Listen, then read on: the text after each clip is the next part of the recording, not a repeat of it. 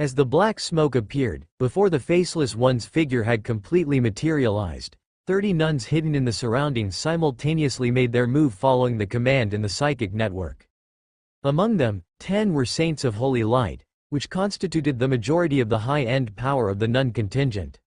These 30 nuns formed groups of 3, with a Saint of Holy Light leading each group, while the other 2 placed their hands on the shoulders of their leader. The Saints of Holy Light raised their hands high, and a pristine absolute shining barrier spread out from them in all directions, enveloping dazed and astonished lords within. 10 enchantments perfectly merged together, forming a massive barrier that covered the entire street block. The pure light filled the sky and the earth, isolating all filth, might, and storms. The Faceless One felt that something was slightly amiss. Were the methods deployed by Tianyuan City too targeted? Had they come prepared? He also saw 3 figures, who seemed to be strong warriors of the city, forming a triangular position around him. The Faceless One's thoughts raced as his gaze fixated on Lulu, who seemed the most intimidating in his eyes. The next second, whoosh! His form suddenly became a blur, a shadow with no face, yet seemingly with thousands of faces, instantly dashing in front of Laney. Among the 3, Laney was the weakest. His black blade continuously extended, piercing through one light barrier after another before him. This speed was faster than both Isloa and Lulu, let alone Laney, who was merely at the 4-order peak. Laney could not catch a glimpse of the Faceless One's figure or movements. The enemy was like a dark specter. Only the sense of impending death assaulting her from all directions betrayed his presence. Mage. Traditional mages also lack speed. In ancient times, there was a common saying that a warrior would win within 7 steps, and mages are natural prey to shadow-moving assassins. As for you nuns, setting aside the minority who wield hammers, your way of fighting is not much different from that of as traditional mages. Facing Laney, who had come to seek advice, Isloa continuously shared her experiences. If your eyes cannot see or keep up, then do not rely on them. The elements of nature, the premonition of crisis, the fluctuations of energy. Use your heart to explore, use the methods you nuns are proficient in. Come, let's start practicing now. Close your eyes, I'll attack, you defend. With heart. To capture the energy and the sticky, disgusting, unmistakably clear filth. Laney had already put her hands together in a prayer-like gesture, and as the filth suddenly invaded, she also perfectly released the power of purification. Rings of sacred radiance spread out, dispelling the shadow filled with malice and the blade wreathed with sticky black smoke. Dang! Only the chopstick-length part of the black blade was left, blocked by the light barrier. The Faceless One was about to burst forth with power again when a premonition of death arose. Using his special ability, he defied inertia and pulled his entire body back. Piercing, a concentrated beam of light came striking from the side, grazing his form and whisking away several fragments into the wind. After the cerulean beam of light sliced through the space, it quickly raised upward, shooting into the clouds and the sky. Boom! A low rumble came from the high above, as if a chunk was missing from the cotton candy-like clouds, as though nibbled away by someone greedy. This beam was highly condensed, containing extreme power. It appeared unremarkable, but was incredibly terrifying. If hit, one would die. The Faceless One glanced to the side, where a girl in a starlight robe with fluttering pink hair held up her bare hand. 6 round magic spheres were swirling around her wrist, gradually spreading outward. The next moment, in front of each magic sphere, an intricate and mystic array emerged. Patterns were densely packed upon it, with starlight flowing through. From each, a beam of star blue light as thick as the girl's arm but condensed to the extreme coalesced in an instant and shot out. 6 beams of light struck horizontally. The Faceless One's pupils shrank. How cold-blooded is this human girl?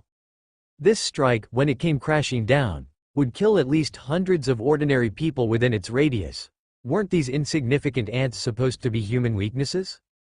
In front of the Faceless One, a huge face appeared, its expressions constantly changing, young and old, sorrowful and fierce. The face opened its mouth. Piercing, the cerulean light beam tore through the entire face, as if ripping open a tattered sack. Having dodged the Faceless One's side, the beams that were meant to hit him now turned in the distant sky, arching back like long whips, like a wide net, sweeping down. Controlled by the human girl standing far away, she must not be spared. The Faceless One quickly used his racial talent, the technique of body transfer. Being a Faceless One, he naturally had an alternate body left outside of Tianyuan City. The Faceless One looked down upon the city, at each of the human faces. He would come back. Buzz. The humanoid black smoke blurred for a moment, then returned to normal as if nothing had happened. High above, unseen and undetectable, a grand secret tower stood, within which countless array patterns hummed and operated. Locked onto Tianyuan City, locked onto the main city district, locked onto the 16th block, 6 beams of light chased from all directions, hitting the humanoid black smoke at the center.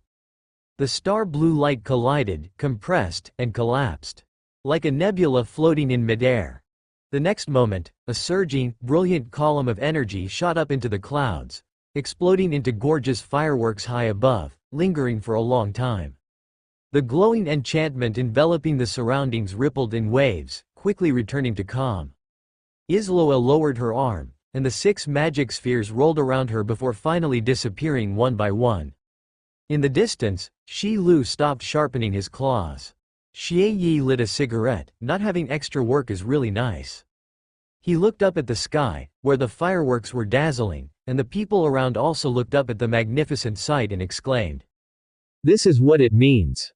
Farther away, 17 slowly relaxed her bowstring, removed the arrow, and also lifted her head to gaze at the splendid fireworks, a slight smile appearing on her cold cheeks. Mu Yuan withdrew his overlooking gaze, also revealing a smile. "Well done. Grand Duke, the fireworks were quite nice, weren't they?" "Yes, they were pretty." The smile of the gemstone Grand Duke was somewhat forced. What had he seen? A monstrous legendary creature that had penetrated into Tianyuan City was turned into fireworks in just a dozen seconds, and the whole of Tianyuan City. Sorry, not to mention the loss of a single person or brick, not even the monster's blood had a chance to fall upon the ground before it was completely obliterated. And the Tianyuan powerhouse who truly made the move was just one person. A young girl dressed as a mage. This person, the gemstone Grand Duke, still slightly knew her. In the past, when his gemstone duchy's envoy visited Tianyuan City, she was the one he dealt with the most. The so-called civil officer, whose status was only second to the city lord of Tianyuan City. The devil's civil officer. How many powerhouses does Tianyuan City actually have? The business negotiations with the gemstone Grand Duke went very smoothly. He indeed was someone you could deal with. After sending off the Grand Duke, Mu Yuan entered his own spirit network, Division General Channel, and asked, "How's the cleanup in the city going? Are there any traces of other monster scouts?" Lu Liu Dao answered, "No discoveries for the moment," and Lady Laney also indicated that the Holy Seal has not detected any further corruption, but this Faceless One is very likely not a remnant of the Black Crow clan or the Blood Snake in case. Mu Yuan agreed. When he was in the war zone, he had read some public war reports and knew how troublesome this type of creature, the Faceless Ones, could be. The Faceless Ones infiltrating the war zones were almost all from the legendary realm, and among them, there were even existences from the legend, Spirit Soul realm. However, equally, Faceless Ones as creatures were extremely rare, serving only the top overlord powers.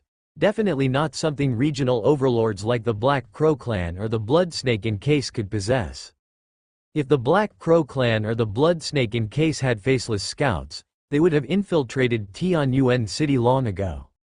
Mu Yuan tapped his fingertips on the desk, pondering deeply. This Faceless One is very likely from Dragon Sleep Valley.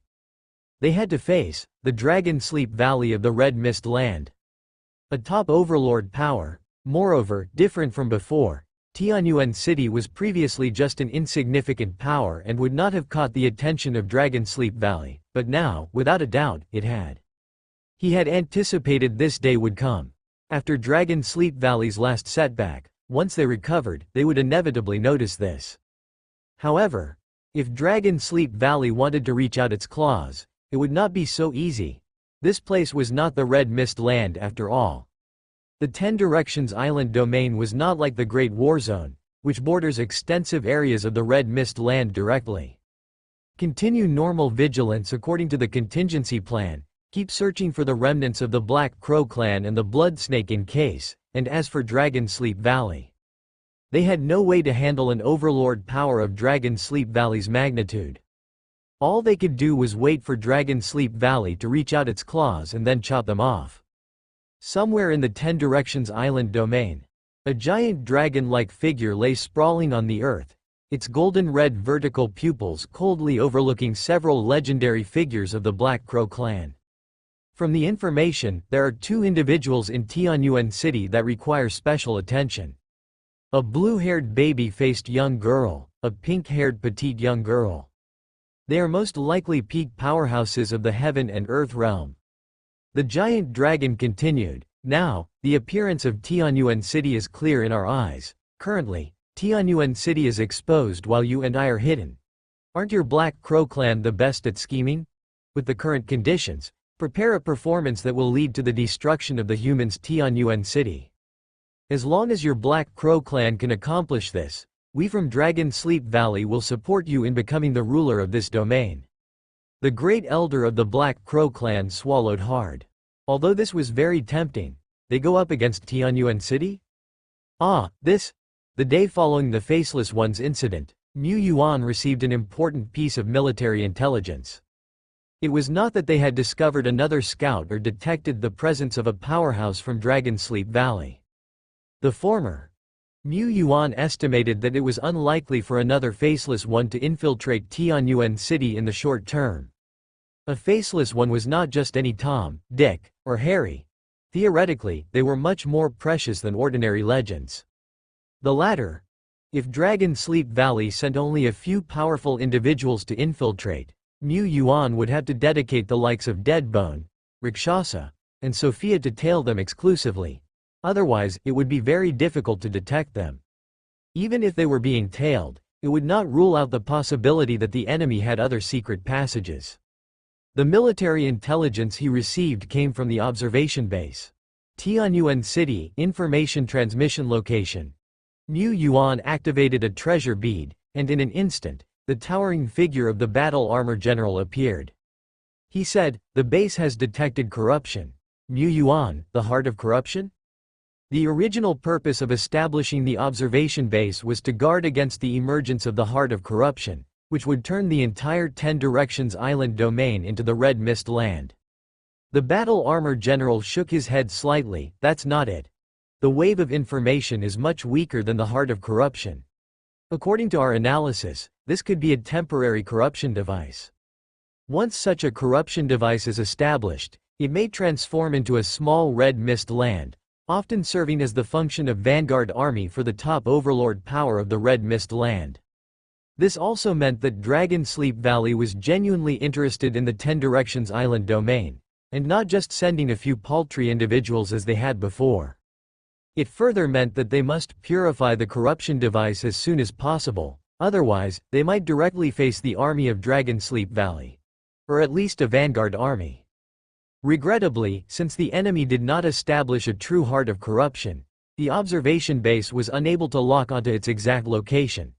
What we can detect right now is only a very vague direction. In the eyes of the battle armor general, the situation was quite serious. For Tianyuan City, it was. A temporary corruption device could not erode the entire Great Domain, but it did have the advantage of being set up in a shorter time. Once Tianyuan City was unable to find and purify the corruption device within this time frame, disaster would strike. However, this was no longer just about Tianyuan City alone. If Tianyuan City's enemy were merely a regional overlord power, the alliance could only offer limited support. But now, Tianyuan City's enemy was Dragon Sleep Valley, one of the main enemies of the Tai Zan Alliance. This elevated it to the level of an alliance war.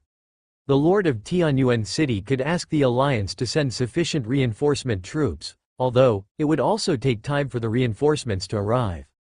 He saw Lord Tianyuan staring at the vague direction he provided, and after half a second's thought, he said, "That's enough. We'll figure out a way to find the corruption device, the rest is in your hands, General. Battle Armor General, what's enough? On that day, Tianyuan City, which had been silent for several months, began to rapidly reveal its fangs as a war machine. One elite corps after another emerged from within the city, heading out to various parts of the wilderness. Potent and invincible legendary powerhouses became streaks of light piercing the sky. Mu Yuan made no attempts to conceal his actions. There was no need for concealment. What was needed now was speed, and even greater speed. The entire 10 Directions Island domain nearly trembled. The number of legends in Tianyuan City has increased again. There must be 6 legends now, right? What's happening? They say Tianyuan City was attacked by a legendary monster yesterday. Is it because of this? The legendary elf Milena and the King of Frost each made contact. Mu Yuan did not hide the reason and directly revealed the cause, requesting their assistance. Before long, formidable squads from the powers of the Elves' Garden and Giant Stone Ridge emerged from the secret realm portals, also to head in all directions. The Gemstone Duchy's ambassador in Tianyuan City, gazing at the neat rows in the distance, their invisible air of power linked together, felt as if he was seeing vast surging waves, the momentum to sweep across the land. Ever since I came to Tianyuan City, I've always felt it was very peaceful and harmonious, but is this the true face of Tianyuan City? Yes, indeed.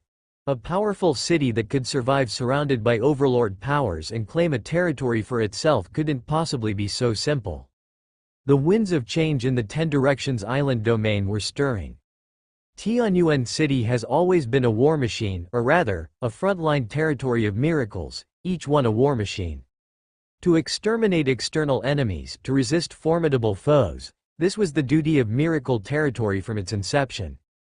In accordance with the contract with heaven and earth, to combat monsters, to cleanse pollution was their duty. At this moment, Tianyuan City merely revealed a fraction of its potential as a battlefield. Mu Yuan sat at headquarters, listening to the reports from various legions. Skeleton Legion Vanguard Army has swept through 3 monster strongholds. We are currently advancing, and no enemy can withstand a single claw of this dragon, AWOO. The 13th Scouting Squad has found traces of a legendary realm monster and is continuing to pursue. Ghost Legion 3rd Corps has discovered a hidden monster tribe and has eliminated it, awaiting subsequent purification. Purify the root of corruption. Purify the root of corruption. The march of the main force, the sweeping operations, were far more efficient than the exploratory actions of the past. For Tianyuan City did not probe or maneuver, it simply advanced directly. Following the general direction given by the Battle Armor General. If Tianyuan City can continue to sweep with this efficiency, perhaps, it could indeed find the pollution devices in just a few short days. In a wilderness somewhere. The Battle Armor General, too, led a special squad, constantly searching based on his own experience. His duty was to hold the observation base, and he should not leave it lightly, but the appearance of the pollution devices. The priority of finding the pollution structures had become higher than the security of the observation base. He left his deputy in charge and personally went deep into the wilderness. However, he did not have many men at his disposal, and even with a legendary realm peak leading the team, the efficiency of the search was not much improved. He could fight, but first, he needed to find the enemy. That was not easy. Could Tianyuan City do it? They would do it. Mu Yuan silently resolved. Indeed, he could request reinforcements, and he had already asked the Battle Armor General to apply for them. However, the Alliance, though a powerful but cumbersome machine, would not be able to send significant reinforcements quickly. Safety, hope, Mu Yuan wished to have them all firmly in his own hands. And so Tianyuan City sprang into rapid action, the efficiency of an independent territory revealed without disguise. Yet the army spirit legions marching and sweeping the wilderness were just a facade of Tianyuan City's true capabilities. Sweeping might uncover something, it might even disrupt the situation, providing cover for the real objective. A special squad swiftly headed northwest, quickly crossing the vast Great Blood Tree Forest and entering the more unexplored wild territories of Tianyuan City. The squad consisted of 4 people. Shi Lu, who had taken the form of a smaller giant dragon. Sophia, the head of the intelligence organization. Duo Lai, the top fighter, and the key member of the squad, Laney. The task of the special squad was to rely on Laney's Holy Seal ability to determine the location of the source of filth. This was no easy task. Initially, in Tianyuan City, it was only upon returning to the hospital that Laney noticed the Holy Seal flickering. With Tianyuan City being so small, if they were to extend the search to the entire 10 Directions Island domain, it would be like looking for a needle in a haystack, especially since Laney was not legendary. But now, the observation base had provided a rough location, which allowed Laney's Holy Seal ability some room to be exercised. They were not investigating alone. In the wilderness, Sario leading the Skeleton Legion, Lulu leading squads of elite, and Xie Yi commanding the artillery support troops, all headed in this direction. Each on their own path, yet maintaining a stance ready to support each other at any moment. In the sky, stretches of wings of the Wind King and Tide Chain birds rushed by, their sharp eyes scanning all around, transmitting images far and wide. Beep beep beep, the Holy Seal flickered urgently, flashing on and off. The three of them rode on Shi Lu's back, shrouded in Sophia's night, while they swept through the low skies. After passing through a thick giant forest, the trees ahead began to wither, emitting an air of decay and death. Visible tendrils of red mist rapidly increased in the air, drifting, thick with ominous portents. Below the red mist, on the withered ground, were countless ferocious monsters, darting back and forth, roaring, fighting, their trickling blood converging toward the center, upon a root tens of meters tall, covered in red crystal patterns. It's the root of corruption, just the root of corruption, huh? Duo Lai grumbled, his heart twitching with eagerness as he looked at the brownish-red root stock in the distance. It was like a treasure chest placed before him. Who could resist opening it?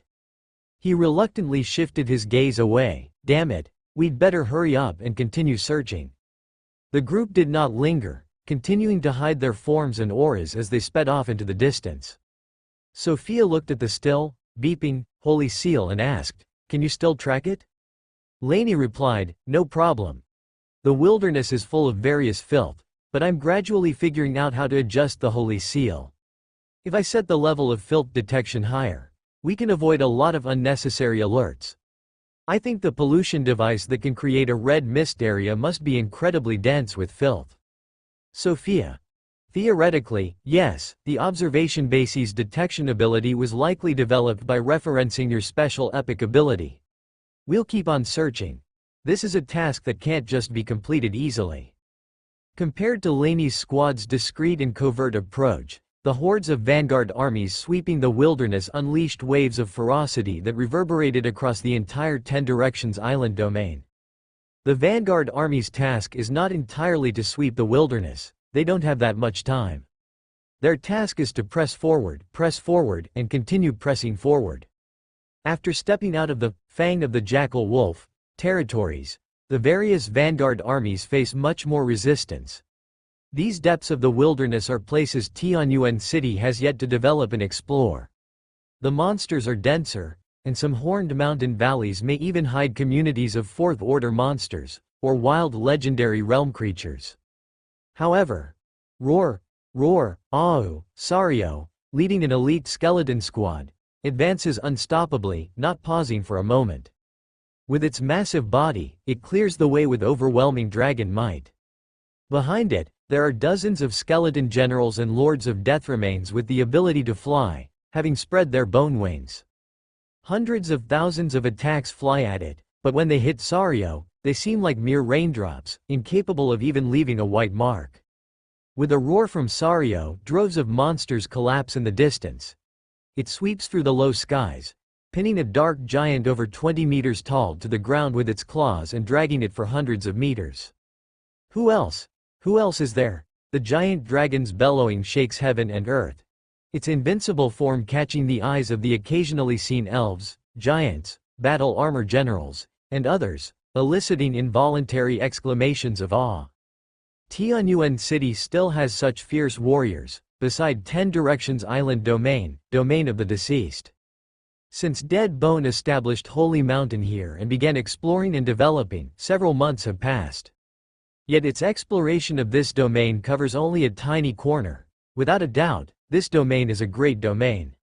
The place it first arrived at is filled with a strong scent of death. Even other elements of heaven and earth and red mist are barely noticeable, with very few monsters. But as Dead Bone heads northward, the drifting red mist gradually increases. After traveling 1,000,000 miles north, the density of the red mist far surpasses that of 10 Directions Island domain. With some areas shrouded in red mist, the ground polluted, as if the earth has grown patches of red spots. And Dead Bone surveys the enormous dragon corpse before it. In the domain of the deceased, dragon remains aren't unusual. It has harvested and transformed a batch into bone dragons. But this dragon corpse is different. It died once, lived again, died again, lived again, and then died once more. It revived twice, but these two revivals were not the same. Studying the traces on the dragon corpse, Dead Bone becomes more certain. The first revival was performed by a powerful undead being, who turned the dragon remains into an undead dragon. After this undead dragon perished, quiet annihilation, leaving only remnants behind, its remains were then inhabited and transformed into a special creature composed of countless pieces of flesh, amalgamated together. Dead Bone is familiar with this particular creature. It has encountered and personally slain them before. It's a flesh giant dragon. It has reason to suspect that this is a flesh-deviated dragon from Dragon Sleep Valley, slain here. Dead Bone looks in a certain direction. Perhaps moving forward from here would take us to the Red Mist land where Dragon Sleep Valley lies. The distance between them isn't very far.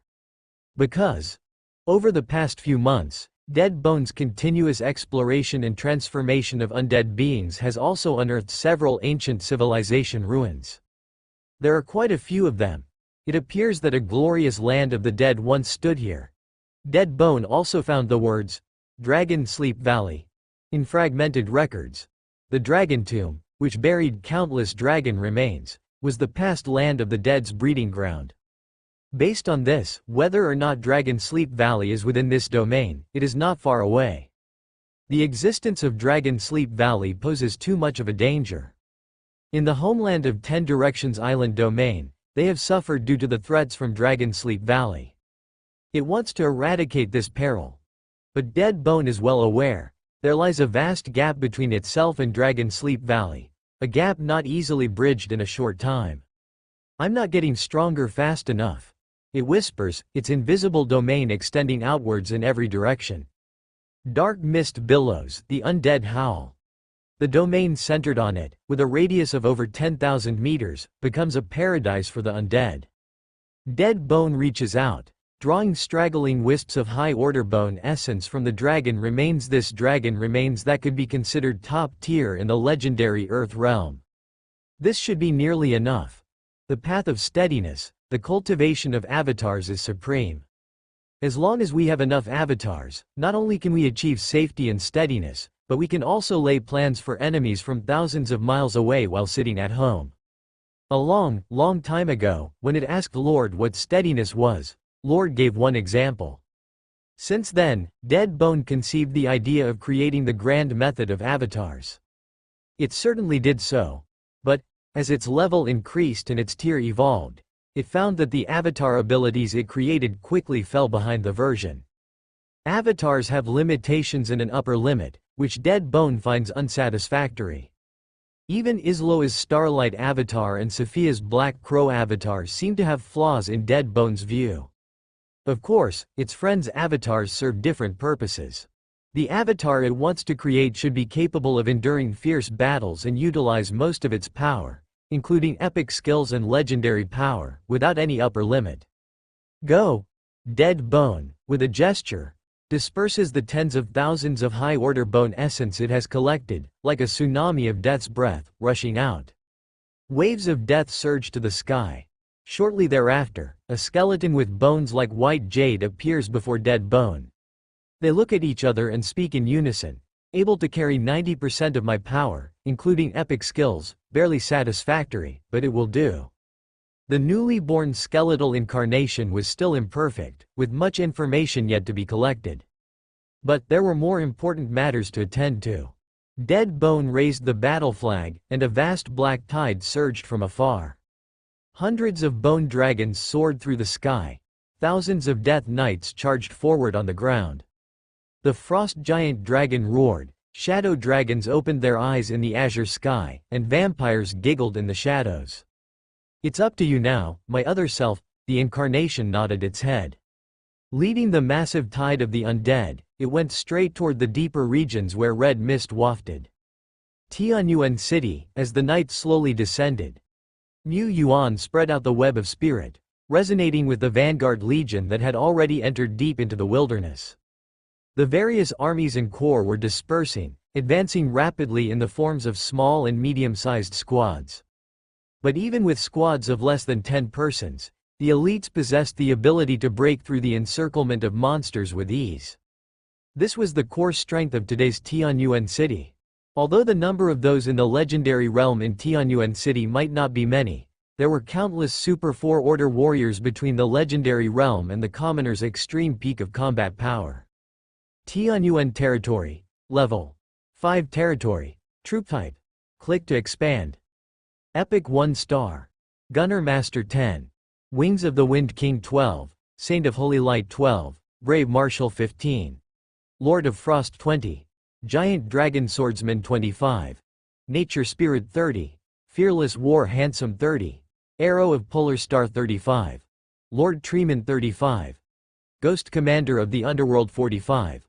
Lord of Deathremains 65. Other Epic 1-star 20, in total, 354 epics. And this is merely the Epic 1-star elites, not including a few junior and division general level powerhouses. Who would have thought that amongst these seemingly ordinary but actually elite corps, there would be hundreds of epic lives?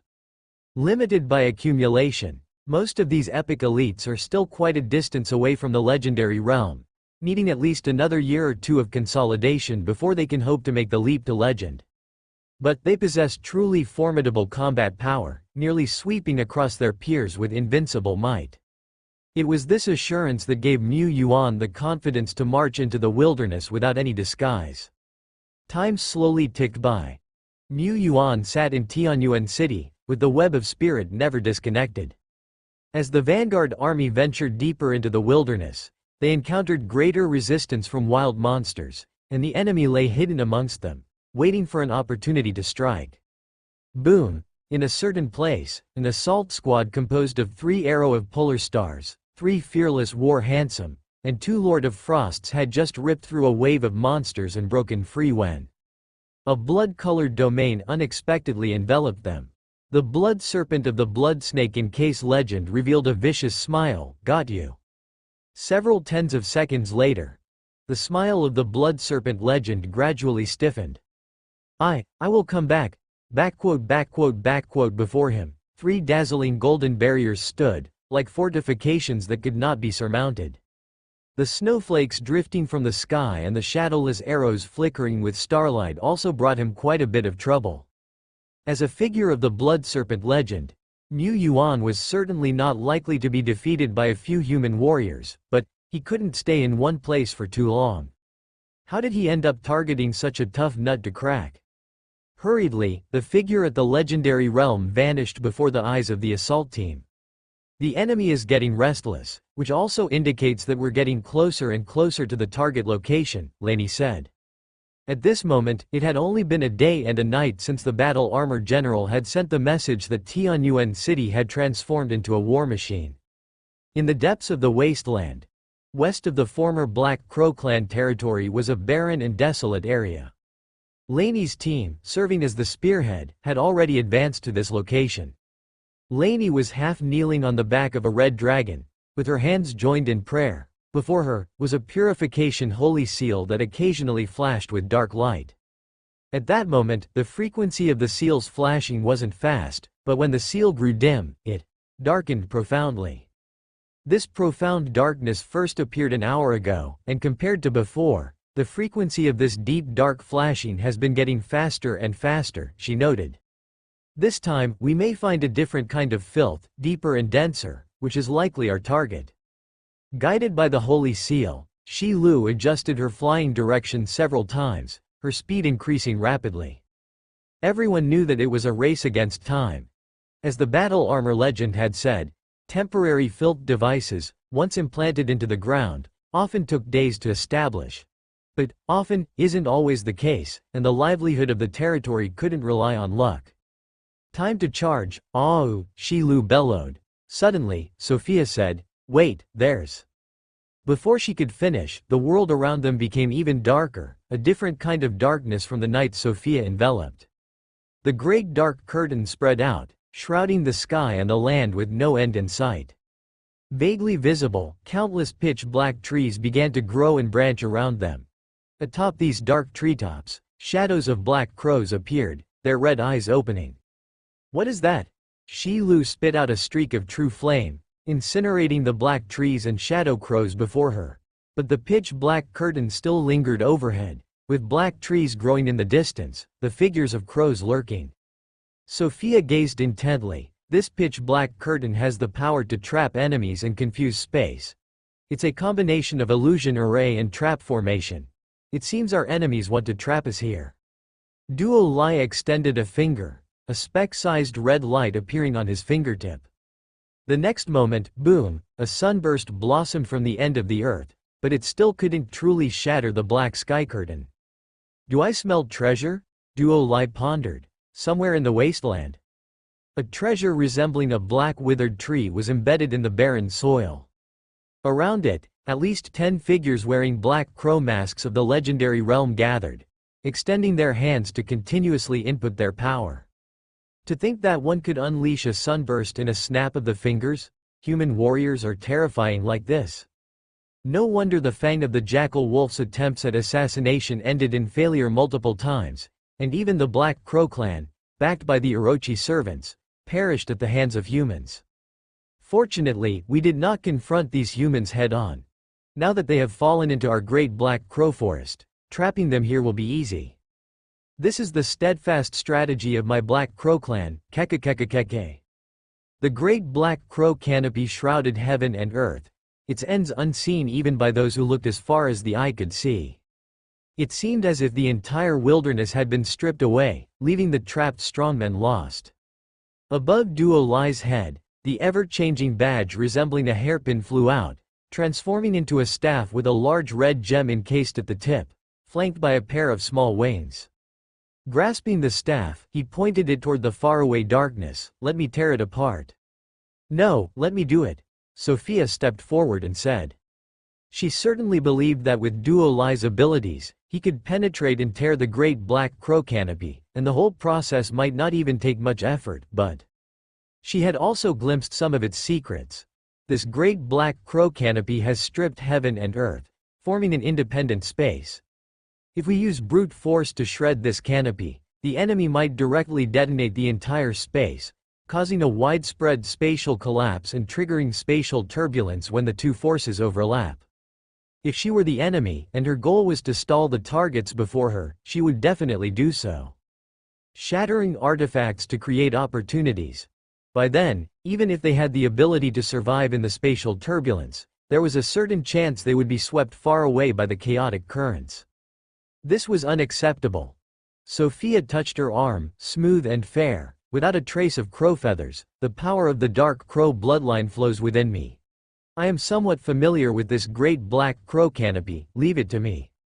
Opening her eyes, the girl stared blankly at her arm, where a patch of crow feathers was indelibly imprinted. This deep black stood out jarringly against her normally fair skin. "Black feather, Miss has grown many black feathers like a crow's. She is a witch, her body courses with the filthy blood of monsters." Monster. Monster. To have black feathers upon one's flesh, the visage of a black crow, what an ill omen. A stain, truly, a stain upon our Casarte family. Peeved. The girl's hand gripped tightly onto the mottled black feather. Her palm trembled, and after a few seconds of shaking, she fiercely decided to pull, yanking the whole feather out with force. In the dim room resembling a warehouse, the girl curled up in the corner, her hand clutching the black feather now crimson with blood. She trembled, convulsed, blood flowing down her arm, drip by drip, pooling into a puddle of blood. She had plucked out the black feather, but more black feathers grew back. She was an omen of bad luck, cursed from birth. Above the wilderness, lay the bodies of several ferocious beasts. A black crow with mottled feathers flew down, staring blankly at the corpses and blood before her. After a while, she mumbled to a skinny deer not far away, "Tell me, why have we contracted the witch's disease, and what is our purpose of being born into this world?" The deer was gaunt, its fur dull and gray, yet it moved with a graceful gait. "Perhaps it's for the next life. Will there be a next life?" "There will be," the deer said gently, "you must believe. That is the meaning of our struggle for survival." Their struggle for survival now had meaning.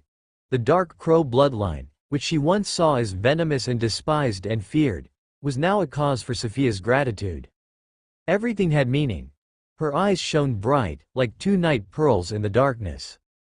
Her hands spread wide, as if embracing heaven and earth. The next moment, her slight figure gently lifted off the ground, her black hair extending with each breath. Thick and long, the hair strands formed a massive net, a forest, a canopy. Crimson eyes opened amidst the hair's veil, numerous, in the dozens, in the hundreds. Hundreds of glossy, black nether ravens flew out, thousands upon thousands of black feathers danced. A black storm arose in an instant, spreading quickly into the distance. 100 meters, 1,000 meters, 10,000 meters. Black crows kept flying. Each image of a crow within the black canopy seemed to take the form of Sophia's nether ravens. Black trees grew buds, swaying with the rhythm of the storm. Though they were beneath the black canopy, Duo Lai, Shi Lu, and the others felt as if they saw a night raven canopy expanding rapidly beneath the black one. It was Sophia's crows. The outside. The black barren trees rustled, and the great elder of the Black Crow clan's expression altered slightly. The next moment, flutter flutter, black feathers, like floodgates opening, cascaded from the barren trees, shaking the whole tree continuously. Amidst the black feather storm, a group of crows appeared, guarding Sophia, who emerged from their midst. "Now, it's my turn," she declared. "Phew, it's over." After disengaging, Sophia immediately counteracted the remnants of the Black Crow clan with her night raven canopy. In a few seconds, Duo Lai and the others hurried over. General Duo Lai struck with fury. The surrounding space shattered repeatedly, and soon all that was left were the tattered remains of the Black Crow clan's remnants, along with a barren tree that no longer swayed, rooted firmly in the ground. Duo Lai stared at this barren tree, as expected. "It's a treasure, you take it." Sophia picked up the artifact. Her hero status swiftly granted her the basic information about the artifact. Great Black Crow Canopy, Tier. Epic, description. An artifact requiring Black Crow-related powers to be effective. It can trap, strip heaven and earth, and also hide our traces within the canopy's enchantment. Once the Great Black Crow Canopy is deployed, it is difficult to move, and if its use is interrupted, it cannot be reactivated for a short period. It's an epic treasure. Sophia was not surprised. Without the aid of the epic treasure and the unique mystery skill of the Black Crow clan, how could they have been trapped for such a long time? "There is nothing left to stop us now, let's continue to advance," she said. "You found the contamination device?" In some wilderness, when the battle armor general heard the news from Tianyuan City, he was somewhat astonished. How long had it been? He had expected that Tianyuan City would find it. Since yesterday, the successive advances of Tianyuan City's legions had caught his attention. But he didn't expect Lord Tianyuan to be so swift. It had been just over a day, hadn't it? The battle armor general glanced at the approximate coordinate location and then fell silent once more. The location was indeed on his forward path. He was still on his way, having only traversed a little over half of the journey. Once again, the battle armor general couldn't help but marvel at the speed of Tianyuan City. "I, a veteran of the pioneer group in exploration and tracking, have been outpaced, but next comes the frontal battle, and that's my domain." The battle armor general left an elite squad behind and soared into the sky alone. After all, Finding the contamination device was just a prerequisite. They still needed to purify it. Around the contamination device, there would certainly be legendary creatures, and moreover, they were from Dragon Sleep Valley's legendary realm. 2 hours after Sophia and her group discovered the contamination device. Boom, boom, boom, a skeleton legion approached, shrouded in black mist, with the imposing, ferocious, and warrior-like Lord Sario soaring at the forefront. Lulu led an elite force that followed closely behind. The scattered teams that had been ahead now gathered together, their force subtly resonating, with the faint shadow of the army spirit emerging. At the front, fearless war commanders were arrayed side by side with large shields at the ready. Upon arrival, Lulu swiftly arranged a defensive stance. According to Lord's instructions, we will set up a few watchtowers first, he said. With that, Lulu took out a miracle blueprint glowing with a faint green hue and tossed it into the air. The blueprint fluttered in midair, then turned into specks of light that dissipated, replaced by the illusion of a small tower, about a dozen meters tall, which was unobtrusive in the vast wilderness. The watchtower was quickly erected. Duo Lai asked, "Can we start the fight now? I want to take on the strongest one." Its gaze shifted forward. The shadows of giant trees swiftly fled to both sides, the stretching mountains and the undulating lakes were also quickly passed over by its gaze. The view meandered across steep valleys on either side, and what appeared before it was a valley shrouded in a light yellow mist. Deeper into this swamp of mist, red mist floated, vegetation had withered, and the swamp turned into ground cracked with countless red crystalline formations. A pillar resembling the root of corruption, but more regular and more massive, stood proudly in that spot. On it, crimson patterns were slowly climbing upwards, eerie and ominous. Next to the pillar of filth, huge beings were opening their eyes. "Humans have come," said the Crimson Dragon in a bell-like voice, deep and resounding. "Humans have still found this place. Those of the Black Crow clan are truly useless, they couldn't have fled, could they?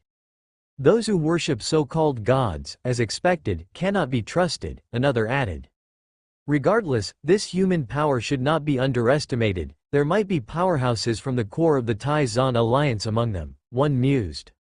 "It doesn't matter, this place is ultimately far from Tai Zan, and it's just a small miracle territory after all," said another with nonchalance. Few in number, there were only 7 of these huge creatures, but each one had a body size of 70 to 80 meters, much larger than an adult giant dragon. The Crimson Dragons from Dragon Sleep Valley. They were like awakening behemoths, their terrifying aura beginning to ascend, and their domains spread out, causing heaven and earth to tremble and hum. In the center, a dragon slightly smaller in size and as still as a red statue, suddenly lit up its dragon's eyes. Gold mixed with red. It was as if a transcendental presence had sent great power across the great domain. He was not a divine envoy, but it was a form of descent. Assuming another's body, deceiving heaven and earth, he had slain half of his own god's soul to traverse the domains. Above the realm of heaven and earth, the might of a god pierced through tens of kilometers in the blink of an eye, reaching right in front of the gathered generals of Tianyuan City. In an instant, Laney, Bone 4, and other commanders only felt a pair of golden eyes that could overshadow the sun appear before them, casting a terrifying gaze with overwhelming pressure that made one's heart tremble involuntarily. "An existence beyond the heaven and earth realm," Xie Yi murmured. Among those present, he was the one with the broadest experience and deeply understood the horror of the soul realm. Even if it was just a descending soul realm. Facing this coercion, Duo Lai's eyes grew brighter, as it took out its staff and stepped forward. "I told you before, the strongest one is mine." Facing those boundless golden pupils, Duo Lai glared back fiercely. It held the gaze, showing not the slightest sign of weakness. At the same time, a domain swirling with black and white expanded rapidly from Duo Lai as its center. 3,000 meters, 6,000 meters, 9,000 meters. Even though it had already surpassed the limit of the peak of the heaven and earth realm, and had even gone beyond 10,000 meters, Duo Lai's domain continued to expand at a breakneck speed, spreading as if it had no end. Ascending to legendary status is like just having broken through the legendary realm at the beginning. There's a period of rapid enhancement. You, Dead Bone, are just a legendary life in its juvenile period. How far you can go, to what level you can expand your domain, there is no data to refer to. You will be the marker for those who follow. Setting a benchmark was something Duo Lai enjoyed the most. It would expand its domain at the fastest speed until the limit. And today, Duo Lai with a radius of 13,000 meters would guard the entire field. It soared into the sky. In the distance, within the territories where the red mist drifted, the Soul Realm giant dragon also uttered, interesting. Elements of heaven and earth wrapped around his body. He turned into a meteor, chasing directly after Duo Lai. After Duo Lai and the soul coercion that made one's soul tremble had gone far away, Shi Lu, who had returned to human form, sharpened his claws. Next, it's our battle. I smell many dragon scents. The enemies don't seem ready to come out. Shall we just charge in? At that moment, Xie Yi spoke up, let me go first, I can disrupt the enemy formations. The Gunners' Legion had not reached the standard to join the battle. For this fight, only Xie Yi from the Canon series was present. As a new general of Tianyuan City, he also needed a battle to prove his worth. Besides, not long before the war had started, Lord had just used his great power to bestow upon him the baptism of evolution. He had advanced further, his thinking became clearer, awakening more canon arts, and even the lingering internal injuries, the damaged foundation of his body had also been restored. He had never felt so full of spirit. His cannons, too, were raring to go. Quantum satellite cannon, epic skill, description.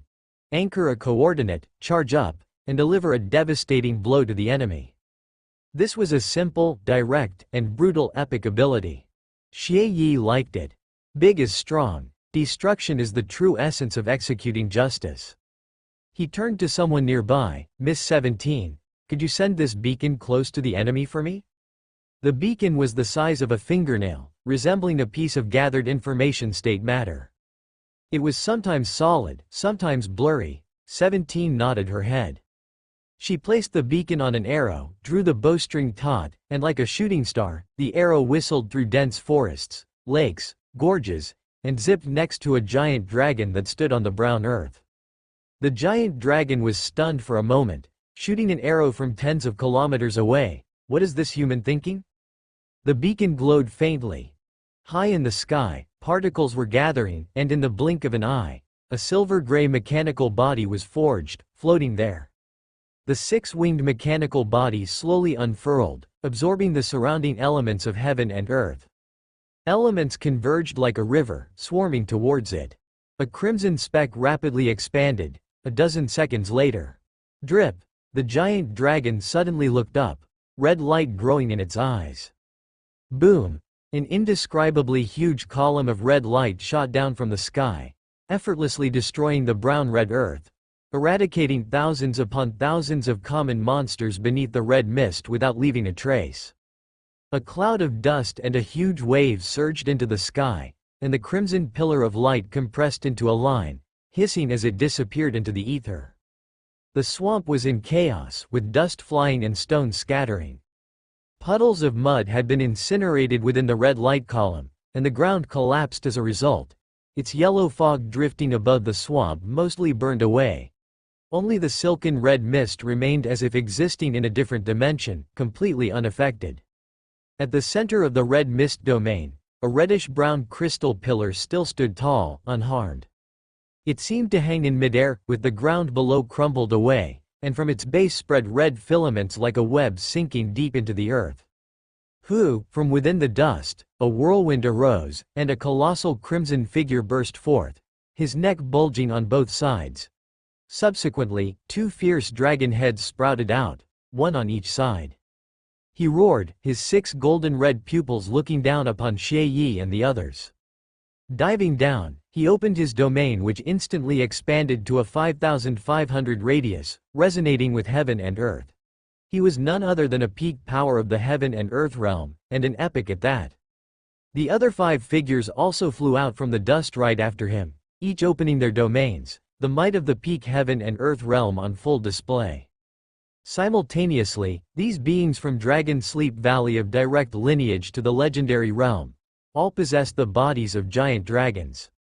They were the epitome of the epic rank within the heaven and earth realm. Any of them is no less than the Sand Elemental Lord who appeared at Ironstone Mountain a month ago. Xie Yi thought to himself. He had confronted the Sand Elemental Lord in person back then, well aware of how terrifying a foe of that level could be.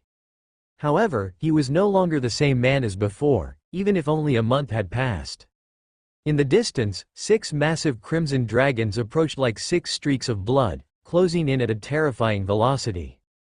The sky darkened, thunder roared, and the wind and clouds shifted endlessly under the appalling might that drew near.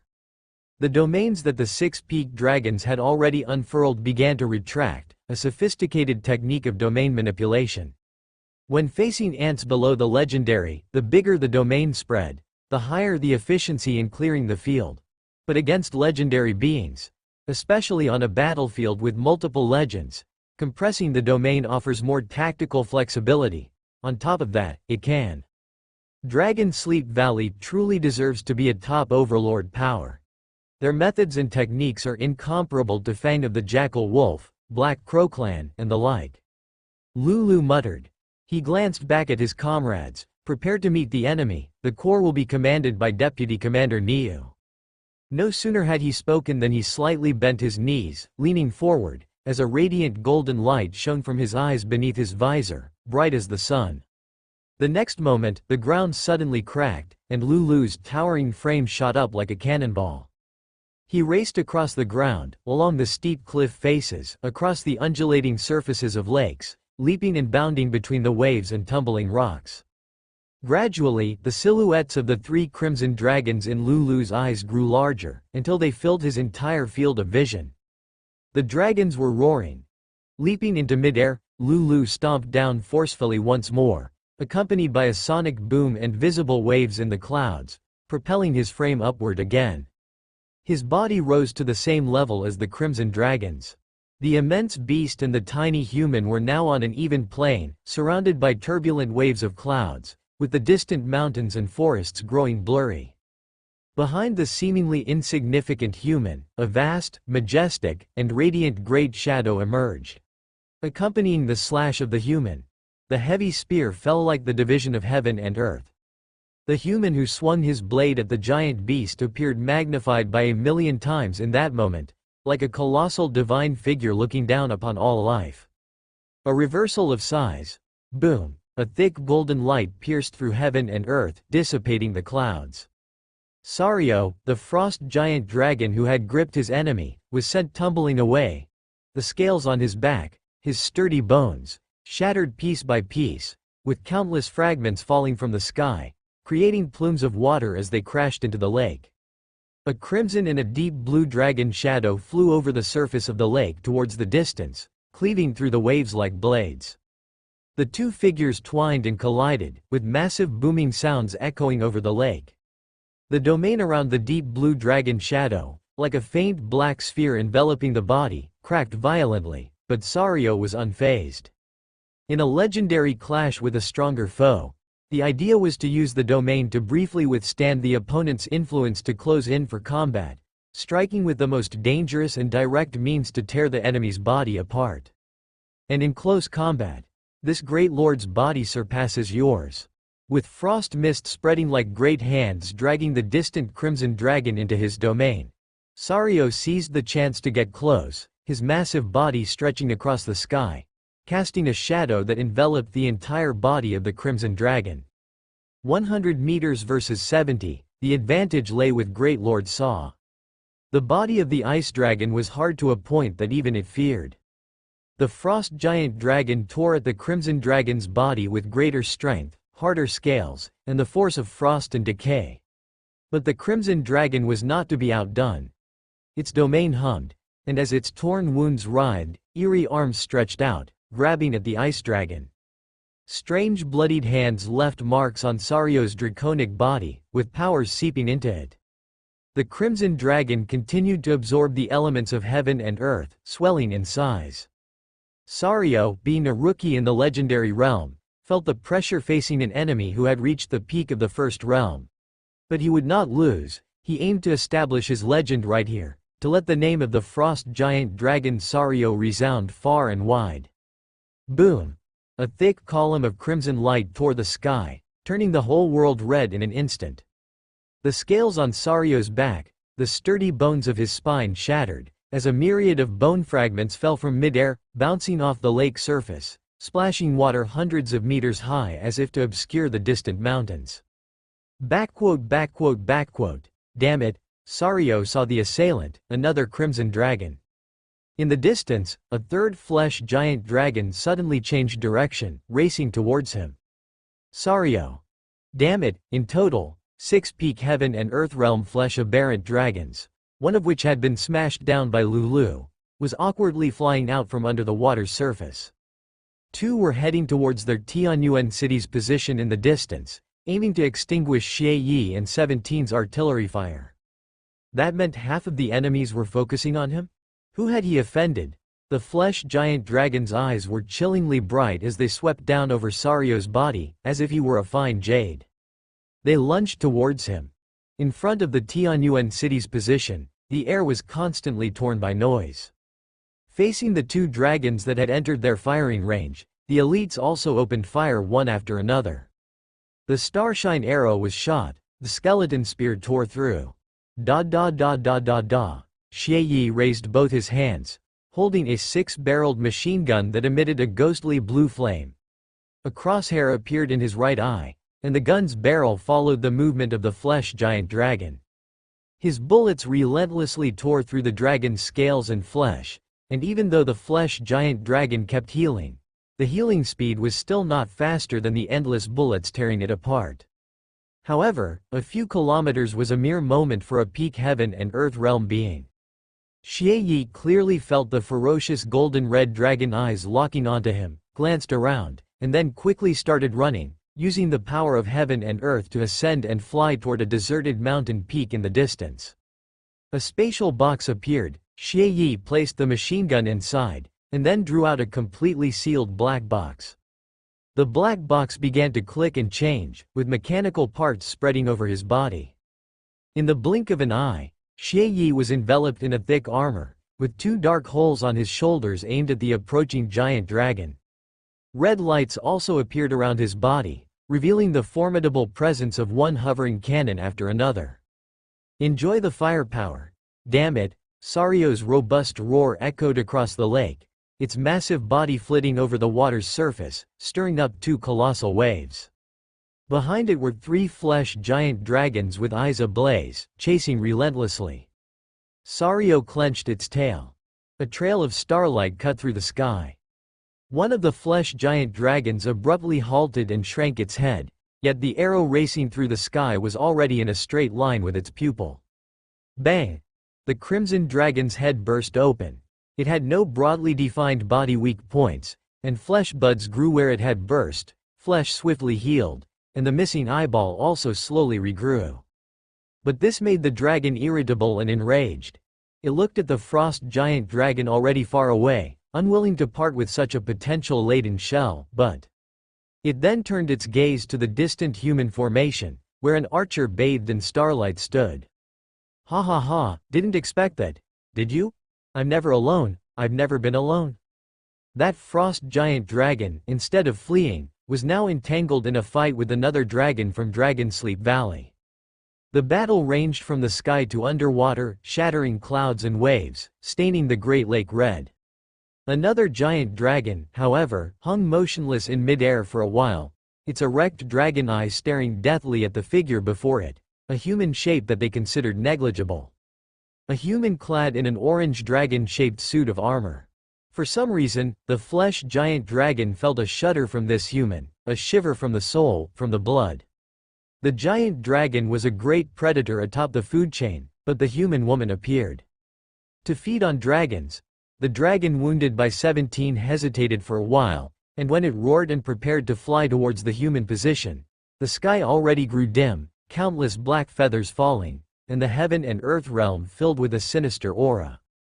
In the darkness, Sophia transformed into Black Crow, I'm not too good at combat and can only hold back 1 or 2 enemies at a time.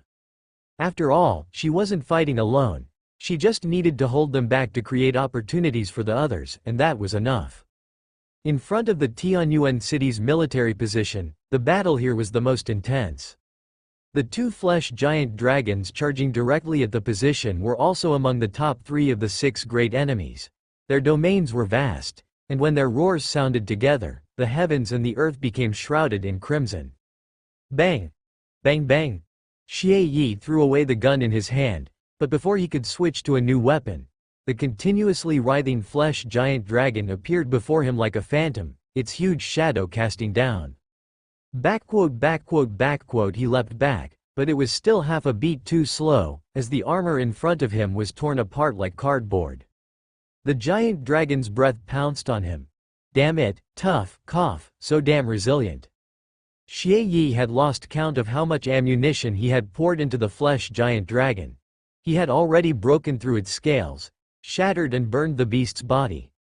Nonetheless, it seemed to possess an endless capacity to heal, as if no matter the damage, even if its head were crushed, it would recover.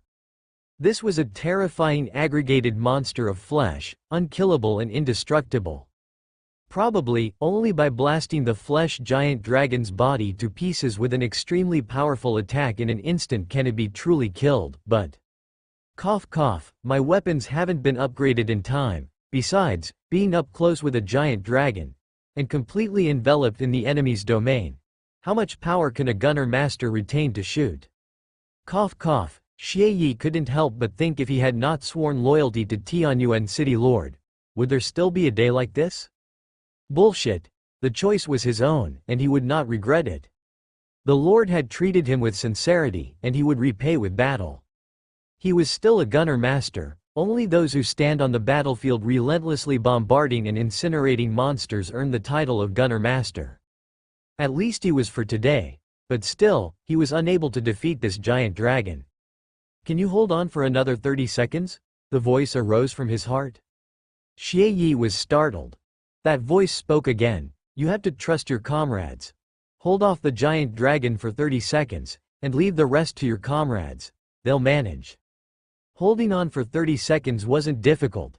After all, he was Xie Yi, the gunner master Xie Yi, who roamed the wilderness alone for decades and broke through to the legendary realms sheerly by his own power. Damn it. The Lord is right. I'm no longer alone. How could I forget something so important? Damn. Xie Yi continued to parry the flesh giant dragon's attacks. Blood surged from his body. His domain was on the verge of shattering, completely enveloped by that of the flesh giant dragon. All around him, the world was blood red. He had no energy left to observe the outside world, nor did he know where his reinforcements were. But, as the Lord said, he had comrades, and he could trust his comrades. Dozens of kilometers away, Tianyuan City's position. Bone 4 commanded half of the Skeleton Legion's elite to entrap a flesh giant dragon. Niu Si led the elite of the human race to assist on the side and to cover for General 17, providing a good shooting environment. In the center of the formation, 17 had already drawn her bowstring. No arrows were notched on the bow, yet 17, with her bow drawn to the full, had closed her eyes. Her heartstrings were resonating. Starlight swirled around her body. She was without distraction, without heart, without thought, with no mind. She had only one ultimate arrow. The arrow of no mind. 17 raised her bow, and her fingers suddenly released the string, revealing an arrow upon it. Above in the sky, the stars opened their eyes, and a massive nebular rift seemed to stretch open both slowly and fast, spanning high above. Within the blood-red domain, suddenly there was a shower of starlight. Xie Yi looked up. The blood-red sky ripped open. Perhaps the 30 seconds had arrived? The giant dragon trembled slightly, and a star-blue beam of light tore through the domain and pierced downward. The mountains crumbled to dust. A huge hole appeared on the body of the giant dragon, spanning over half its torso, as its blood-red flesh dissipated under the starlight, leaving the remaining fragment of its body dull and lifeless. The wind blew, and the flesh of the remaining body, like sand and dust, drifted away and dispersed. Damn it! Xie Yi watched the falling light from the heavens and took out his spare weapons. The battle wasn't over yet, now it was his turn to provide support. High above the skies, the sun hung suspended, and clouds stretched unending. Two figures burst forth from the vast expanse of white clouds, standing tall in the sky. The surrounding winds were biting, and the bright sun blinding, yet as they approached the two figures, they dissipated into nothingness. The giant dragon from Dragon Sleep Valley squinted its eyes, and its pupils held a rich golden glow, seemingly more dazzling than the scorching sun on the horizon. It gazed at Duo Lai, sizing up the domain that had already surpassed 10,000 meters, and then some. A legendary creature with boundless potential. Impressive, it said. A radius of 13,000 meters. This creature may even aspire to step into the legendary Third Realm in the future. Alas, it will meet its demise here. The giant dragon's domain also spread out, with a radius of 9,900 meters. Inferior to the creature before it, yes, but it was already a being from the Soul Realm. Beings of the Soul Realm can construct a god base, ignite their god soul's flame. At this stage, his domain could no longer expand, but with the formidable power of his soul power, he could command a broader range of the elements of heaven and earth, and even minor magic cast by him had the effect of turning decay into magic. His god soul could also leave his body, traveling thousands of miles in an instant, or he could split his god soul in two, bestowing half upon another's domain. Descending upon a prepared vessel for another. Such was akin to the methods of the gods. At this moment, aside from his physically weaker flesh, his other abilities were not much diminished. He was truly a legendary being from the Soul Realm. The giant dragon looked at Duo Lai. In view of your natural talents, you are worthy of knowing my name, it said. Remember, your downfall here comes at the hands of Pupil Blade Cromence, the Grand Duke of the Hunt under the Twilight King in Dragon Sleep Valley. The filthy dragon Cromence spoke. His flesh and blood slowly transformed, and a pair of dragon claws turned into the shape of a blade's edge. But I am stronger, Duo Lai said solemnly. I, General Duo Lai, will defeat you. Cromence looked on with interest, his upright golden pupils growing longer and sharper, like a knife slicing the distant figure in half. Splat! A gold blade light suddenly appeared, cleaving in a crescent shape right into Duo Lai's domain, passing over Duo Lai's tiny body as if unimpeded. It brought with it a splatter of illusions. Duo Lai flapped its wings, already appearing hundreds of meters away, patting its steel armor with residual fear. It had not sensed any danger at all. This killing move was too covert. The filthy dragon Cromence spoke, as expected of a talented being. But, even among the filthy race, I am a genius. Born within the husk of a giant dragon, he was legendary from birth. He had a high synergy with his dragon flesh, able to perfectly, and even exceptionally, utilize the innate abilities of the dragon from before its passing. Even within Dragon Sleep Valley, not many could withstand his pupil blade. The giant dragon's golden pupils shone brilliantly. The next moment, the gold blade light appeared abruptly once more within Duo Lai's domain, slashing down towards it. Waves of water rippled, one after another, but the gold blade light sliced through them as if cutting through fabric. Duo Lai rode the blue wind, darting thousands of meters in an instant, leaving a trail of blurred afterimages in the high sky. The gold blade light pursued relentlessly, appearing consecutively in the sky. Slash, slash, slash. It cut through everything, appearing so abruptly, initially manifesting one after the other, but soon it was 2, 3 golden blade lights, hundreds of meters in length, flashing into existence simultaneously. Above the high sky, the golden radiance flashed non-stop, the huge blade shadows appearing and disappearing in an instant, leaving only long, golden threads that lingered for a long time. Below the golden threads, clouds, sunlight, waves of water, flames, lightning. All were cleaved apart, with none spared. High above the skies, the figure of the small creature darted frantically, while the filthy dragon Cromence merely turned slightly, as if strolling leisurely. Domain? Useless. No matter how vast the domain, it was but a soap bubble in its eyes. Such was the power of a high-end legendary being. To have lasted this long against the Grand Duke of the Hunt, human creature, you can take pride, he declared from above. However, he suddenly noticed that the human, who was struggling amidst the golden pupil blades, seemingly bore little sign of panic on his face. I told you, I am the stronger one, said Duo Lai. In the high heavens, Duo Lai suddenly stopped its evasive maneuvers. It stood firm, its domain's power barely capturing the massive golden blade lights slashing down from above and to the left. It stopped dodging. Its wings disappeared, and in its palm, a staff took shape. Its other hand faced upwards, as if holding up something. The next moment, pop! A crisp shattering sound echoed across the sea of clouds. From the left and above, the once unparalleled and sharp golden blade lights suddenly broke apart, like two swords cut in half. Faintly visible were two crooked black cracks, arcing around Duo Lai to the left and right. Like two broken swords with jagged edges, they had sliced through the golden sharpness. Spatial power? The filthy dragon Cromance's golden pupils constricted, but even spatial rifts shouldn't directly shatter my pupil blade. The sharpness of his pupil blade was among the top in Dragon Sleep Valley, with few daring to clash directly with it. Even the Twilight King, wielding conceptual power, would not claim to be sharper than him. However, he was a being from the soul realm, indeed. The filthy dragon's large golden pupils emitted an even more dazzling light, the sun on the horizon seemingly diminished, while his eyes highlighted the scene as though two brilliant suns were hanging there. In the blazing sun, golden lines like knives, cut through the azure sky. Space was easily sliced, cracking and breaking into streaks hundreds and thousands of meters long. Boom!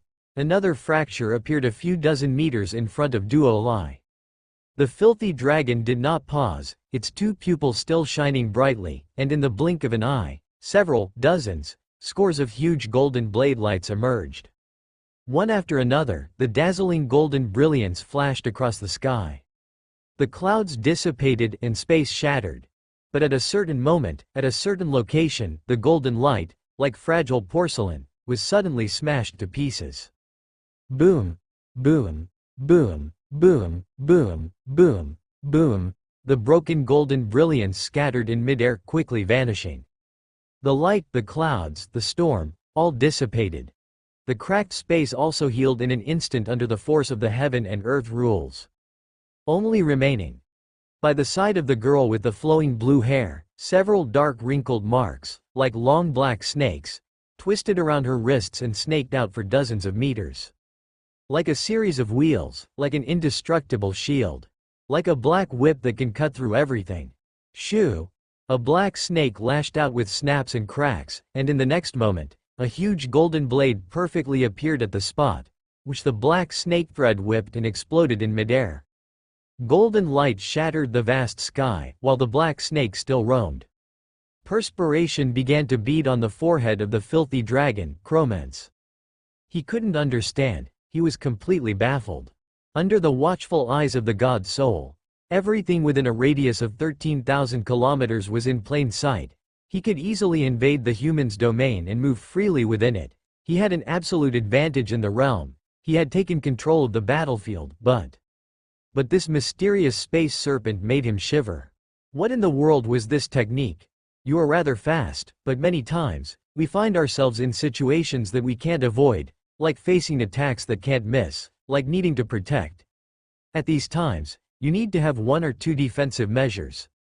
Only those who are adept in both offense and defense can navigate the battlefield more freely, Lord said during the time in the Great War Zone. Duo Lai flipped her hand, and water screens and ice crystals appeared one after another in her palm. Lord said, we need a special defensive technique, and we also don't need to go out of our way to learn one, develop one, starting from your own abilities. Spatial devouring can devour the enemy's killing moves, using offense as defense, which you are already capable of. However, spatial devouring has the flaw that it can't be used continuously without breaks, and the brief intervals between are your deadly weaknesses. These weaknesses, under normal circumstances indeed cannot be encountered, but once met, will be extremely fatal, Lord said. For this, I designed another defensive concept for you, still based on using offense as defense. which is harnessing the power of space-tearing seal. The cracks from the space-tearing seal contained a bit of the concepts of tearing and breaking, far surpassing normal spatial rifts. Theoretically, the time rifts from the Great Seal could shatter almost anything they touched. But these fissures, the spaces they cracked, could only affect but not control. What was before, what is now, Lord said. You are now a legendary life. Believe in your own potential. After stepping into legend, isn't it like using your own arm to manipulate the Great Seal? You can do it. I can do it. After 10 days of relentless efforts, Duo Lai finally managed to flexibly manipulate the spatial fissures like snakes. She, General Duo Lai, was no longer just a person with brute force. Moreover, using her favorite brute forces, Blazing Sun, 9 Thunder Dragon, would probably be in vain against this filthy dragon.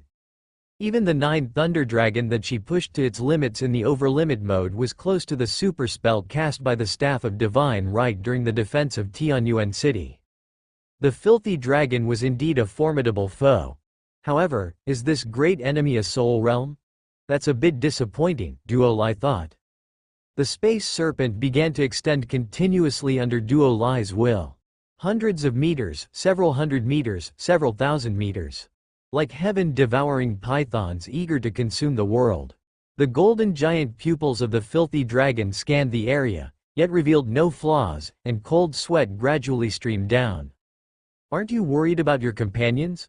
Most of them are just newly promoted legends, right? By now, your companions might have already perished under the hands of legends in my Dragonsleep Valley, the filthy dragon said. Suddenly, the space of the black serpent no longer spread. At that moment, the filthy dragon's eyes opened wide again, and its flesh burst open with a popping sound, as its entire form visibly shrunk down. With such a cost, 2 rays of golden light blasted out from its eyes. The light was extremely dazzling, but it was only dazzling for an instant. In that instant, the filthy dragon did not see its golden light shattered again, it only saw a deep, heavy darkness spreading like a black blazing sun, devouring everything it touched. Light, wind, sound, elements, everything vanished.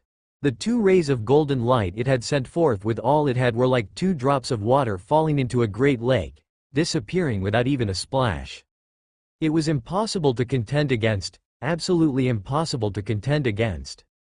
This was the judgment of the filthy dragon. It transformed into a streak of light, fleeing toward the ends of the sky, only to suddenly discover that its surroundings had also dimmed.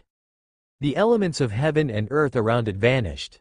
The domain it had spread was disappearing inch by inch, vanishing into thin air, devoured forever.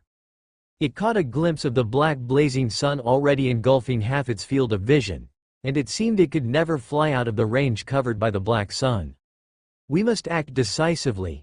In the eyes of the filthy dragon, Chromance, the radiant golden glow suddenly dimmed, and the entire giant dragon's body seemed to be losing its vitality, becoming decayed and frail. A wisp of golden god soul shot out from the body of the dragon. The moment it left the giant dragon's body, the noble golden halos swirling around the god soul began to fade at a visible speed. Without a ritual to help, forcibly separating the god soul from the body posed the risk of dissipation. But the filthy dragon, Chromance, could no longer care about such perils. Following the coordinates of his original body, the god's soul began to ascend. With just the closing and opening of his eyes, he could cross millions of miles in a thought. He closed his eyes, then he opened them. Boom, invisible strings snapped. Like a candle flickering in the wind, the god soul looked ahead at the black Dari that had already devoured the entire heaven and earth and opened its mouth. Humans, you. The black Dari opened to its limits and then returned to silence at its origin. Collapsed, disappeared. Duo Lai blinked. Was there some noise just now? Red Mist Land, Dragonsleep Valley. On a mountain adorned with the massive carcasses of trophies, a golden dragon that had been slumbering suddenly opened its eyes, tears of blood streaming from its pupils, as its breath grew weak. Am I dead? How did I die? It searched its memory. Yet, it was as if all memory had been devoured, leaving only emptiness. Beneath the vast wasteland, the battle-armored general galloped on his horse. His horse was a personal puppet warhorse, perfected to the summit of excellence. Empowered by his strength, the puppet warhorse dashed with incredible speed, but even so, he couldn't help but mutter, "Faster, faster." He had already sensed the legendary battle that was erupting in the distance. The elements of heaven and earth were in chaos, signifying the fierceness of the confrontation. "It's coming." A streak of bloodlight raced from afar. The breath of monsters assaulted his face. The battle armor general leapt up, his domain of a 7,600 radius thunderously unfurling as the cosmos hummed and vibrated. With a single strike, he brought down the fleeing crimson dragon that was pitifully covered in golden flame and knocked it to the ground. Wait a second, something seemed off, he thought. Another streak of crimson light came from afar. This time, it was the breath of a pure living creature. A female human clad in full armor burning with golden flame and emanating waves of long way. "Where do you think you're running?" Behind the red-armored woman, the shadow of a giant molten steel dragon emerged, followed swiftly by a second, a third, a fourth. One by one, the spectral shapes of different giant dragons appeared. The dragon soul roared. The red-armored woman pierced down from the sky as if a giant dragon was diving, her meteoric descent shaking heaven and earth. Dragon Feast. The power of 20 dragons. Shi Lu's claws sank into the body of the Crimson Dragon. This damage wasn't particularly strong against the Crimson Dragon, which could almost heal infinitely. However, Shi Lu could faintly see within the body of the Crimson Dragon a mottled dragon shadow that had not fully fused with the shell, struggling, shattering, gradually fading away. Just an inferior dragon, after all. Not even a single unit of dragon soul could be provided. Soon, the battle was over. The battle armor general hadn't even gotten the chance to join in, and it wasn't until now that he asked, "How goes the battle?" Shi Lu wiped the blood from the corner of her mouth. "It's over now. This one was the last one needed, thanks." Battle armor general. However, from the brief battle, he could see that this General Tianyuan possessed combat abilities far beyond the norm. A powerful Crimson Dragon seemed to have little chance of resistance in her hands. This combat power, although perhaps not as strong as his, likely wasn't much weaker either. And such a formidable legendary general seems still not to be the strongest in Tianyuan City. Even he was now curious, who was the strongest in Tianyuan City, and just how powerful were they? Red mist pervaded, and within the fragmented swampland, Duo Lai and several others stepped in. Sophia, Lu, Shi Lu, and Xie Yi all possessed hero identities, granting them the authority to execute purification. Let's get started. Although this pillar of filth seems to be a while away from truly solidifying, it's better to finish up early. Sophia stretched out her hand, and a pure white light of purification soared into the sky, dispersing the red mist that had loomed over this territory unfazed by storms or energy blasts.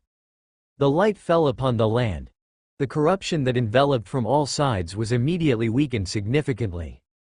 Has it begun? The battle armor general lit a cigarette, standing far outside the swampland, gazing into the distance. Very few actually ventured in, after all. The density of the red mist around the pillar of filth was almost as intense as in the red mist land. Even those in the legendary realm needed to take precautions. Otherwise, they might be tainted by the corruption, which would become troublesome to cleanse later on. Outside this already shattered swamp, numerous elite legions had completely sealed off the sky, the ground, and all directions. They were killing the monsters that strayed over while also guarding against any potential hidden enemies. After all, such temporary heart of corruption often serves as an advanced post for top monster powers to march into the outer world, which Dragon Sleep Valley must regard with utmost importance. Could it be that only a few Crimson Dragons were responsible for establishing the outpost, placing and protecting the Pillar of Filth? The few Crimson Dragons were not weak, equivalent to the epic heaven and earth realm, possessing combat power that soared above most ordinary legendaries. Yet, within Dragon Sleep Valley, the Crimson Dragons were merely the most basic high-level combat units. The battle armor general understood this well. There's a good chance there are higher-ranking Dragon Sleep Valley commanders hidden in the vicinity. I can't afford to let my guard down. Fortunately, the generals and warriors from Tianyuan City seem very cautious as well, and they've even maintained the army spirit in a semi-resonant state, ready to materialize at any moment. Several hundred ghostly spirits drifted in mid-air like gusts of a cold breeze. Armored skeleton warriors pulled bones from their own bodies to use as bone spears, killing high-order monsters in a single strike. Warriors formed ranks, and archers occupied various high points, readying their arrows. Very elite, indeed elite. It's hard to imagine that these legions were only trained for a little over a year. 3 army spirit legions. Perhaps this is what emerges from slicing through mountains of corpses and seas of blood, slaughtering until monsters lie dead and the bloody storm is thoroughly quelled. Veteran warriors. In the history of the Tai-Zan alliance, aside from its first decade, there hadn't been a lord like Lord Tianyuan, who had to fight his way through to carve out a path to safety. Normally, lords would get on track after passing the lord trial, facing some turbulence and calamities during the Lian Yu disaster, but that's only during the Lian Yu cataclysm. Lord Tianyuan endured disasters throughout his journey. His lord trial was known as the most difficult, and the Lian Yu disaster he faced was the largest in this past decade. His territory had even fallen deep into the wilderness, an ordeal unprecedented. Other famous lords might have also encountered many dangers and calamities, but these were external, hardships they actively sought out on their own ventures. They still had the chance to choose. Lord Tianyuan did not. It may have been such calamities that forged the battle-hardened veteran warriors. Time ticked away. Purifying such a pillar of filth took considerably longer than cleansing a regular root of corruption. Despite the presence of several heroes, the duration of purification still reached 26 minutes. A long time. During this period, influenced by the red mist, the elite legions stationed outside the swampland also repelled and killed quite a few attacking monsters. Among them were high-order monsters. A surge of monsters that had gathered was wiped out by the Skeleton Legion. To the battle armor general's surprise, until the white light completely cleansed the pillar of filth and the red mist visibly dissipated, the unexpected events he had been on alert for still did not occur. The invading high-order monsters and the surging waves of monsters seemed no different from calm waters in his eyes. Was I overly cautious? The battle armor general muttered. Anyway, the pillar of filth has been purified, and that's a good thing. The alarm can truly be lifted now. Inside the land of filth, the red mist slowly receded, and a huge column with half its surface covered in red patterns, as if it was an ancient building weathered by 1,000 years, just drifted away in the wind until it vanished. It's over, isn't it? A beam of sky light shone down. The bounty of heaven and earth was pervasive in the air. Half an hour earlier, within Tianyuan City, Niu Yuan's eyes shimmered, reflecting several images at once. Among them were the scenes of Duo Lai and the others, as well as that of the elite legions. Beyond that, there were areas within Tianyuan City, the silhouettes of trees in the Crimson Great Forest, and so on. Niu Yuan's thoughts expanded like a net, connecting various elite squads located in the wilderness. While half of the elite soldiers gathered outside the tainted swampland, the rest remained amidst the wilderness, in the process of. The main battlefield's conflict has concluded, and the remaining fronts can be wrapped up as well. Team 36, circumvent from high ground D26 to snipe at the enemy. Teams 41 and 43, encircle and attack from both sides. The 15th main force will encircle and kill the remnants of Blood Serpent's Remnants legend, with Lian Yu leading the charge. On Battlefield 3, Team 27, attack led by Bone 2 and Bone 3. Number 4 Battlefield, special units allowed, Tree Demon Granny's Incarnate Seeds. As the 10 Directions Island domain experienced turbulence, the hidden wisdom monsters in the darkness also gradually became active. Apparently, they were well aware that with Tianyuan City's army on distant expeditions and the strong far away, Tianyuan City itself might have become vulnerable. Just earlier, within a mere few hours, 16 Fourth-Order Wisdom monsters had been rooted out by the patrols of Tianyuan City and the incarnations of Sophia's first and second forms. Each of them was a powerhouse among their rank, with the strongest being of the top 100 standards on the Dragon Gate ranking. However, the majority of these wisdom monsters had been executed before they could even set foot within the territory of Tianyuan City. The strongest monster had stealthily approached the outer district of Tianyuan City, only to be discovered by Sophia's Black Crow within a few hundred meters. Without the standard of the legendary Faceless Ones, infiltrating Tianyuan City was not so easy. Mu Yuan had already set up at least a dozen lines of defense, whether hidden or visible, in and around Tianyuan City, and he often used the Lord's vision to roam his territory to prevent unforeseen events. Perhaps Tianyuan City's defenses were too stringent. A legendary realm monster that intended to infiltrate sensed that it was impossible and tactically retreated. This posed a little trouble for Mr. Mu. Lord Shepherd had Jun execute a long-range harassment to detain the legendary creature, and then dispatched Qing Shuang, Han Shuang, Bai Li, and other great general-level powerhouses to finally capture the legendary creature. He had to admit, Dragon Sleep Valley indeed tied up most of Tianyuan City's forces, so much so that dealing with a mere creature from the legendary realm required significant mobilization. He nearly had to take action himself to provide long-range support to Jun and the others. Even Tianyuan City itself suffered numerous harassments, and the mines and outposts, isolated outside, faced intense attacks and some losses.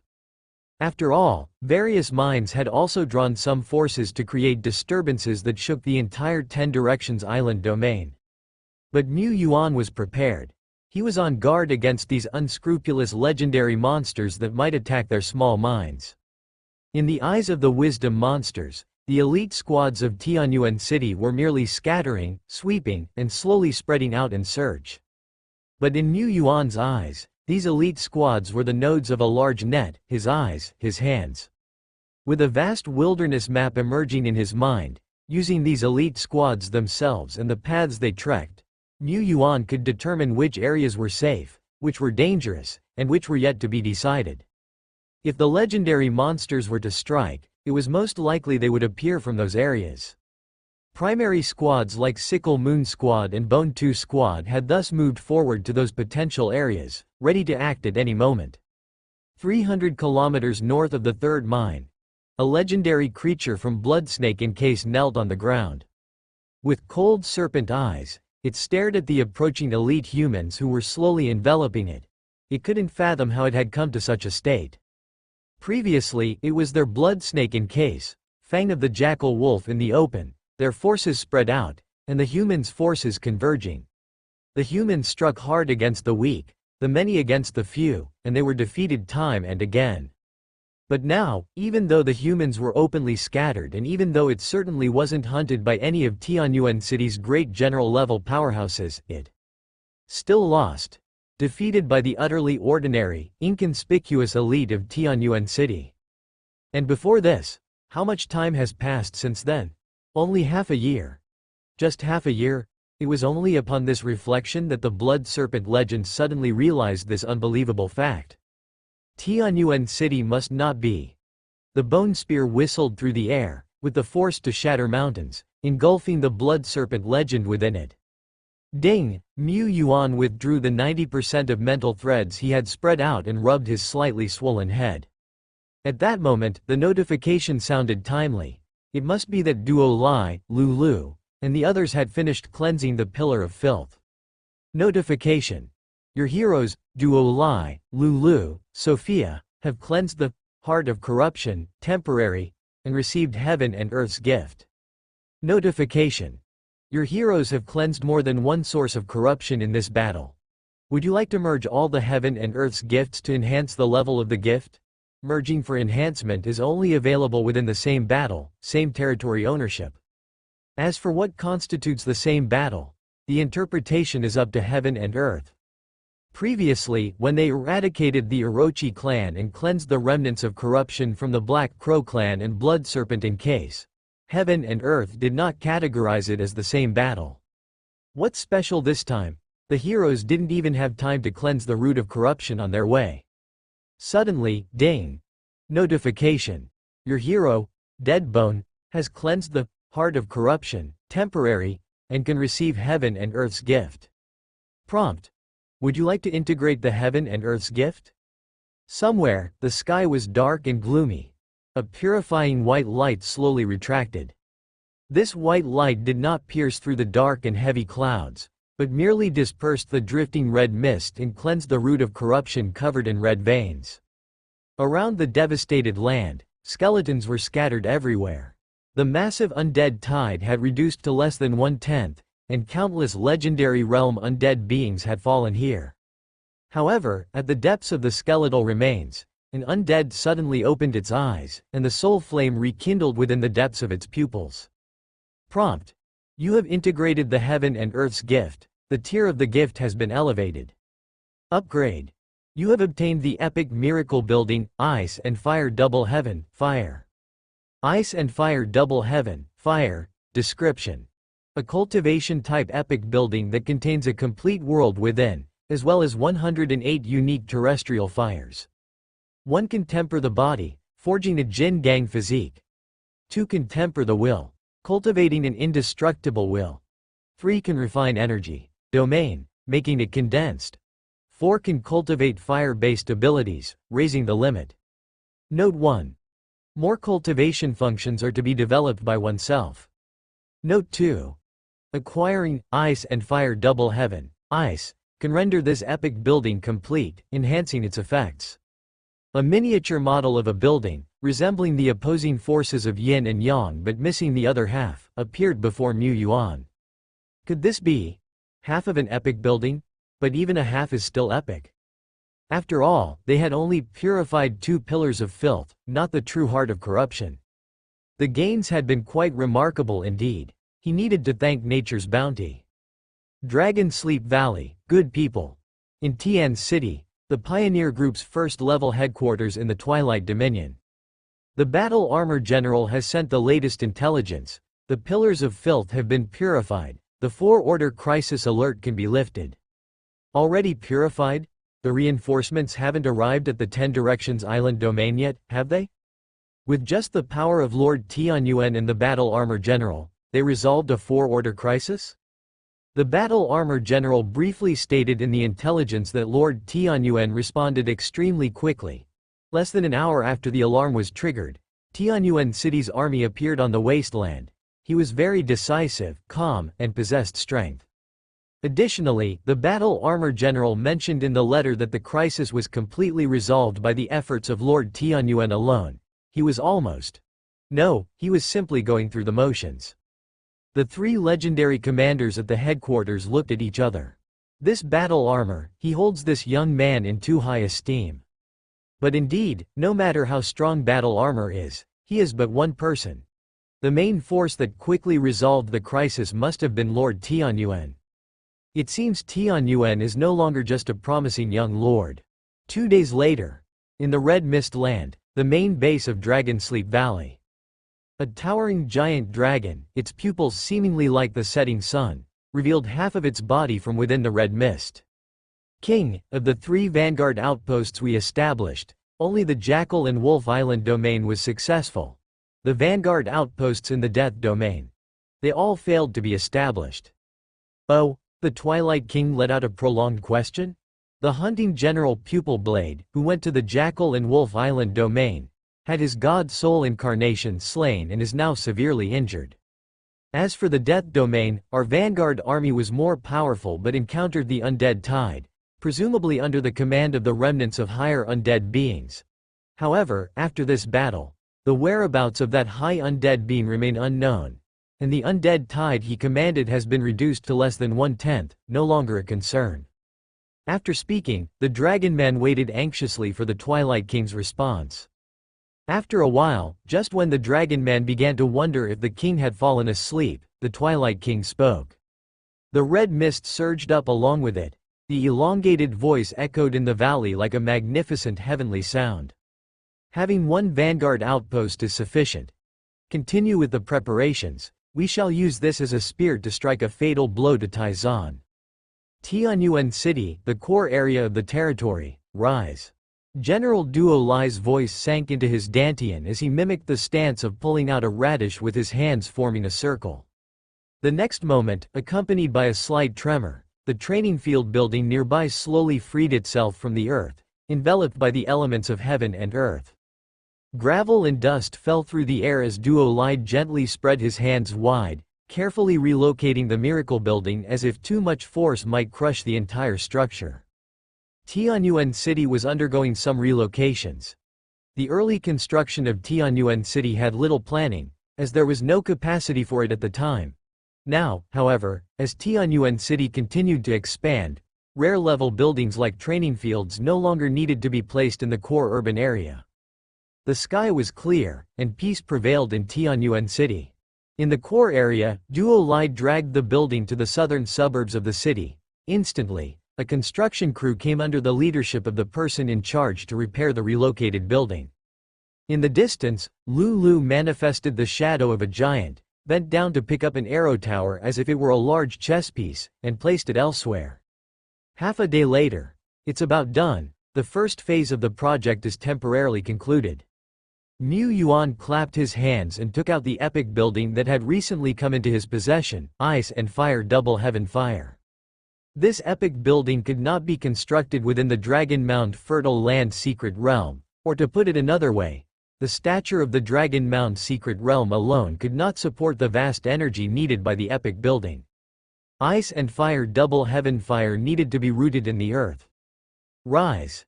The epic building model in his hand slowly lifted. The next moment, an invisible force descended, smoothing out the earth in the area before him, and repelling all insectoid life forms within its range. A faint outline of the building then emerged and quickly solidified. In the blink of an eye. Ding! Notification. You have completed the construction of the epic building, Ice and Fire Double Heaven Fire. Details can be checked at your discretion. This was a complete building model, not just blueprints. Mu Yuan did not need to invest his materials, nor did he need to spend manpower and time to build it. Once it touched the ground, the work was done. There's a saying that these natural, complete epic buildings are unique. Many epic buildings have a distinct uniqueness. Perhaps other epic buildings have similar abilities, but there will be some differences, more or less. Ice and Fire Double Heaven Fire might just be a unique epic. A high-level mage tower, on the other hand, is likely not unique. The prefix high level is what stands out here. But a unique epic does not necessarily mean it is more powerful than a non-unique one. If Mu Yuan had to choose between Ice and Fire Double Heaven and a high-level mage tower, he would likely opt for the latter. For Tianyuan City at present, an epic mage tower that can serve as a trump card and a core part of the city's strength clearly holds more strategic value. Before him, the simple stone steps wove forward, winding into the mountain filled with brown-red rocks. After climbing dozens of steps, stone walls carved rather roughly came into view, and they bore some ancient, obscure symbols. What are these? All squiggly and weird. Duo Lai glanced at them for 2 seconds before looking away. Isloa said, these are probably text from the Lava Ancient Country. Duo Lai. The Lava Ancient Country? Isloa. It was a nation founded by the lava giants in ancient times, once quite a powerful force. However, it seems that even before the scourge of corruption descended, the Lava Ancient Country had already perished, a quite distant nation. I happened to see it mentioned in some research literature. Duo Lai looked at the wise lord with a questioning gaze. Mu Yuan stood with his hands behind his back, gazing up at a 45 degrees angle. That's right. Probably. The Ice and Fire Double Heaven training building did not appear very large from the outside, being about the size of 6 football fields. But the Ice and Fire Double Heaven Fire they saw from the outside seemed to be just an entrance. Beyond the stone walls, following a small path into it, a range of mountains gradually came into view. These mountains varied in height, bizarre and magnificent, with many different shapes of flames bursting from distant mountaintops, and then vanishing in the blink of an eye. It's getting hotter. Not just hot, an invisible fire is scorching our souls, our will. The deeper inside, the stronger the scorch, and the more potent the effect on training. This training building had a relatively high threshold for use. For the vast majority of professionals, who are stuck at the elite level for life, they could not use this treasure for training. A slight mishap could lead to scorching, leaving deep and hard-to-heal foundational injuries. But for the Fourth Order strongman, for the legendary realm, such potent effects were just right. Mu Yuan quickly toured the interior of Ice and Fire Double Heaven Fire. The area was not small, almost larger than the main district of Tianyuan City. Inside, it was simply divided into several different types and levels of training areas. We could also make a more detailed plan for this place. Mu Yuan already had some ideas in mind. This epic building perfectly met the training needs of the Tianyuan division. In the future, if Tianyuan City grew even larger, becoming famous in both Taizan and the world, such a training building could also be opened to the public, generating substantial ticket revenue. Many great lords did this. What they earned was not just money. In Taizan, official large cities had numerous training buildings to satisfy the needs of the vast majority of lords. The alliance also had its set of market standards. Local lords could adjust prices, which might be more expensive but not outrageously so. However, beyond Taizan, many freelancing lords lack cultivation grounds of their own, so they can only borrow from the great lords of their regions. This turns the market completely in favor of the sellers. What borrowing lords often need to give up is not just money, it might be dignity, body, or something else.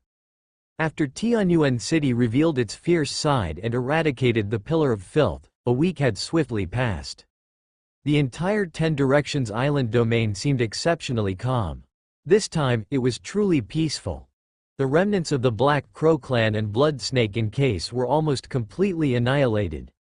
Monsters of legendary realm lurking within the Ten Directions Island domain still existed, perhaps one or two, or maybe three, but they were unable to cause any waves. Even the forces of the Natural Garden and Giant Stone Ridge had the power to defeat these 2 or 3 legendary beings on their own. But as the Black Crow and Blood Serpent could not stir up waves, Dragon Sleep Valley required extra vigilance. Yet, after a week passed, Dragon Sleep Valley seemed to remain quiet. What is the enemy thinking? Is it not easy to leave the Red Mist land, or is there some other scheme brewing? But we cannot be completely restrained by the enemy. We can't match wits and bravery with thin air. Tianyuan City now has 7 Army Soul Corps. The Skeleton Legion alone, with both its regular and nearly regular force, numbers over 2,000. The 7 Army Soul Corps, with the warriors who have regular force benefits, total over 10,000 in number. This 10,000 elite, the basic cultivation for a month costs 3,000 soul crystals. But they have regular force benefits, and factoring in soul sand and auxiliary materials, the cost at least doubles to 6,000 per month. The elites who have reached the 4-order peak do not need to continue extracting soul power for cultivation, but the expenses for refining their bodies are only greater, not less. Beyond that, the cultivation expenses of division generals are even higher, and practicing some epic skills often requires the use of precious treasures. Tianyuan City also has construction, development, civilian life, equipment manufacturing, research, and other costly projects.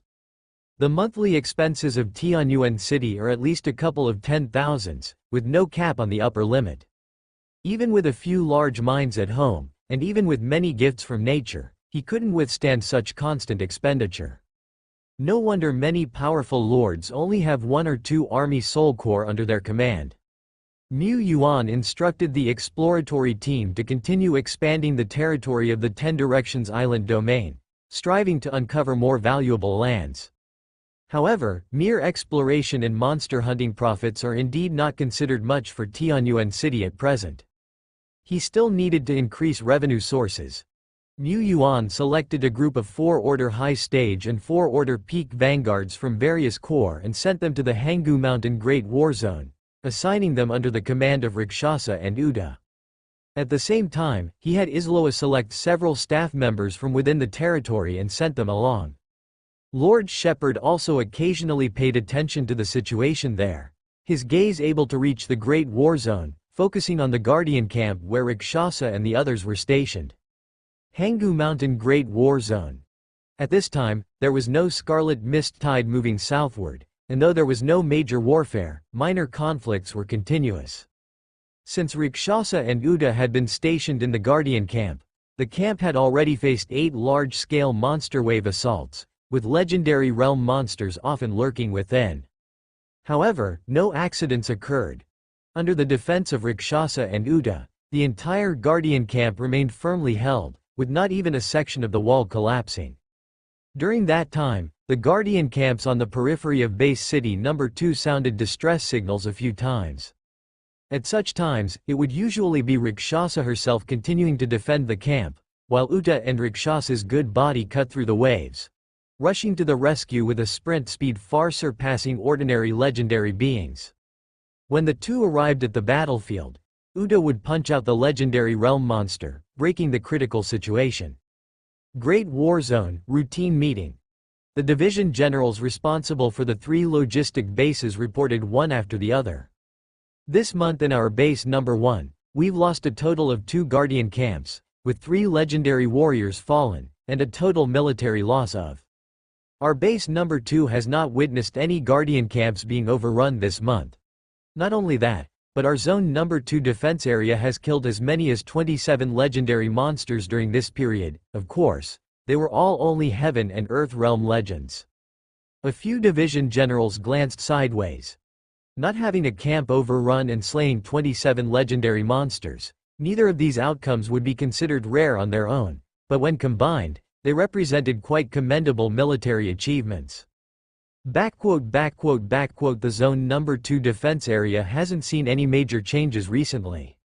A defending general skimmed through the documents and then exclaimed, "Eh? 6 legendary creatures slain in front of the Tianyuan encampment? In the Great War Zone, countless legendary monsters were torn apart in just 1 month. However, this doesn't mean that slaying creatures of the legendary realm is as simple as butchering sheep. It's just that there were many legendary monsters in the war zones, and with such a large base number, naturally, a significant number of kills occurred. All the defending generals understood just how difficult it was to kill a creature of such legendary status. They would flee and hide. Unless it was during the Red Fog disaster moon, these legends weren't so recklessly brave. However, this Tianyuan general named Rakshasa, being able to pick out the faceless ones from the vast crowd and root out the hidden legendary monsters, must not be too challenging, right? The general thus convinced himself. Another general, who was looking at the data, laughed and said, "It's not only 6 kills. Within the Tianyuan defense area, there are 6, but Tianyuan's Uta, who provided reinforcements to other camps and also killed 7 legendary monsters, has a total of 7 kills. In 1 month, 13 legendary monsters were slain. Nearly half of the whole kill count for zone number 2 defense area. This is a newly minted legend. What kind of trials did Lord Tianyuan put them through to cultivate such 2 unparalleled fierce generals? With their abilities, they indeed have the capacity to command another special patrol corps. I never thought that we old fellows would have inferior insight compared to a young girl. Ha ha ha, that's why you and I are just generals, while others have already become commanders. Lord, at yesterday's meeting, many generals were praising your unique vision. The Defender's Mansion, a fortress. A civil officer of the Cold Moon territory hopped in and chirped. City Lord Lu Shui lifted her chin slightly and said, "Naturally, so, what's the situation?" "It's about Uta and Rakshasa, with their unparalleled combat power. Especially Uta, who despite being a newly advanced legend from a domain lacking resources, is said to have combat power comparable to the peak of the heaven and earth realm. Several generals said that these two are very capable of holding dual responsibilities." Ah? Lu Shui pondered. Here she was thinking about poaching a few promising youngsters from the Tianyuan lad. But it seemed that just 2 Tianyuan commanders had taken care of everything? Compared to Rakshasa, Uta had his striking military achievements. Meanwhile, Hong Yi's life seemed calm and uneventful. But tranquility was the norm for the logistics transport team. Most of the time, the transport team wouldn't encounter legendary ambushes. Hong Yi's routine was to lie in the wagon and sleep soundly, occasionally using the ability to make the false appear real to grow vegetables, enhancing the transport team's rations. The whole transport team greatly respected the boss, Hong Yi. Who wouldn't want to follow a leader who could fight, provide support, and was low maintenance? Hong Yi also liked this life where she could sleep 99% of the time and didn't even need to walk. The accompanying nature spirit grass twig's head drooped. This was nothing like the life she had imagined. She only wanted to engage in battles. At Tian's Academy in Tian City, instructors Irene, Zhou Yi, and Sanghun, who were teaching and learning simultaneously, had concluded their 2.5-month tenure and were en route back to Tianyuan. The three, especially Irene, received strong appeals for them to stay. Irene, holding a space suitcase, saluted and said, "I am forever a person of Tianyuan City. I'm merely following the plan to return. But our Lord still has plans to continue our cooperation with your academy." Several days later, Tianyuan City, at the entrance of the new South City Gate. Mu Yuan arrived here to welcome the first group of Tianyuan elites returning from their teaching and study abroad. "We're back. Our own little city feels so familiar. Hold on, isn't this city gate a tiny bit different from when we left?" After all, this was the gate for the new city area, not at all the same as the old South City Gate. After exchanging pleasantries and sharing their academy experiences, Irene took out an invitation with a soft glow and golden embossing. "Lord, this is an invitation from the association, inviting our territory to participate in the celebration and to have our Army Corps join the parade ceremony," Irene said. Indeed, it was about time. The Taizan celebration. The news of the parade review had been known by Mu Yuan long ago. Probably around the time Tianyuan City defeated Fang of the Jackal Wolf and officially had a stable foundation in the Ten Directions Island domain. The 6-month period from the beginning is now only 2 months away, so formal announcements and invitations are indeed due. Information in the Tianyuan territory was relatively enclosed. Just a few days ago, various official associations released announcements one after another, stating that this August, Taizan would hold a real military review celebration, a national celebration to commemorate the true establishment of the Taizan Alliance. At that time, the alliance would select a batch of Lord representatives to participate in the parade and also invite major powers from the eternal world to observe. 1. To stabilize the people's hearts, build confidence, and inspire fighting spirit. 2. To show off power, deter the insignificant, and enhance international discourse. For Lord representatives, this is even more invaluable as a stage to showcase themselves before the whole of Taizan and the world. For Lords, renown is very important. In the eternal world's miracle territories, there are countless ones, and when investing or trading, many big shots will first choose which territory. At least, they will opt for a territory they have heard of. For young lords eager to advance, such an opportunity is truly once in a lifetime.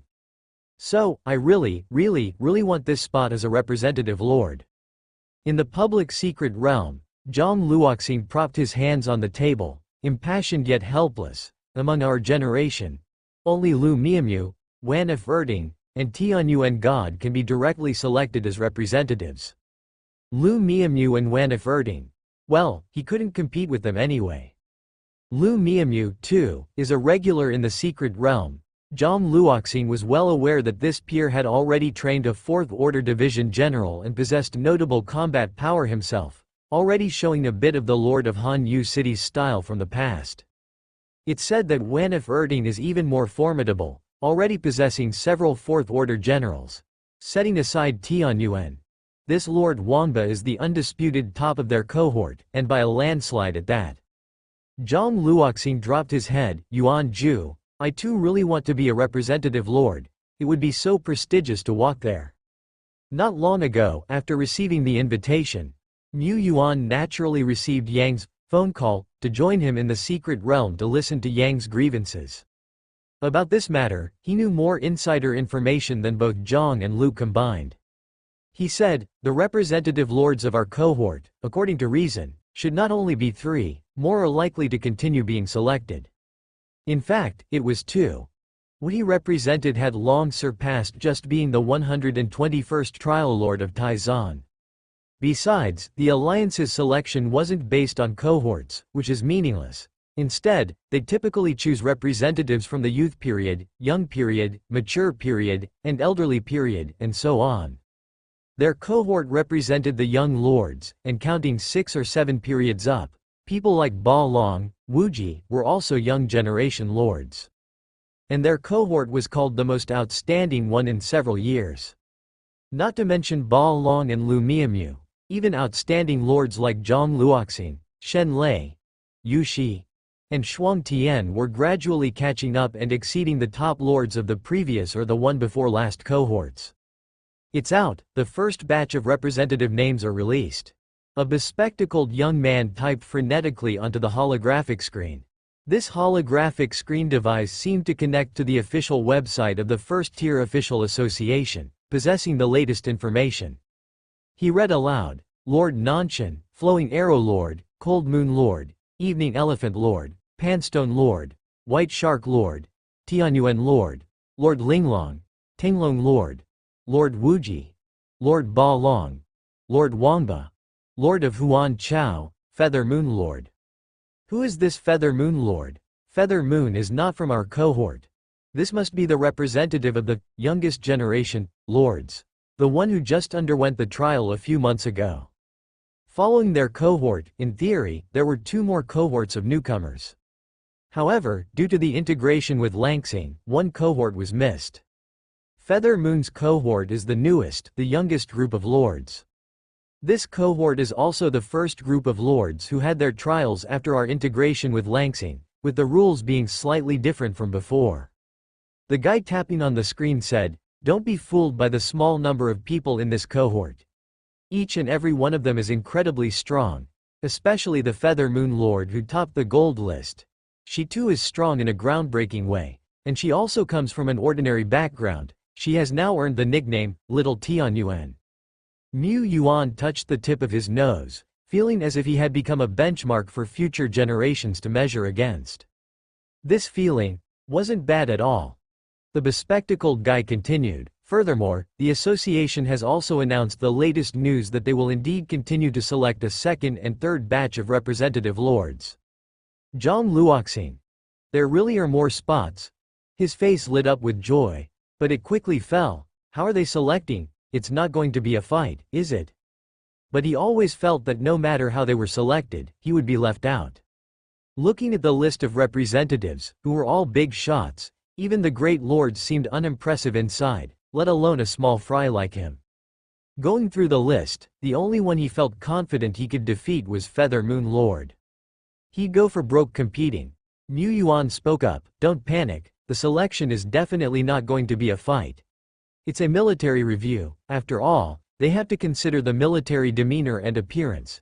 At least a miscellaneous brand army definitely won't pass the screening, even if that army is strong. Based on my estimation, this selection is definitely somewhat biased in favor of the young lords, so strive on, young man." Lu Miamu indicated that she would lead her Huan Chao Spring Spirit Corps to participate in the ceremonial military parade. She had already started the preparations, which weren't difficult. After all, in my domain, the real force I can show off is just a few hundred spring spirits. Spring spirits are quite unique and rare. At least they won't be drowned out in the tide of soldiers.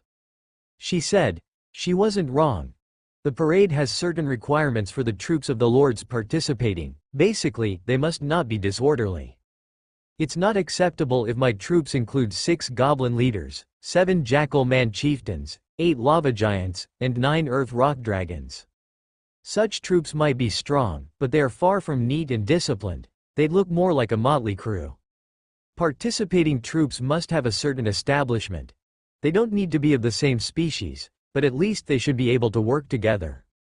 On such a basis, lords can freely choose what types of troops they wish to lead in the parade. Basically, every lord hopes their troops can be eye-catching and attract attention. And the majority of lords will inevitably choose human troops for participation. In a crowd of humans, the appearance of the water blue, seemingly water-made spring spirits, how could they not stand out? Mu Yuan found himself in a dilemma. Which troop should he bring to participate? To be honest, all the troops wanted to show themselves and were suitable to do so.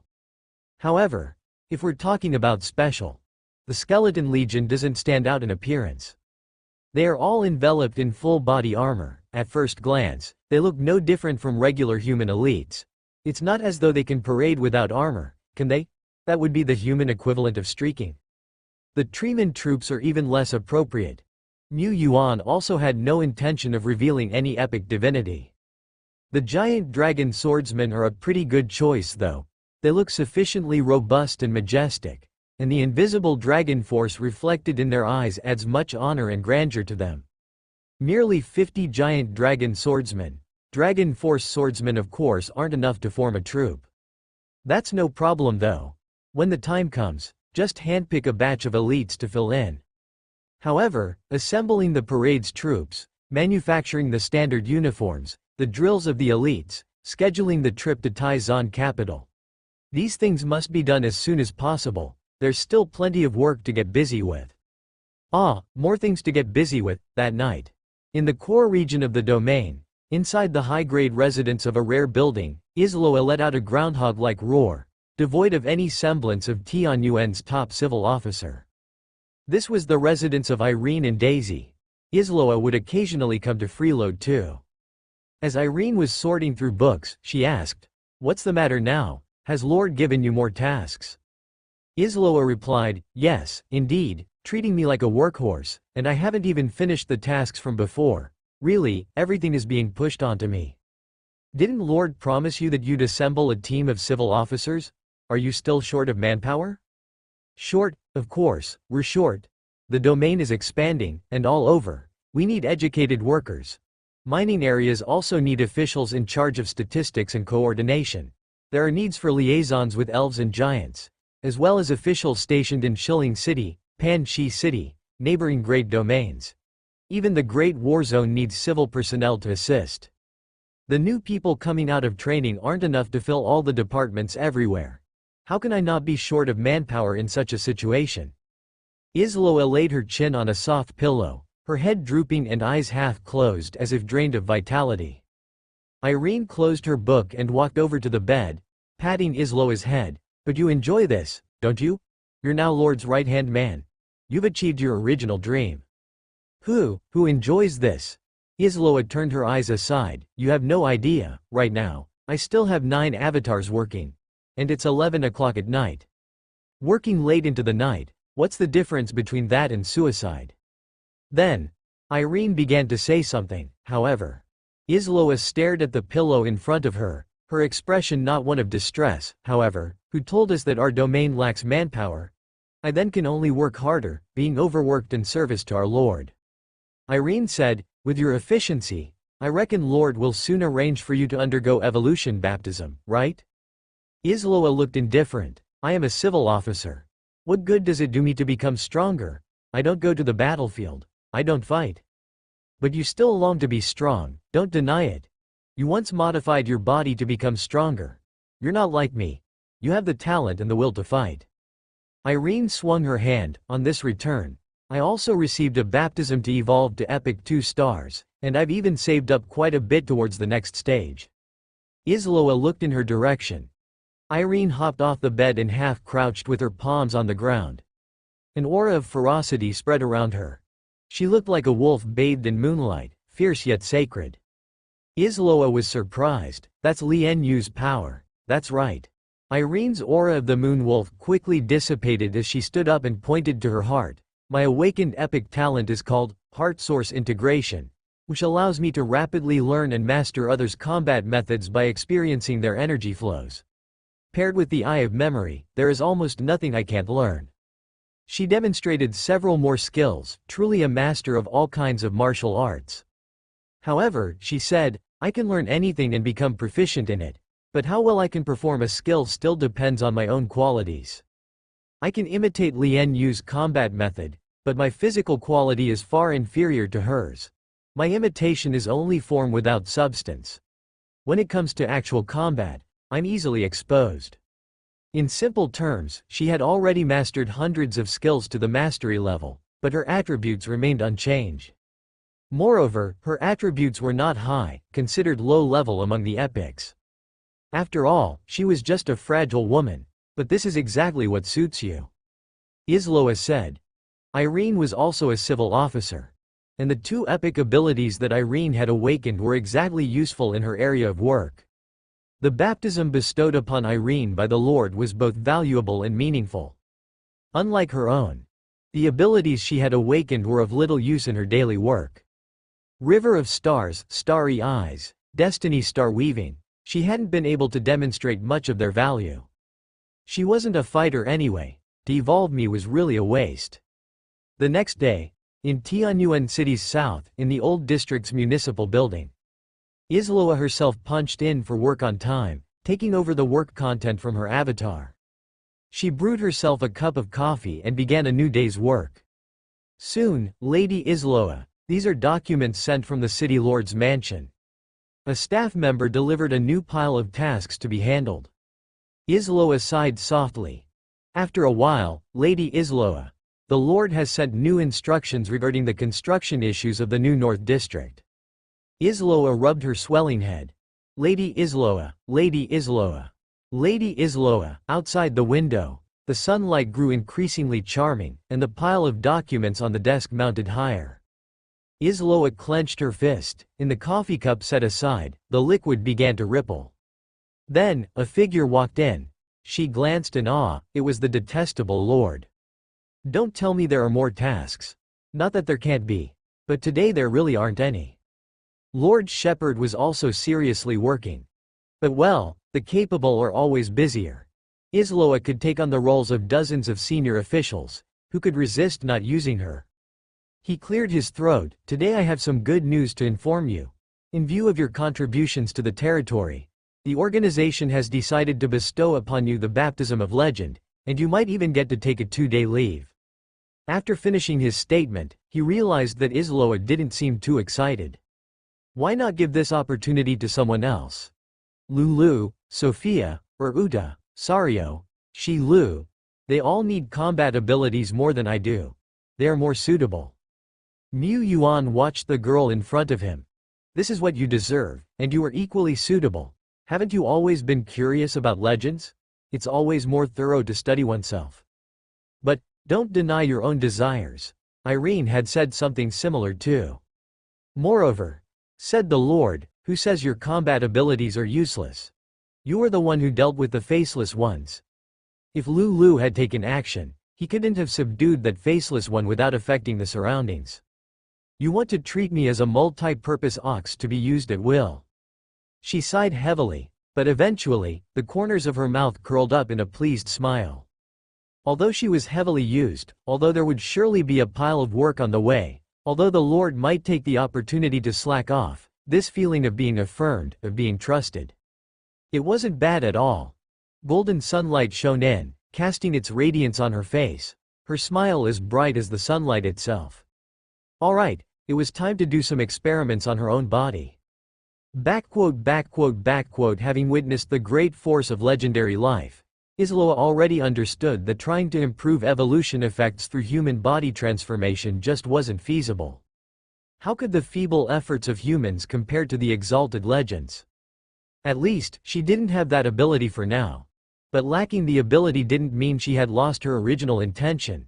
This was a once-in-a-lifetime opportunity, so how could she waste it and let it slip by? 3 days later, when Mu Yuan saw Isloa herself again, he barely recognized her. You are ruthless. He choked up for a moment and could only utter such words. At this time, one of Isloa's eyes was already completely hollow. The eyeball inside had disappeared, replaced by an array that hung in the dark eye socket, looking somewhat like a miniaturized version of the starry eyes constellation chart. Below the eye socket, a blue streak was branded onto her cheek, extending down, passing over her snow-white neck and disappearing into her collar. After all, Mr. Mu could only say that as long as she was happy with her peculiar hobby.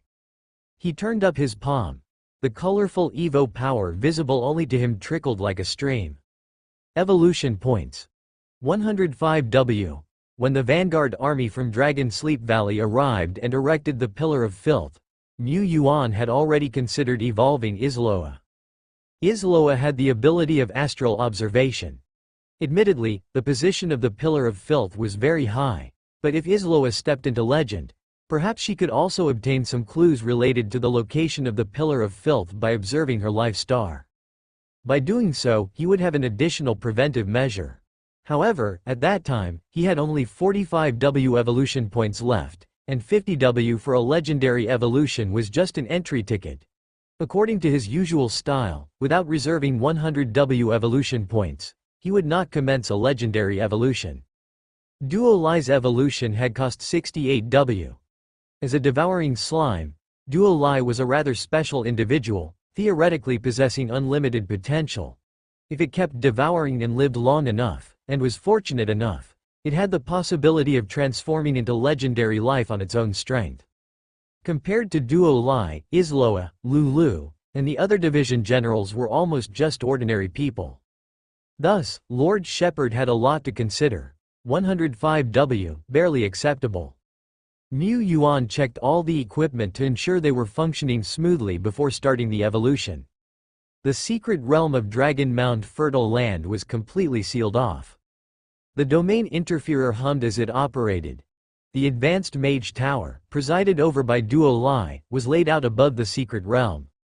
And Lord Shepard, after scattering the miracle light, began his miserable substitute work life. There are still too few capable people in the territory, Mr. Mu sighed.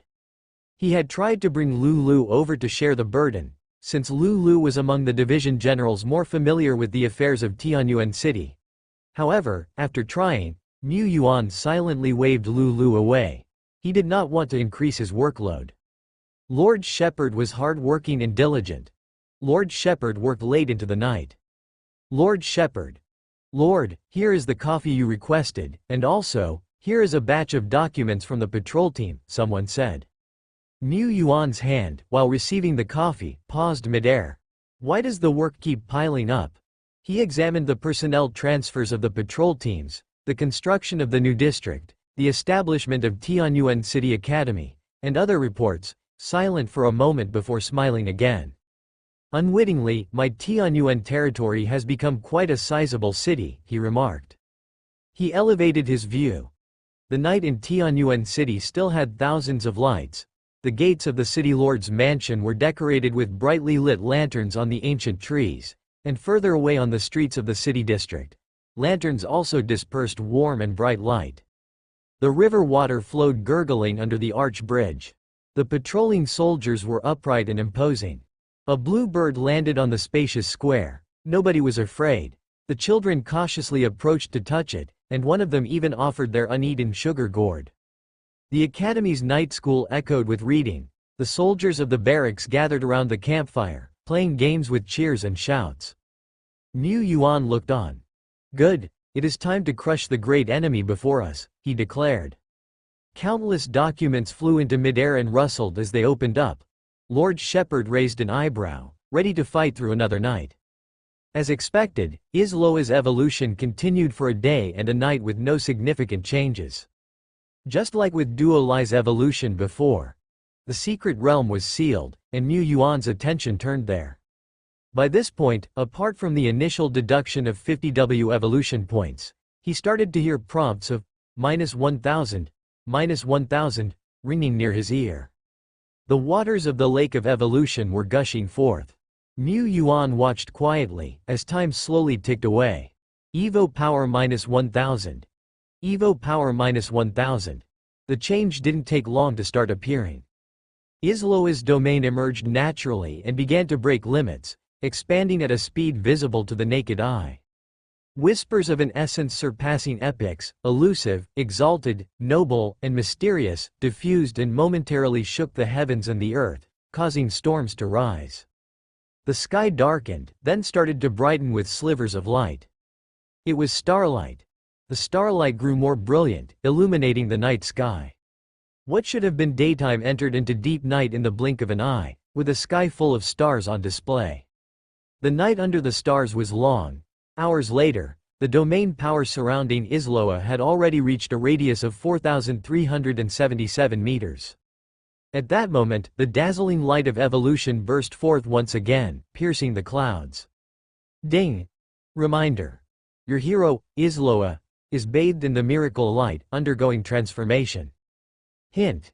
Izloa's epic skill, River of Stars, has been upgraded to River of Starry Sky, with a significant increase in the coverage of the Star River, allowing for a greatly increased number of stars to be contained. A majestic river of stars stretched high above Isloa's head.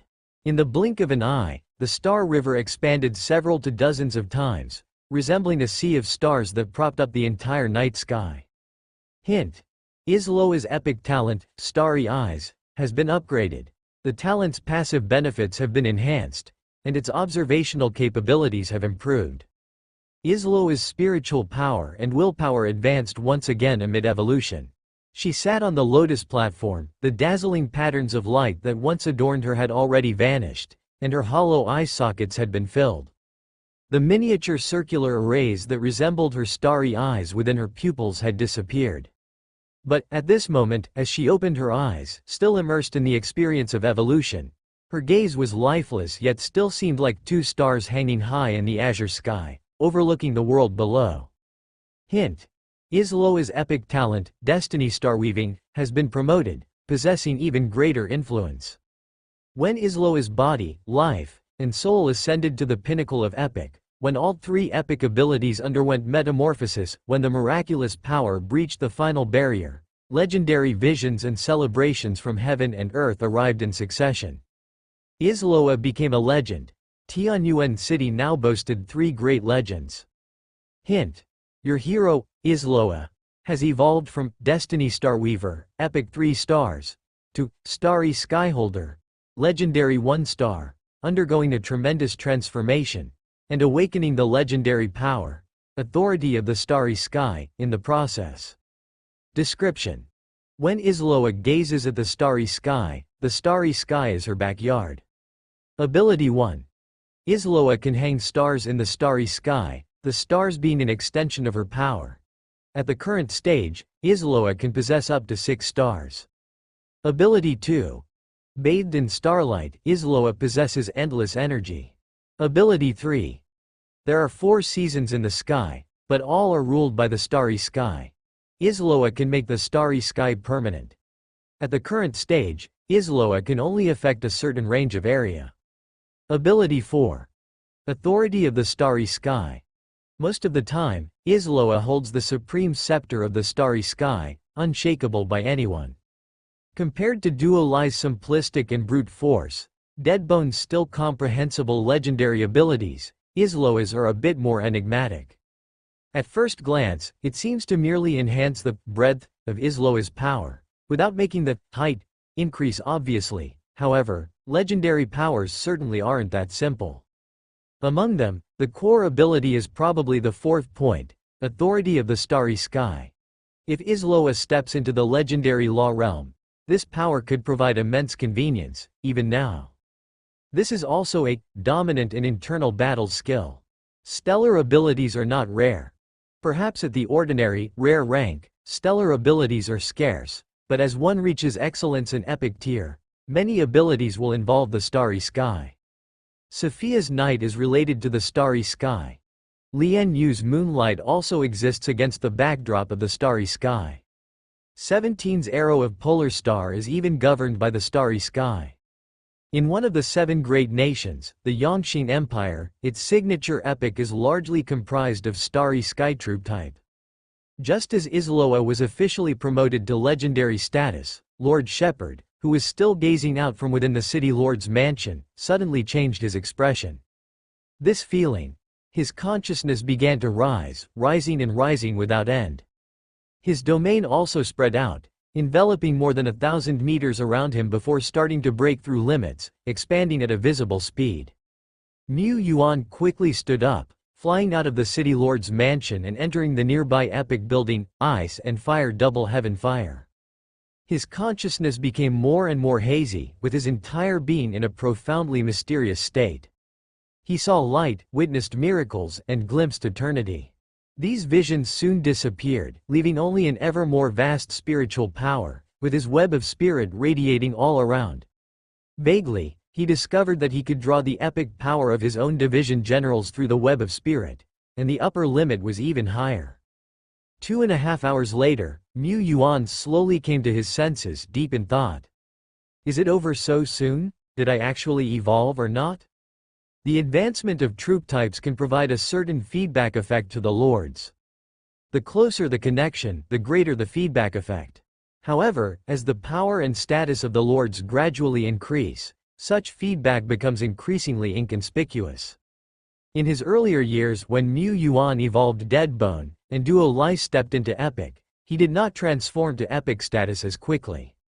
But just now, Lord Shepard let his domain disperse, with the radius of his domain now at 4001 meters, a substantial increase. He could also clearly perceive that his control over the elements of heaven and earth and his understanding of the whole world had improved dramatically. He could even faintly grasp the concept of what a concept is. However, my transformation was too short-lived. If I were a legend, there probably wouldn't be such a mediocre one. I don't possess legendary power, nor have there been any heaven and earth phenomena, or sounds of celebration to herald my arrival. Of course, when he first stepped into the epic rank, it was after his own series of tests, where he discovered he had reached and even exceeded the basic level of the epic tier. His own epic characteristics were not very apparent, and he hadn't awakened any epic skills. He seemed to be a rather special individual that day. There were no golden meteors streaking across the sky, but if someone were to observe carefully, they could notice that the stars in the daytime sky were extra bright, twinkling with a mysterious light. The methods of star observation of powerful forces like the Yangqing Empire. None detected it. The birth of this legend was very low-key, known by very few. But, above the eternal continent, in the deepest reaches of the starry sky, here, the stars twinkled, and a great being composed of countless star bodies, indescribable in its magnificence, existed here for eons. Around this great existence, there were beings shrouded in starlight, orbiting it like satellites. They bore special concepts. Star's apostle. Suddenly, it opened its eyes. A noble starry life has been born. It was not surprised, for it couldn't possibly hold all the authority of the starry sky, and naturally, other starry legends would appear. However, it vaguely felt that this new starry legend was related to itself and should be one of its apostles. But when it traced the bloodline, nothing was found. It, standing at the pinnacle of the starry sky and ruling over the stars, couldn't possibly miss an interwoven bloodline within its gaze. It must be an illusion, the being in the starry sky murmured, pushing aside the feeling as if it had missed something. Then, it turned its gaze back to the eternal world. Let's sow some more seeds. The power of concept stretched out, the great force of bloodline mingled within, and its invisible influence quietly took place over dozens, hundreds, thousands of great domains. Deep in the wilderness, a certain monster suddenly awakened to the power of starlight, roaring up at the sky. Within a great city, a high school student undergoing an awakening ceremony burst into laughter. It's an A-grade talent, starlight body. Yangqing Empire.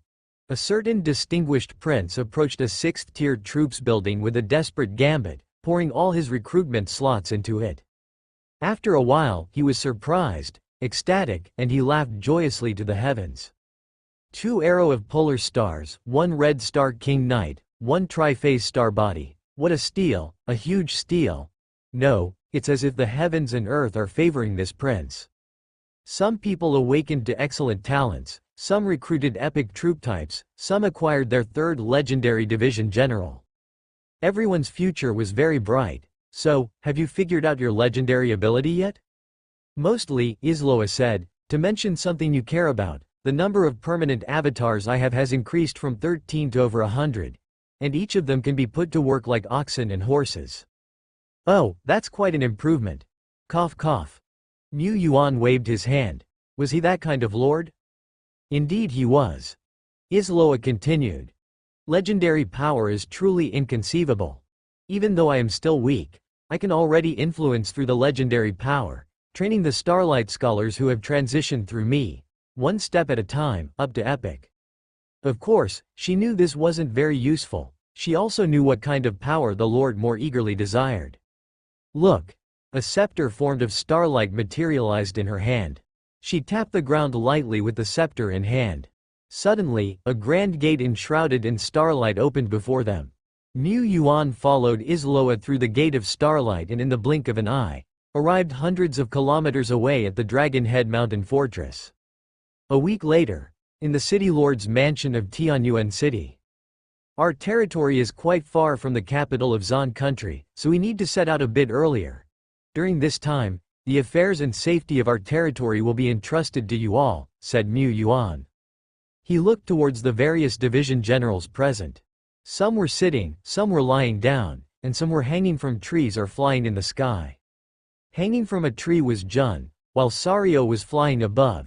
Its body was so large that no tree in the courtyard of the city lord's mansion could support it, so it could only fly in midair, staring down dryly. The dead bone was also present at the meeting.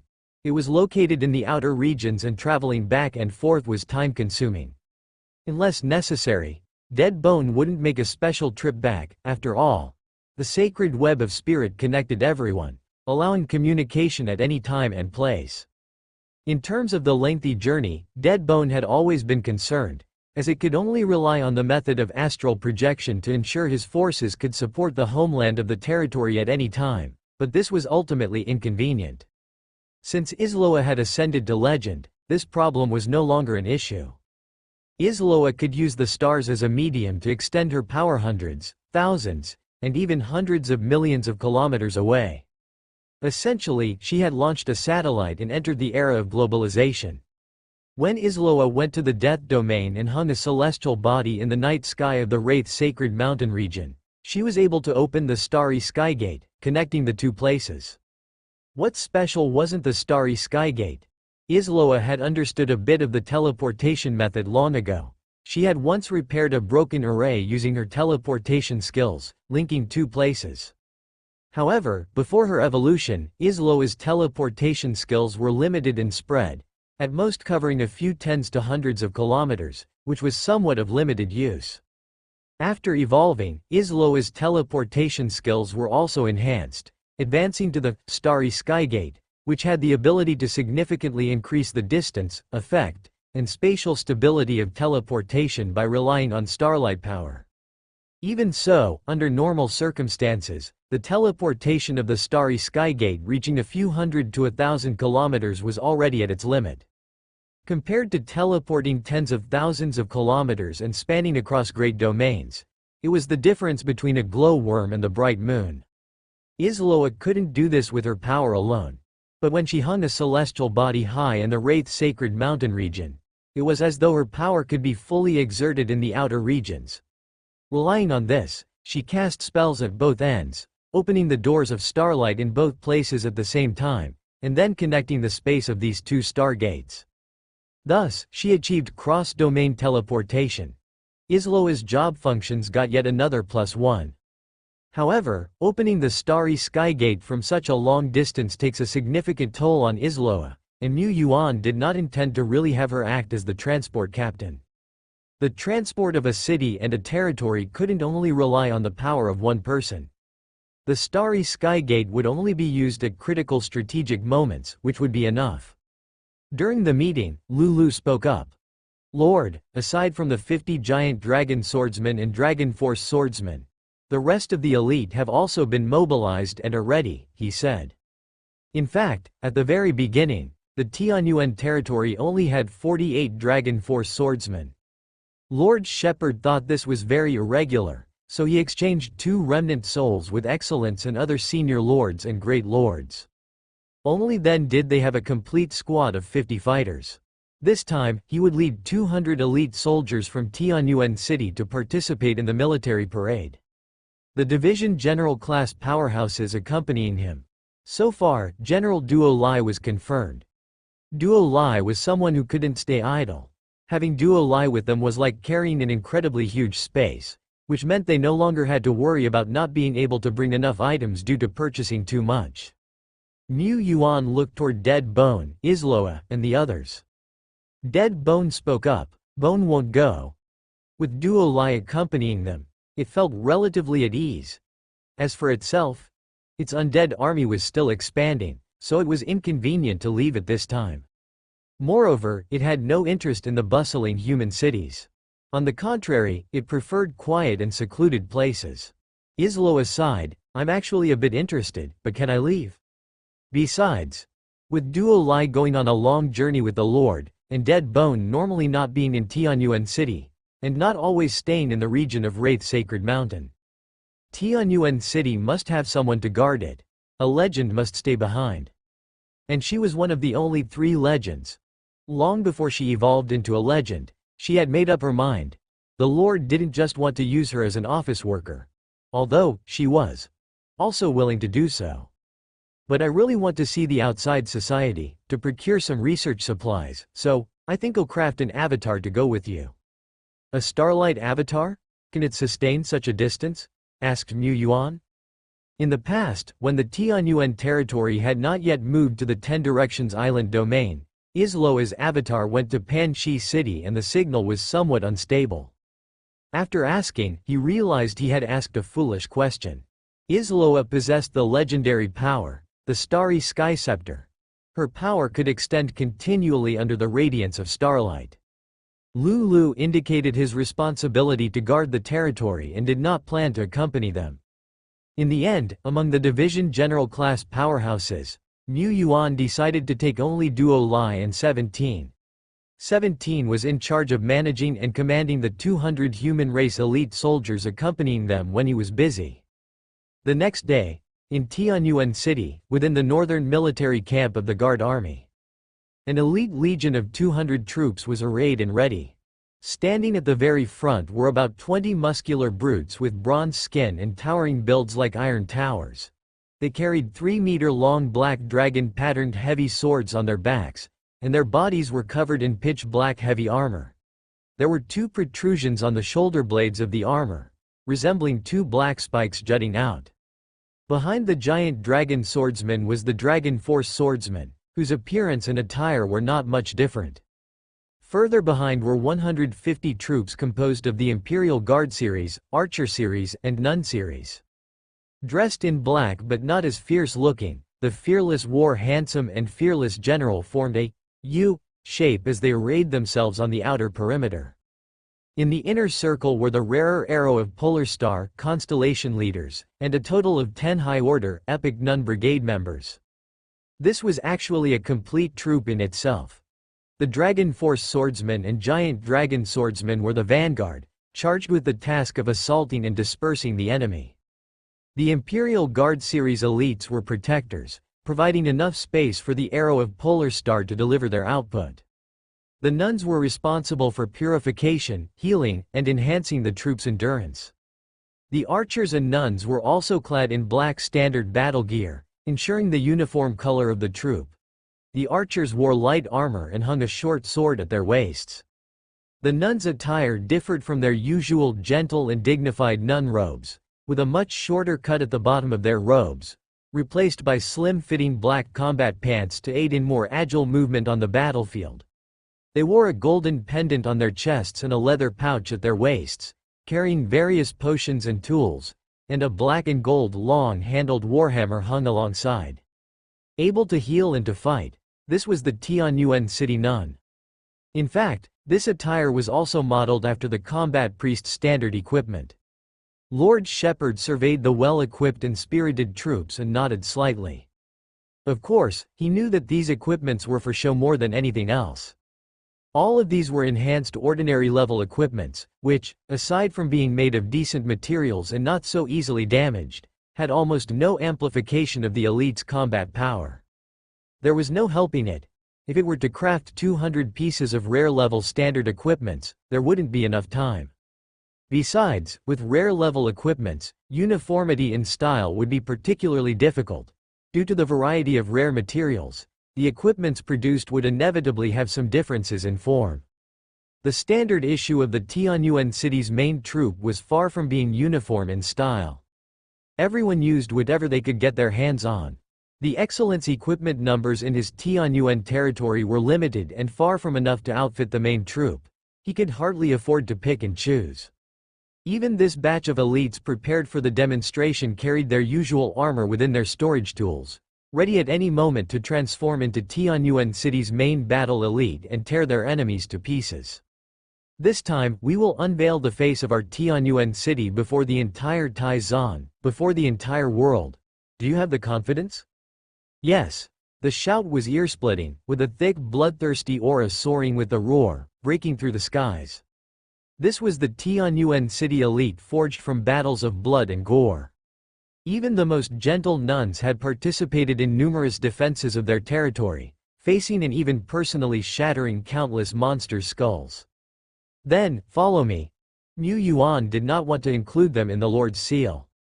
Such an elite unit should break through monsters' countless barriers and appear before the world in the most fearless and invincible form. Duo Lai, carrying a small backpack, and 17, who was dressed just as she was any other day, stood at his sides. A nun from Isloa approached from afar. In her hands, she held a hardcover ancient book, wore round-framed glasses, and had her long hair tied up, presenting a scholarly and intelligent image. "I'm ready as well," she said.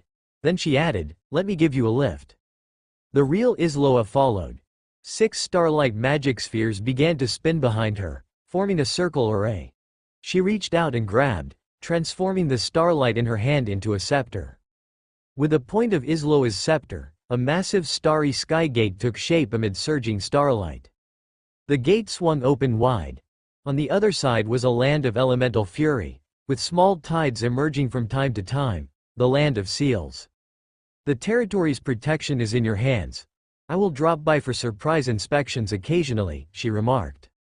Mu Yuan glanced at Lulu, Dead Bone, and others who had come to see them off, nodded slightly, and stepped through the starry sky gate.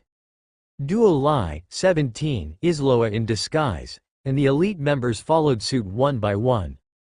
The starry sky gate closed quickly. In the blink of an eye, they had arrived at the southernmost edge of 10 Directions Island domain. Once past the barrier before them, they would step into the Twilight Dominion, and not too far from Taizan's Shilling City. "Let's go." The energy surged towards them.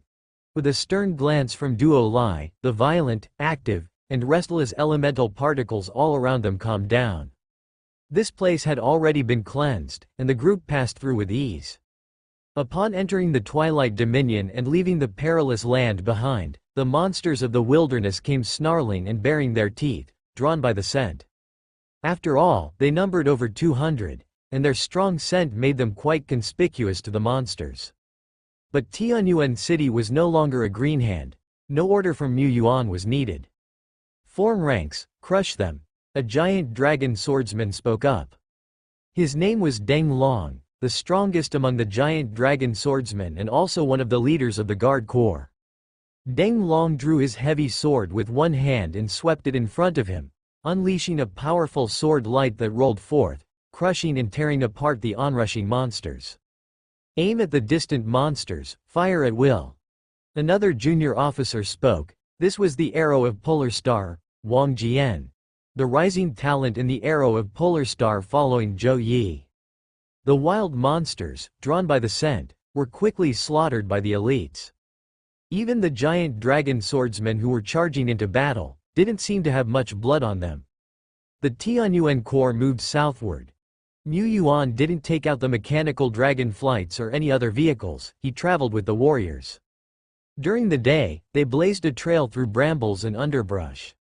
They killed monsters they encountered, cut through mountains in their way, and redirected rivers that blocked their path.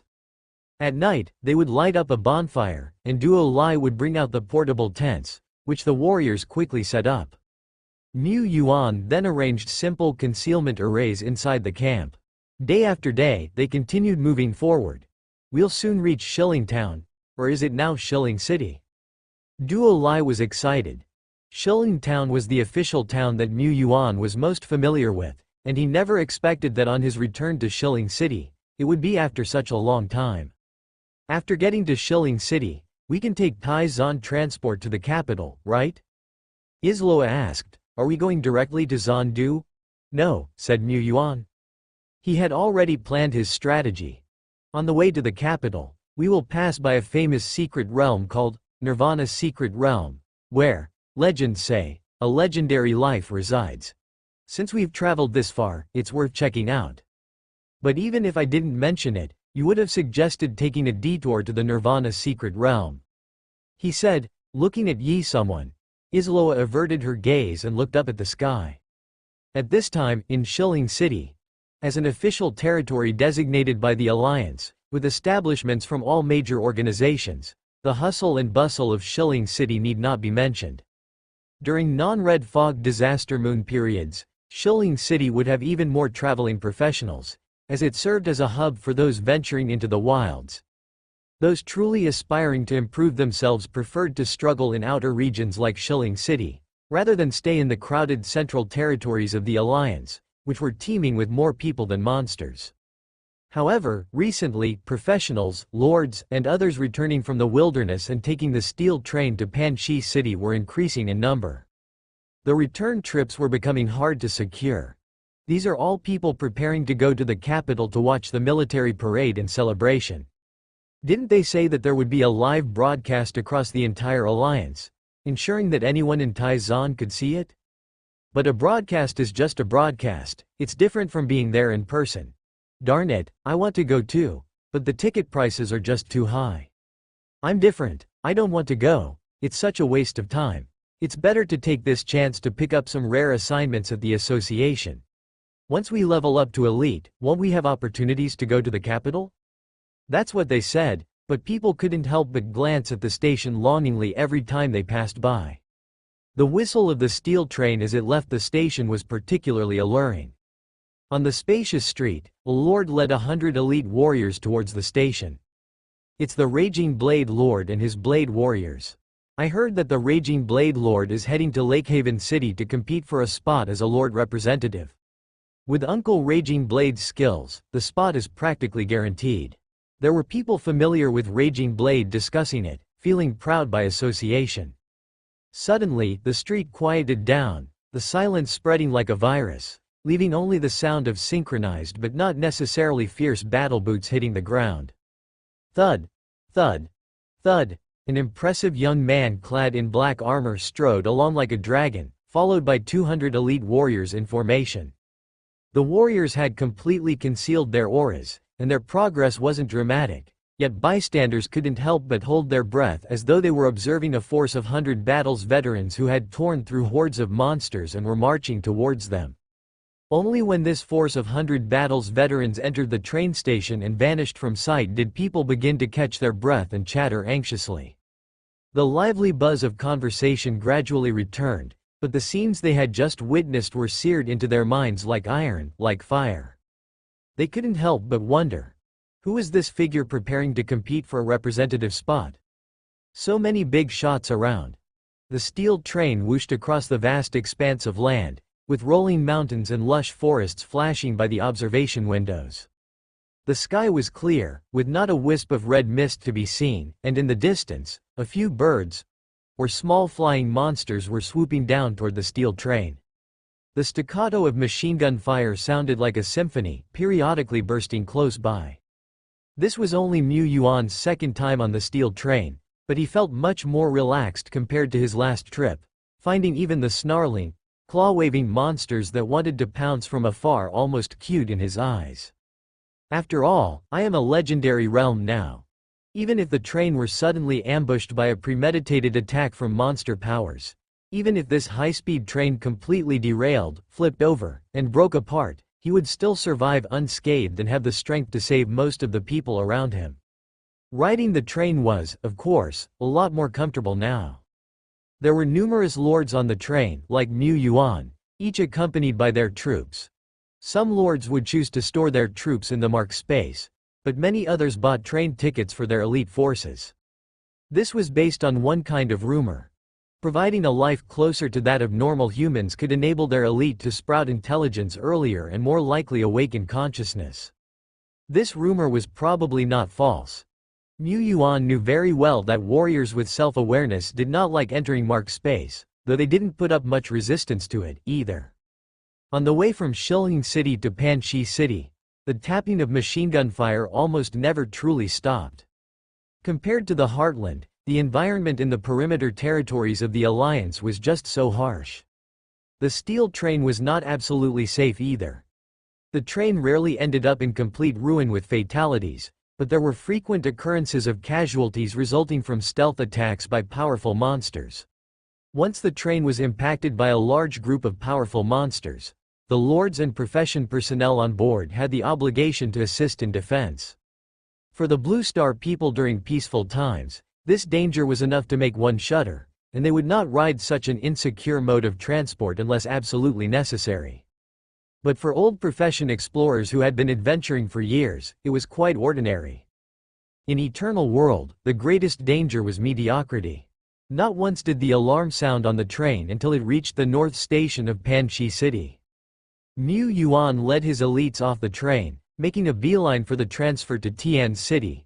Only in Tian City was there a special train for cross-realm travel. At this north station of Panchi City, there were plenty of lords with troops following them, and some rare, high-order troops with distinctive features were also occasionally visible. Pointy ears, green hair, those are nature elves. Giants. A full 20 giants, inside this troop. Are there actually over 100 Thunderbolt warriors? Passing travelers discussed among themselves. Mu Yuan's troop also drew the frequent gazes of many people. They couldn't recognize what kind of elite troops these were, but they were undoubtedly rare to start with, especially the black armored warriors who stood 3 meters tall like iron towers. Isloa, who was traveling with them, quickly completed the transfer procedures. They had booked an entire carriage for themselves. This train seems much fancier. Duo Lai observed the interior and exterior of the train. The train from Shilling City was almost just a metal box, with steel plates welded over the windows, leaving only bullet holes and a few observation windows. There was no point in talking about comfort in the carriage interior. Many seats were damaged, and dry bloodstains and a lingering stench of blood could be seen in many areas. The train from Panchi City, on the other hand, had neatly arranged leather seats, and the carriage was clean and tidy, a stark contrast to the train they had just been on. However, it doesn't mean this train is fancier. Mu Yuan said, aware of the reasons behind this. The two types of trains serve different purposes. The steel train running between Shilling City and Panchi City is constrained by environmental factors, where priority is given to the train's defense and combat capabilities, with everything focused on practicality. That steel train could even navigate the wilderness during the early stages of the Red Fog disaster moon. From Panchi City to Tian's Great City, that route has been opened and cultivated by countless lords over many years. The danger is far lower than in the Alliance's peripheral regions. When trains no longer need to withstand the shock of monster tides again and again, naturally, comfort becomes a priority. Oh, Duo Lai blinked, not sure if it had understood. Mu Yuan wasn't just speaking for Duo Lai, but also for the elites present. These elites possessed self-awareness but were almost blank slates in terms of experience and information they had absorbed. This time, since he was leading a group of elites to the capital for the military parade, Mu Yuan intended to educate them consciously. It wasn't long before this steel train whooshed out of Panchi City. As expected, initially, while still within the territory of Panchi City, the train encountered several monster attacks, but as it traveled further into the heartland of Taizan's Twilight Dominion, the assaults on the train became less frequent, and the machine gun's rattle shifted from ta-ta-ta-ta-ta to ta-ta-ta-ta-ta. It went from rapid to gradual. Mu Yuan looked through the spotless glass windows at the outside world. The mountains, trees, sky, and rivers were similar to before, except there were far fewer monster carcasses in the view. Occasionally, they could even see some small towns and city territories in the distance. Curling smoke, towering buildings. The traces of human civilization grew increasingly prevalent. What's that? Duo Lai pointed towards the distance. A few hundred meters away from the train tracks, several figures could be seen. They were dressed in old armor or leather gear, seemingly holding no weapons in their hands, but dragging a large woven sack behind them. What are they doing there? Duo Lai asked, then turned to look at the all-knowing lord. The all-knowing Mr. Mu fell into thought. This question, he was pondering it too. They didn't look like adventurers. They're scavengers, Isloa explained, adjusting her decorative scholarly glasses. This is the area the train passes through, and as it does, it inevitably kills some of the monsters that attack. Thus, bits and pieces of monster carcasses are scattered on the ground. Some practitioners who dare not fight monsters will choose to pick up monster corpses near the railway tracks, collecting soul sand released from the monsters, remnant souls, and even harvesting materials from rare monsters. There's quite a number of these scavengers, and they form a large group of professionals, aside from mainstream adventurers, explorers, and travelers. I've heard that some scavengers have even formed guilds to compete for some scavenging treasured spots. Duo Lai suddenly realized. Mu Yuan reflected. Indeed, it's only when you step out into the world that you witness all its facets, like the scavenger community, a product that was bound to emerge in this era. Beyond scavengers, there may be many era-specific products that are hard to see from his perspective, his point of view. But on second thought, Isloa is quite the shut-in herself. How does she know so much? Irene told me, I'm not really an encyclopedia, she said. Although, she had glanced over information related to scavengers when learning about Tai Zan and collecting various data. Dear passengers, please note that the train will soon arrive at Tian City's Zehu station. Passengers who plan to disembark should take their personal belongings and accompanying troops and exit in an orderly fashion. Dear passengers, please note. Mu Yuan awoke from his meditative cultivation. Looking out the window, the steel train was slowly entering Tian City, passing through the enchantment like a water curtain, creating ripples in its wake. On the platform, one could see powerful individuals everywhere, well-ordered troops. In the distance, tall buildings rose like swords piercing the sky. A river hung high in the air, flowing through the city. This was Tian City, the Tai Zan Alliance's main city within the Twilight Dominion.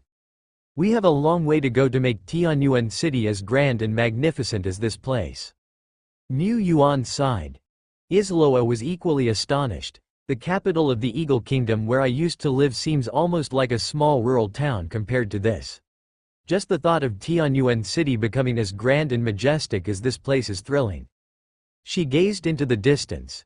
In such a majestic city, one felt as insignificant as an ant, and legends were scarcely any greater. But in Isloa's eyes, there was no sense of inferiority, only a blazing fighting spirit. Her work was directly related to how grand Tianyuan City could become. She was so great. In fact, Tian City's current state is not only the result of decades of development but also thanks to the relentless efforts of Tai Zan. Such treatment is reserved for an official's core city. Normally, even if a lord were to spend 10 times longer building and managing their city, it would be hard to achieve half the grandeur of this place. Compared to Tian City, Hanyu City is also like a small rural town. But both Mu Yuan and Isloa had confidence. One day, Tianyuan City will become a city of the world, living up to the name, Tianyuan. Traveling from Tian City to Zandu in the Tai Zan Great Domain requires transferring to another train and even changing stations. There is only one train station in the whole of Tian City that has trains going to the Tai Zan territory. The cross-domain train. Not only is the ticket price much higher than that of the steel train, but there are also certain conditions for the purchasers. This naturally poses no problem for the Lord of Tianyuan territory. The lords traveling to the military parade could even have their ticket expenses reimbursed. Tianyuan City has its own fixed base in Tian City, which was set up by the entourage that came with Irene and stayed in Tian City. They had all necessary procedures for buying tickets and boarding the train ready well in advance.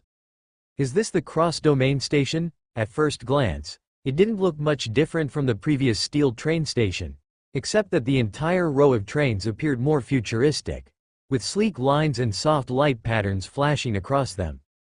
Mu Yuan boarded the train once again. He also personally experienced the difficulty of traveling long distances in the Eternal World. This was still under the circumstance of the Tai Zan Alliance having a convenient rail network. The train set off again. For the first half of the day, the train still sped across the vast wilderness, passing villages and small towns. It continued until it reached the edge of the wilderness. Dear passengers, please note that the train will now perform space travel. Please remain seated and fasten your seatbelts. Do not move around unnecessarily. At the edge of the wilderness, a silver station stood. The railway line winding up to this point suddenly sloped upwards. Like a roller coaster, the train surged up the incline, and at the end, the tracks came to an abrupt halt. The train shot off the rails, trembling and shaking. The earth rapidly shrank away in the field of vision. Mu Yuan saw the end of the land, the end of the great domain, which also abruptly stopped at the station, as if there was an endless abyss beyond. But as the train continued to forge ahead, traversing the silent and empty world, Mu Yuan gradually saw some isles appear. Isles suspended above the dark silence, upon which mountains and rivers could be seen. Some rivers came to an end and simply ceased to flow. These isles, varied in size, seemed like fragments that had broken off from a continental plate. "It's like shattered pieces," Duo Lai suddenly said. Mu Yuan felt this description seemed reasonable. Could the world have been shattered and sunk to form the great domains that exist now? If so, what kind of terrifying existence could shatter a world? The train shuttled through the silent world. The shadows of monsters were faintly visible on the isles. After flying for about half an hour, the train finally began to descend. Taizan Great Domain, they had arrived. This was the core domain of the Taizan Alliance, and although some areas were also suffering from monster invasions, without a doubt, this was the safest and most prosperous place in the entire alliance. The dream of countless professionals was to settle in the great cities of the Taizan Great Domain. And here, there were far more than 3 such official core cities. Just as in the Twilight Dominion, Mu Yuan needed to transfer trains continuously here. It's so troublesome, but the trip back will be much more relaxed. He could have Isloa open the starry skygate. The distance was greater, but Isloa should be able to manage it. He just had to believe that it was possible. Wait, in that case, could he perhaps send Isloa's avatar ahead with the symbol of legendary power? Never mind, the journey is an experience in itself. Without walking the path myself, how could I witness these magnificent landscapes? He turned his gaze towards his domain. Everything in the domain was functioning normally. 2 days later, the train arrived at an official great city, Nirvana City. They disembarked there for a short stay. Here we are. Inside Nirvana City is one of Taizan's famous attractions, the Nirvana Secret Realm. This was a public secret realm. Rumors told of a legendary guardian living in seclusion within it. Most beings of the legendary realm were aware of this rumor, but their number was confined to legends and a very few beneath that status. Most professionals and lords had no idea that here resided a mysterious, noble, and great legend. Even great lords dared not hope to, and often could not, catch a glimpse of this legend. However, leaving aside the trace of the legend, this place remained a famous secret realm, and many traveled great distances in hopes of finding an opportunity within the Nirvana Secret Realm. Mu Yuan rented a foothold outside the city where the elites could stay temporarily. Then, accompanied by Duo Lai, Isloa, and 17, 3-division generals, he arrived at the entrance to the Nirvana Secret Realm. He showed his Lord of Taizan credentials and bought a ticket, then passed through the barrier light screen and stepped inside. And so he entered the interior of the Secret Realm. Town. The town in the Nirvana Secret Realm was not small, bustling with people coming and going. High-order professionals and lords with a couple of division generals were everywhere to be seen. Noises of loud discussions entered the ears. Damn! The number of people entering the Nirvana Secret Realm seems to have increased these days. Exactly, I heard the numbers have at least tripled compared to the usual. Hiss. Why so many? It's the parade and ceremony. Now many powerful lords from other domains have come over, preparing to head to Zandu. And since they've come, they will definitely try their luck at such a famous place of opportunity like the Nirvana Secret Realm. Damn it! Doesn't that mean our chances of gaining opportunities are even lower? The Nirvana Tower only bestows opportunities a few times within a certain period. Opportunity? Upon hearing this word, Duo Lai's antennae like tuft of hair on its forehead perked up. It looked towards the omnipotent Lord. Mu Yuan was a person who had done his homework. This Nirvana Tower is one of the great trial sites of Taizan, extremely magical, with the trial rules of surviving through disaster, rebirth from Nirvana.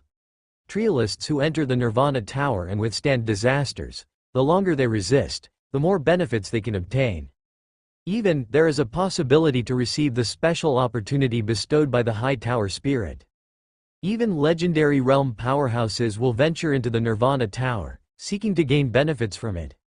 However, Mu Yuan was here, not thirsting for the trial benefits of the Nirvana Tower. The trials of the Nirvana Tower, although still precious and rare to ordinary legendary beings, were commonplace to him and them. Not completely useless, but not enough to keep him deeply engrossed.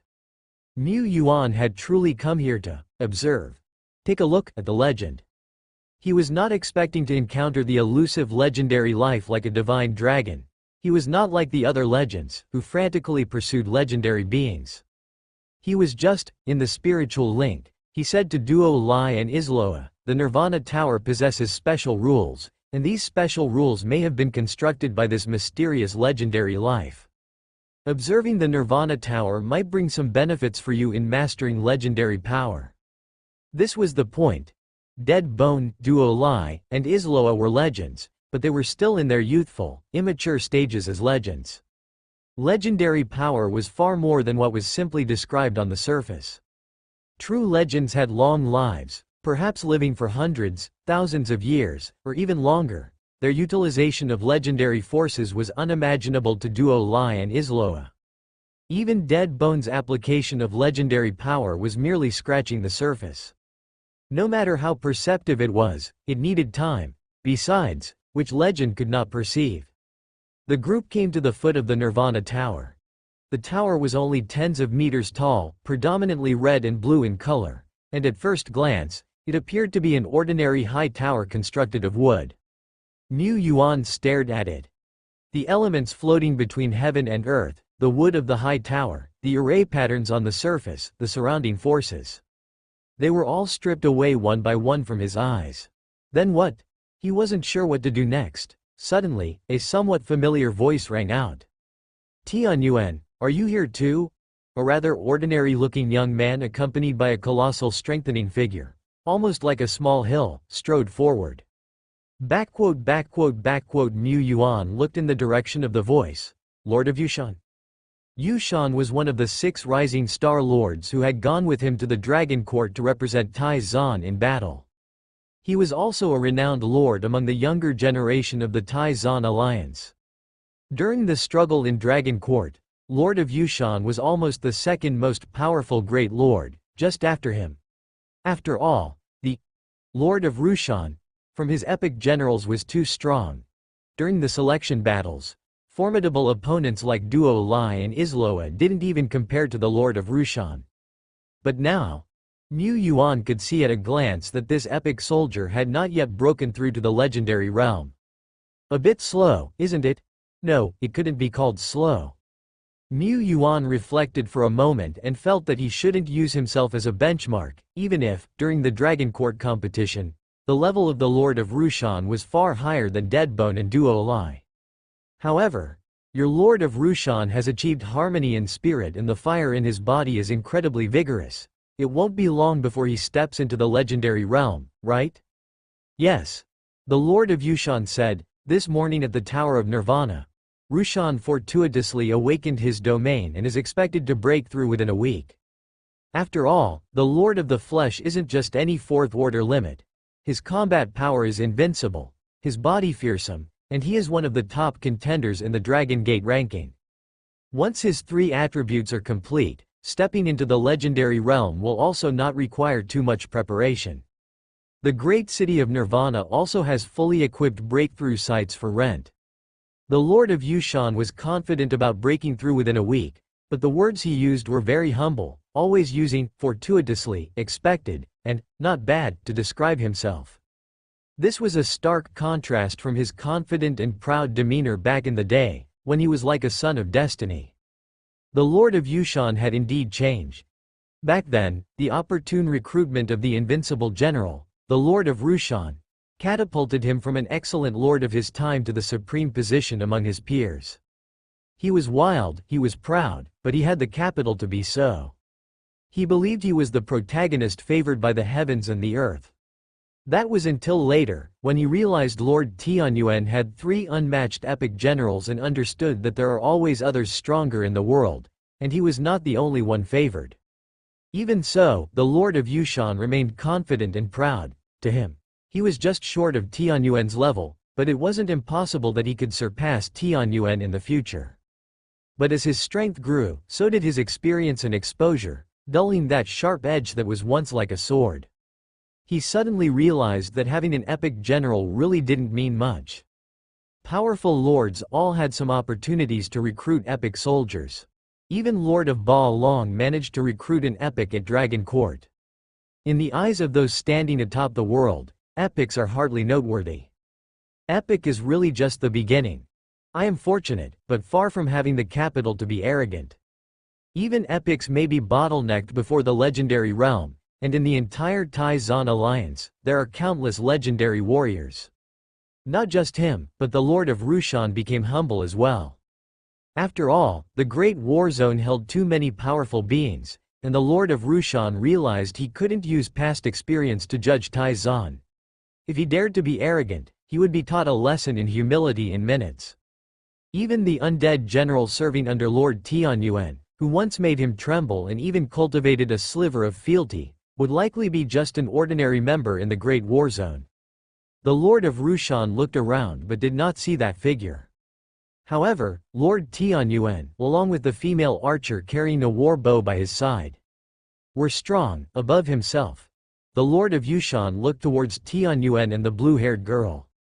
He did not find the Shadow Lord of Tianyuan's legendary realm, but he guessed that both the blue-haired girl and Tianyuan were of the legendary realm.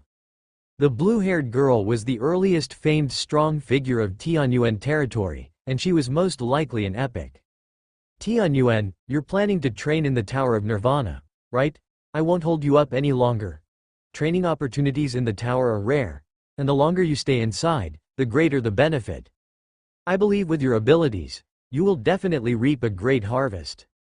After bidding farewell to the Lord of Yushan, Mu Yuan turned his gaze back to the Tower of Nirvana. He could tell that the tower was one with heaven and earth, but aside from that, he discovered nothing else. Despite that, he had a vague understanding of the concept of vision. But the Tower of Nirvana didn't manifest the concept as clearly. Did you see anything? 17 remained silent. Isloa spread her hands. After all, I'm just an avatar. The satellite hasn't been launched. The true essence would be a different story. The satellite, here referred to Islo as Starry Sky Scepter's star, which was not a physical object but a conceptual entity. At the moment, it was carried by the Avatar Yi, acting as a signal booster. But since it hadn't truly been hung in the Star Vault, the Avatar Yi was indeed only able to exert the power of an avatar. Duo Lai looked at him with clear eyes. Well, it wasn't going to be that simple. Mu Yuan then purchased a ticket to enter the Tower of Nirvana. As the Lord of Yushan had said, the Tower of Nirvana is a very high-end opportunity site within Tai Zan, and the cost to enter was certainly not cheap. Ordinary lords and professionals could only earn a chance to enter by spending a large number of contribution points, which was one way to do so. Yet even if they were willing to pay such a substantial number of contribution points, ordinary lords would still need to queue and vie for a slot to enter the Tower of Nirvana. There were several more common training grounds and opportunity sites within the secret realm, available to ordinary lords and professionals. But it was different for frontier lords. A one-star frontier lord had one free opportunity to enter the Tower of Nirvana and could bring up to 2 followers, with priority entry rights. This was indeed a privilege, but one that had been fought for. Mu Yuan was more than a mere frontier lord of 1 star. He quickly completed the procedures and brought Duo Lai and the other 2 in with him. Stepping into the high tower was like passing through the gate of the secret realm.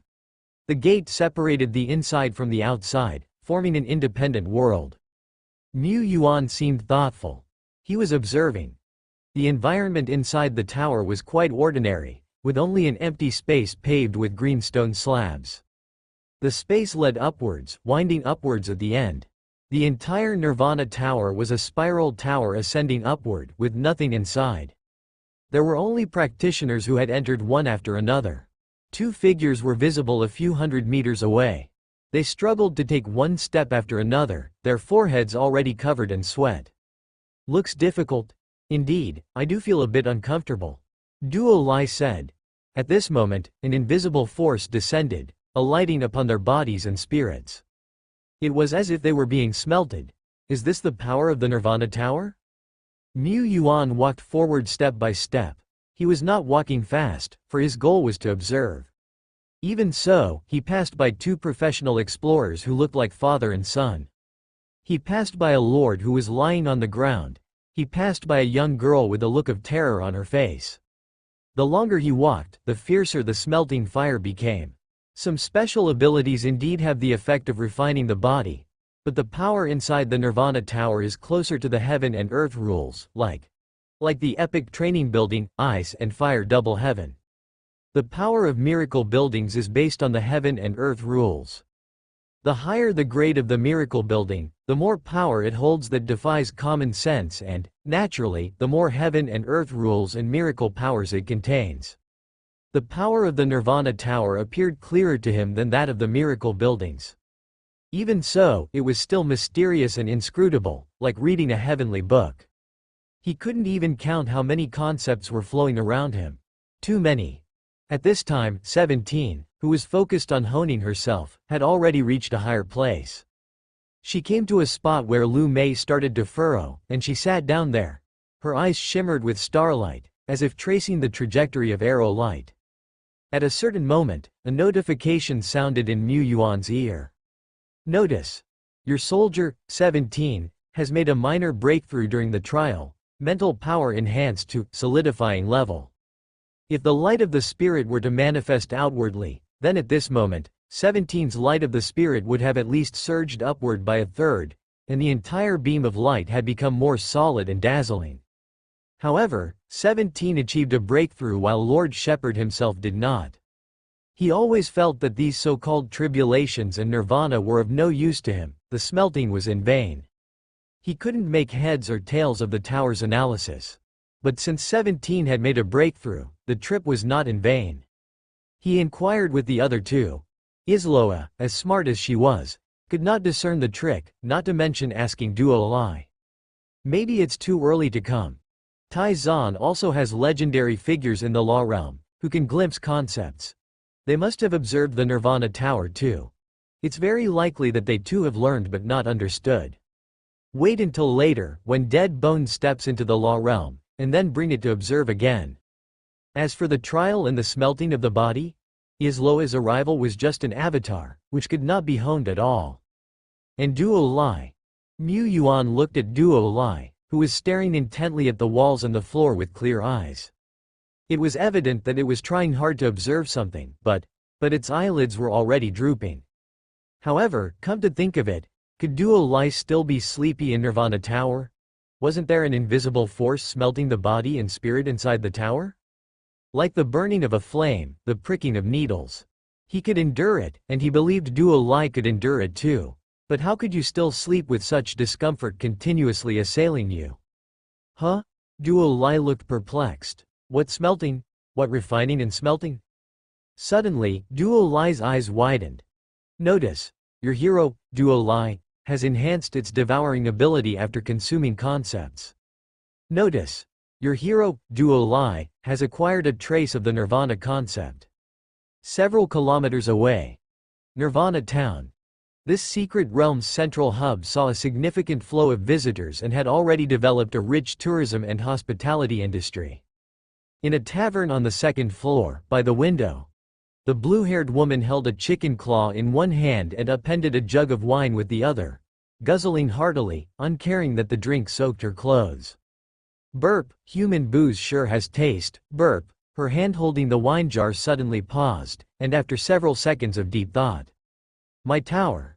Right, why has my tower's strength diminished? The operation of the Nirvana Tower indeed consumed her power, but usually, she would only need to recharge it every few months. If she had to recharge it daily, she'd go mad, she still needed to drink. But now, the Nirvana Tower was like it had a leak. 95%, 93%, 91%, 89%. She had just recharged it. Urgent, urgent, very urgent. The green-haired female completely set down the wine jar, her gaze turning profound as she looked towards the distant Nirvana Tower. She quickly found the culprit. A girl who looked rather silly but whose eyes were exceptionally clear. The intangible force that descended from within the Nirvana Tower to hone challenges and bring about tribulations had no effect when it landed on the girl. Instead, it inexplicably disappeared. Disappeared. Gone. What was this situation? The green-haired female stared for a long time but was unable to discern any clues, for most of the power of the Nirvana Tower came from heaven and earth, and she was merely following those rules. She could only see that the human girl had indeed done nothing, yet the intangible tribulation had mysteriously vanished. 83%, 81%, 79%. Grandma's legs. What kind of lineage does this girl have? She thought hard and finally made a decision. Congratulations, you have cleared the Nirvana Tower. When Mu Yuan came to his senses, he had already appeared outside the tower. Duo Lai, Isloa, and 17 were there as well. He had read the guides and knew that when a practitioner could no longer hold on, they would be sent out by the tower's power. But he was clearly standing strong. What was this about clearing the tower? You have obtained the proof of passing, the Nirvana feather. A feather, radiating a blue light, floated down, landing in the palm of his hand. Nirvana feather, epic. A one-time use item that can boost potential or heal injuries, including foundational ones, and it also represents the recognition of the owner of the Nirvana Tower. This epic item was a one-time use item and not as valuable as a true epic treasure. However, its meaning was significant. Mu Yuan suddenly understood a bit, and he looked at Duo Lai, cough cough, it seems we've been shown out. The Nirvana Tower was entered by a certain Miss Duo. Duo Lai had innocent eyes. It didn't understand what had happened either. Mu Yuan, on the other hand, had some idea. It was probably the voracious great force. Duo Lai itself symbolized devouring. It was constantly devouring and absorbing. It didn't even need to practice its domain for it to naturally expand. And this time, the Nirvana Tower's tribulations couldn't break through Duo Lai's passive devouring defense, and were directly absorbed instead. And such absorption might have even gone through its strength, touching the core. Thinking this, he felt a bit embarrassed. No, they had cleared the tower fair and square. At most, it meant that the Nirvana Tower had a bug that needed fixing. This tower wasn't quite up to par. Mu Yuan glanced at the high tower a few times, then turned and walked towards the town. The town was thriving, with an abundance of food and drink. Since they were here, Mu Yuan let Duo Lai wander around, buying things everywhere. He found it somewhat strange. This place seems less like a town for cultivation and more like a foodie's haven. The majority of the shops in the entire town were related to eating and drinking, with most of them being taverns or restaurants. Mu Yuan even saw many special local delicacies here. Duo Lai had a blast eating. It's not just me going around eating everywhere. Perhaps cultivation and gourmet food were a good match. Mu Yuan thought so. He also saw a green-haired woman who was hungover, staggering along but holding onto her wine jar as if her life depended on it. Thus, swaying back and forth, she passed by Mu Yuan and his group. Mu Yuan even took a second look. About half a day later, fed up and quenched, Duo Lai packed a vast variety of delicacies to take back for everyone. They stepped through the secret realm's gate and returned to the outside world. Isloa felt it was a pity. It's a shame we didn't get to meet the legend of the Nirvana secret realm. Could she be at the very top of the Nirvana Tower? She wanted to see how these naturally born legends differed from them. No, Mu Yuan spoke up. Actually, we've already met this mysterious legend, just a short while ago, on the street. When Mu Yuan caught sight of the woman with green hair, who was drunk from the night before, he had a strong intuition. This was a legend. It was a difficult feeling to describe and was not based on any familiarity with legendary lives. In his territory, there were only 3 legends, so he couldn't claim to be well acquainted with them.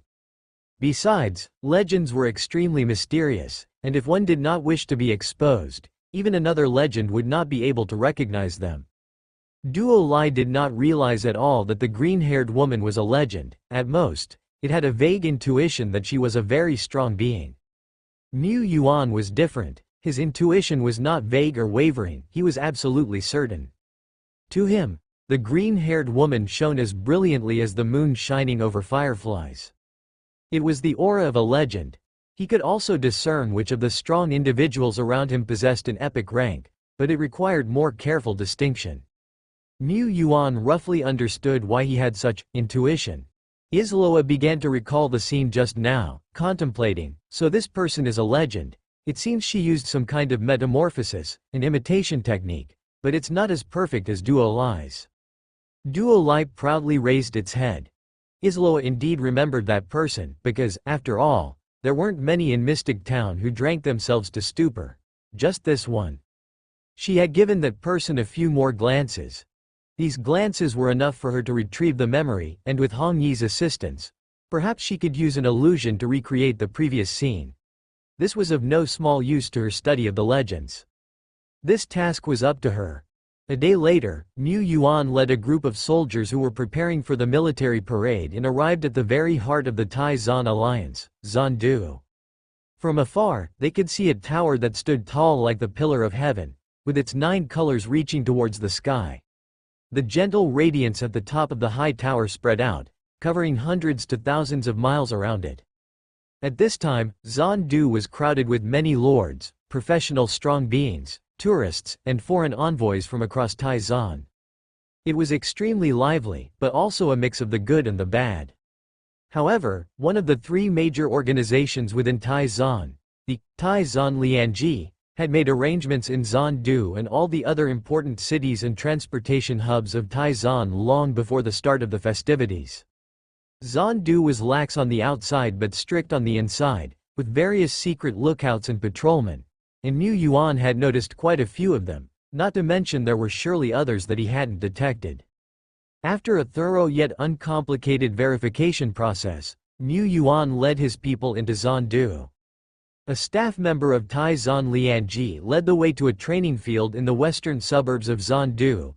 This is the temporary residence provided by the Alliance for you all. It contains 300 sets of dormitories along with basic cultivation and training facilities. There are also detection and defense arrays installed within the residence that can be activated at any time. Later, please have some representatives from Lord Tianyuan join me to collect daily necessities. If you need anything or have any questions during this period, you can consult us at any time, they said. There was still a week left before the military parade. Mu Yuan thought he had arrived early. He had come from far away and had been afraid of delays due to unforeseen events on the road, so he had set out a bit earlier. But he found that he was actually late. More than half of the temporary residences around him had already been occupied by lords and their armies that had come to Zandu to participate in the parade. Mu Yuan visited his neighbor. It turned out to be a lord he was acquainted with, a great lord. He couldn't help feeling that the circle of lords was really not that big, especially among the high-order lords. Lord of Amber City. A young man who looked about his age with a hint of youthful naivety. But Mu Yuan knew all too well that the Lord of Amber City was a few years older than him. A senior, of the same age as the Lord of Hanyu City. He just looked youthful. Lord Tianyuan, please have a seat, Amber said. It's been over half a year since we last parted. On that day, it was only after General Duo Li erupted that we were able to kill that powerful aggregated monster of the Snake Man. General Duo Li, long time no see, he turned to Duo Li. Even as someone in the legendary realm, he was deeply impressed by Duo Li's outburst that day. The general's burst of power was so strong, it was almost beyond that of a 4-order being.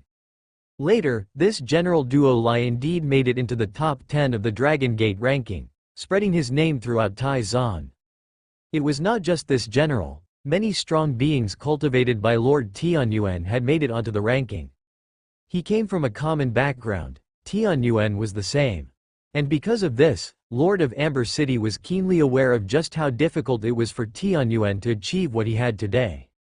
Lord of Amber praised him so much, Mu Yuan felt a bit embarrassed. Although, indeed, he, Mr. Mu, had achieved his current status purely through his own diligence and effort. Of course, there was also the contribution of each division general, like Dead Bone, Duo Li, Isloa, Lulu, and others. After sitting for a while, Mu Yuan stood up to take his leave. He planned to take a stroll around Zandu, and Lord of Amber City also had his own matters to attend to. Amber was not only a participating lord in the military parade but also a high-ranking official of the Taizan Lianji. He was certainly going to be busy. Just as he returned to his residence, Mu Yuan received a message from Zhang Luoxing. Before leaving his territory, he had arranged to meet up with Zhang and Lu Mianmu in Zandu and brought their contact artifacts with him. From inside the treasure bead, Zhang Luoxing's voice came through. Yuan Ju, where have you arrived? I'm already in Zandu, and I've been selected and awarded the spot for a representative lord in the military parade, not letting down the face of our 121st batch.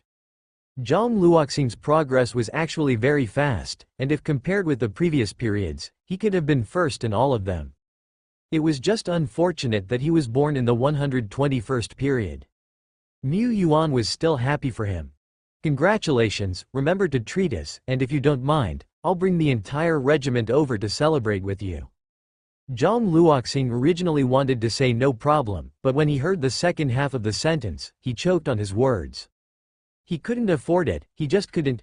He was no longer the second-generation Lord Zhang someone, but a poor little city lord who owed a huge debt. Being a lord was not easy. He coughed and said, Yuan Ju, there have been lord gatherings happening in Zandu these days, with either representatives or powerful lords coming and going. Are you coming? The location of the gathering he mentioned was in the west suburbs. But the gathering? It's not some kind of banquet, is it? Although eating and drinking were activities Duo Lai would enjoy, he might not be able to eat and drink peacefully at a banquet. How could it be? Zhang Luoxing said, although there indeed are gatherings for networking and pulling strings, I've heard of one or two, but this one isn't, it's more like a loose assembly. Initially, this assembly was just a place for the representatives of lords to come together to exchange and trade items. Given that we lords come from all corners of the world and there are quite a few of us, it's much easier to exchange treasures than to find buyers and sellers in public secret realms. Later, the assembly expanded continuously, with everyone exchanging materials and sharing cultivation experiences, which was quite a nice thing. Mu Yuan nodded in agreement. It was true indeed. After all, such a gathering of many powerful lords was an opportunity that came once in 1,000 years. After settling down his elite forces and obtaining supplies for the next few days, Mu Yuan took Isloa, Duo Lai, 17, as well as the two young generals Deng Long and Wang Jian, to the gathering place. The gathering place was an outdoor martial arts field with tents, tables, and chairs set up on one side, and simple drinks and fruits available. Far away, at the end of the martial arts field, a large billboard was scrolling with information. Lord of Ba Long desires to purchase Red Dragon remains. Contact Lord of Ba Long at C-Zone number 22, price negotiable. Lord of the Wooden Fish City sells Excellence 3-star Remnant Soul, Mountain Giant. And Black Dragon Iron Guard. Interested parties message privately. Lord Linglong seeks to purchase Strength System, Excellence 3-star level troops. Lord Wuji invites swordsmen to spar and fight, White Shark Lord. Mu Yuan glanced at it and realized many of the lords listed were those he knew. As Lord Shouting, whose establishment had only been a little over a year, his network couldn't be considered wide. He could only once again lament how small the circle of lords was. It seems we too could take this opportunity to exchange for some treasures we need and trade or sell off some high-value items we can't use. His Tianyuan territory had obtained many spoils of war, and the elf secret realm of the Lord of Hanyu City was after all not large enough. It had been drained by him long ago, making it hard for him to find suitable buyers. He looked at Isloa. Isloa understood and said, I'll have my main body tally everything up immediately. That meant Lord Shepherd didn't have to worry himself. At the gathering place, lords were grouped in 3s and 5s, much like in previous festivals. Mu Yuan quickly found Zhang Luoxing and Lu Mianmu. By Lu Mianmayu's side, there were 3 awakened division generals. One of them was dressed in a deep blue dress, yet upon closer inspection, it could be seen that her dress and body were both sculpted from condensed water. A spring spirit system powerhouse at the 4th order leader level. And moreover, this is actually an epic one. Mu Yuan was certain. Lu Mianmu, at such a young age, already possessed an epic general, leaving countless older lords behind. But that's how it is, everyone has their own fortune. An epic is nothing unusual. Zhang Luoxing brought even more people, seemingly a whole team. Most of them were not of military kind but were professionals and clerks he had recruited, who were continuously compiling information from the large billboard. They were very busy. Many lords came with several logistic clerks, and only a few, like him, arrived with just a few division generals, which clearly showed their lack of experience. But no matter, with Isloa by his side, he had enough. Lu Miamu was a lord without experience or manpower. She simply sprawled out on the table like a salted fish. Decay.jpg. In the distance, a burly figure approached. Tianyuan, you really came. It was the Lord of Ba Long and Lord Wuji. Lord of Ba Long said, my Qian dragon descendant has already stepped into the legendary realm. I, too, will soon break through, and the molten steel dragon of my territory. It won't be long before my Ba Long territory will have 3 legends. How's that, not too slow, right? As for Brother Wuji, he doesn't have any outstanding powerhouses under him. But Brother Wuji himself is formidable. It took him merely 2 to 3 months to step into the legendary realm. And he already has achievements like slaying 3 legendary realm creatures. I can't compare to that. Not far away, Zhang Luoxing drew in a breath of cold air. They were all young, and of course, he knew both the Lord of Ba Long and Lord Wuji. He even had their contact details. But he truly hadn't anticipated that the Lord of Ba Long had become so strong, on the verge of boasting 3 legends in his domain. And Lord Wuji had an impressive record, having already slain 3 legendary creatures. Zhang Luoxing suddenly felt that he couldn't possibly be ranked among the last few of the representing lords. Lord of Ba Long spoke without any sign of smugness. After all, he was quite aware that Tianyuan was no weaker than himself. Tianyuan even possessed a legendary powerhouse who had broken through the ranks, being in the top 10 of the Dragon Gate ranking. This was already more formidable than Brother Wuji. However, compared to many of the bigwigs present, we are still just juniors who need to keep striving. As Lord of Ba Long spoke, he gestured with his chin towards a distant figure. See that dude wearing slippers over there? Zhang Luoxing asked. Who is that? He looked like a very ordinary older brother. There were plenty of ordinary people present. The entourage of lords, locals from Zandu who had mixed in. After all, this wasn't some sort of private gathering. Mu Yuan said, he is a legendary figure. Lord of Ba Long looked at him in surprise. Correct, this unassuming old guy is the Lord of Yongmian. He is a legendary powerhouse himself, and he has 7 legends under him, known as the 7 divine generals of Yongmian, who are quite famous in our Taizan as well. A lord with 8 legends in his domain, Zhang Luoxing said, I have indeed heard of the feats of the 7 divine generals of Yongmian. Lord of Ba Long continued, now look at that one, the boss of the Beijing group. His domain boasts 6 legends, and the entire Beijing group can muster up to 16 legendary figures. That means the boss Beijing can summon more than a dozen legends at once. Lord of Ba Long then successively introduced several other individuals. Lord Yong'an, the founder of the Yong'an Escort Bureau whose business even extends outside of Taizan, has 7 legendary powerhouses under his command, and they all have illustrious records.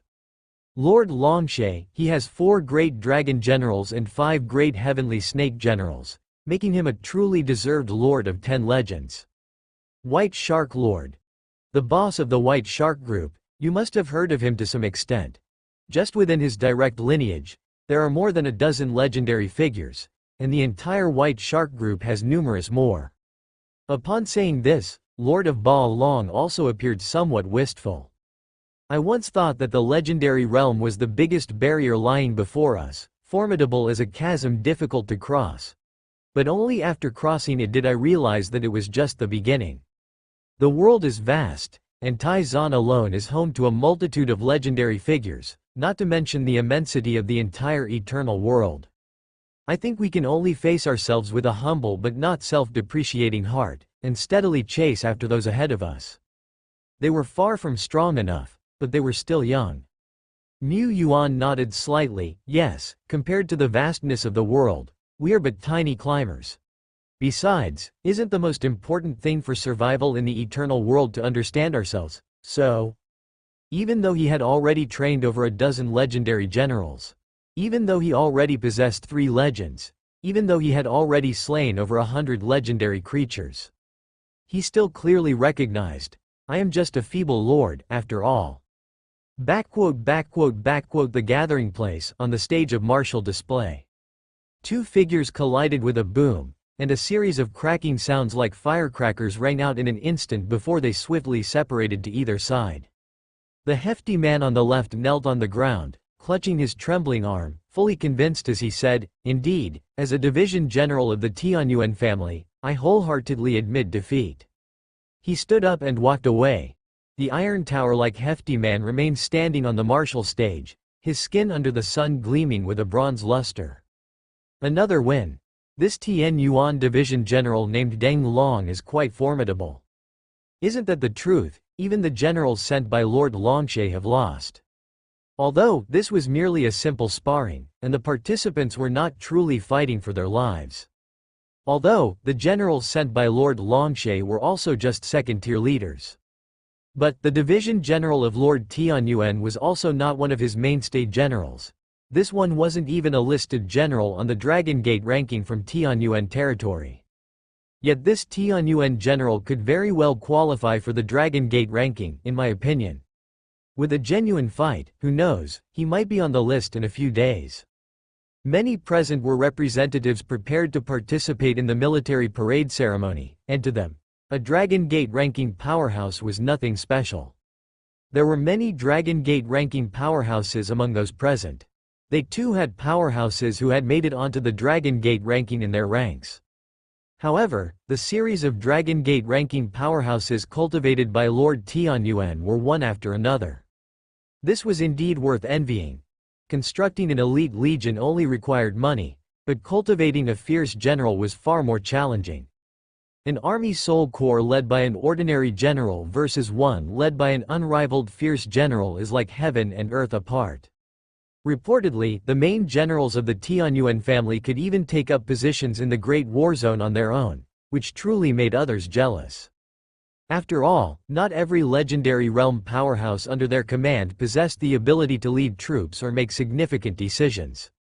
Martial power is important, but the wisdom to wield that martial power is indispensable. After several matches, Deng Long cited excessive consumption and withdrew.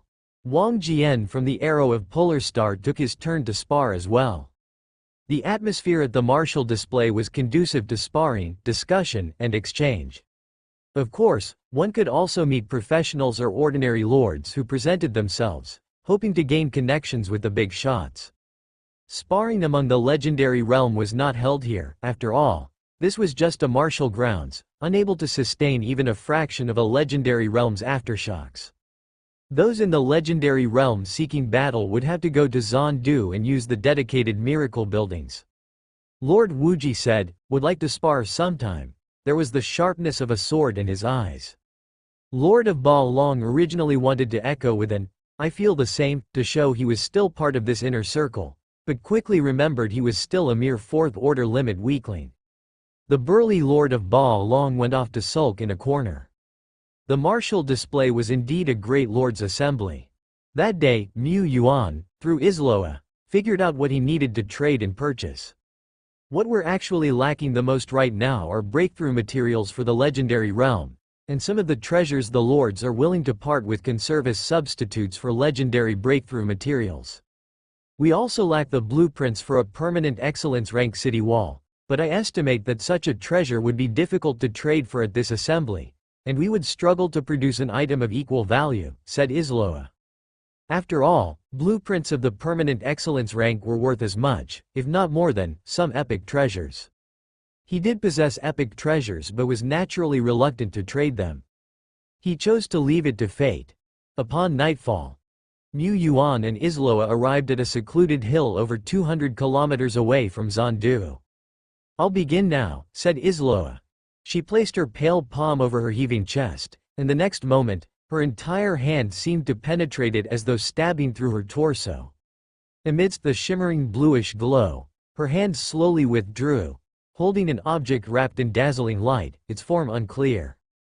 This was an extension and a symbol of the starry sky scepter's great force. However, this object existed only as a manifestation or an outward appearance of conceptual power. It existed merely as a conceptual entity. Even if this symbol were to be destroyed and shattered to pieces, its power would remain undiminished in the slightest. Moreover, ordinary non-targeted conceptual power would struggle even to damage this symbol. Isloa held the starlight in her hand. The light swiftly rose, silently hovering in the sky, becoming an inconspicuous star in the night sky. Twinkling steadily, Isloa's satellite had officially launched, and from then on, she could extend her power through the satellite whenever and wherever she wished. The might of the starry sky scepter had been displayed, and standing here was just one of Isloa's avatars, no different from her true self being present. However, once the satellite was launched, it could not be moved easily, at least not carried around as a signal relay like before. Launching the satellite was just the beginning. Isloa's ancient book fluttered rapidly through its pages, and an invisible force spread out, enveloping the desolate hill. Starlight began to gather, slowly taking the shape of a gigantic light gate. But the formation speed of the starry sky gate was slow, far slower than her previous spells. Perhaps the distance between the Tai-Zon Great Domain and the Dusk Domain, or the Ten Directions Island Domain, was simply too great. The Tai-Zon Domain and Dusk Domain were not neighboring each other. They had traveled on shuttle trains flying over the vast expanse of nothingness. Seasons change under the heavens, all returning to the starry sky. Isloa chanted softly. Her chant seemed like the will of heaven and earth, as the invisible great force changed the night sky. The sky was still the sky, but it was no longer the previous sky, it was Isloa's starry sky. She had taken control of this region. Starlight fell, and Isloa bathed in the starlight, her body's energy boundless. Behind her, there was a piece of the starry sky. Time trickled away. Isloa output several times, dozens of times, even tens of times the energy reserve she possessed. Finally, she managed to erect the entire starry skygate. She did not break out in a sweat, for her energy was inexhaustible, and her body was still full. But it was indeed quite cumbersome. Isloa was like a small pipe connected to the ocean. Although the ocean was vast, her output was too small. If she could be like Duo Lai and make the fierce sun plummet to the earth in the snap of a finger, she wouldn't have been so busy for so long. She said, "The starry skygate is now open. You can have some treasures sent over or have a dozen or so more people come through, but not too many. Too many, and she would not be able to maintain it." It was a burden. The burden depended on the number of people and how long the starry skygate remained open. Mu Yuan understood. Tai-Zon actually had a teleportation array. In major war zones like Hanggu Mountain and Longshan Pass, the core fortresses were equipped with teleportation arrays that could instantly travel between the Great War Zones and the heartland of Tai-Zon. However, such arrays were rarely used, as it was clear they were expensive to operate. The cost of using Isloa's starry skygate was practically negligible. However, if one were to convert the appearance fee of a legendary life, it might be much more expensive than the cost of activating the teleportation array. Time passed. The military parade ceremony had not yet begun, and Mu Yuan was far from idle. On the drill ground at the edge of the city, the Tianyuan Corps deployed in formation, with 17 taking command of the troops and marching forward. Mu Yuan stood by, watching. "Lord, your battle gown has been completed." In the morning, the Corps practiced maneuvers at the drill ground. In the afternoon, there were fittings for battle gowns and trial rides on warhorses. Moreover, he needed to interact with the other parade lords to maintain a relative tacit cooperation between the Corps. From time to time, he attended the assembly of lords to blow off steam, collecting intelligence and trading treasures. Sometimes, he couldn't avoid participating in social balls. "This is killing me, when will the parade start?" At the gathering, Ba Long was already drenched in sweat. After all, he was a newly risen lord of Xin Xing and was favored. Being favored was good, but too much attention was somewhat unbearable. He couldn't just snub them with a scowl. There were even lords who coveted his body, hoping to introduce their daughters, nieces, sisters, or granddaughters to him. Humph! Women would only hinder my pursuit of dragons. But to refuse them one by one, I have to be somewhat graceful. It's truly a matter of life and death. Bao Long wiped his sweat. Mu Yuan stroked his chin. Strange. Why wasn't anyone trying to sell him their sister? Was he not handsome enough? He compared himself to Bao Long and was certain that he was streets ahead in looks. Surely, I am just too handsome, too outstanding, so the girls feel ashamed. He vaguely remembered that there were indeed some offers. But apart from a few he was well acquainted with or some powerful lords he couldn't refuse, he left all other diplomacy to Isloa. Clearly, the capable Isloa handled everything very well. Otherwise, like Bao Long and Wuji, he would have been soaked with sweat by now. Aside from rehearsal, assembly, and social events, Lord Shepherd, of course, did not forget he was a lord. And this was the eternal world, where might makes right. Zandu. In one of the epic training grounds, Mu Yuan had booked one of the high-level arenas. The area was enveloped in a mist of vivid colors, the thick spiritual energy so concentrated it was visible to the naked eye. Dead Bone, Duo Lai, and Isloa's legendary power. I've used the Lord's power privilege but can hardly borrow any strength now.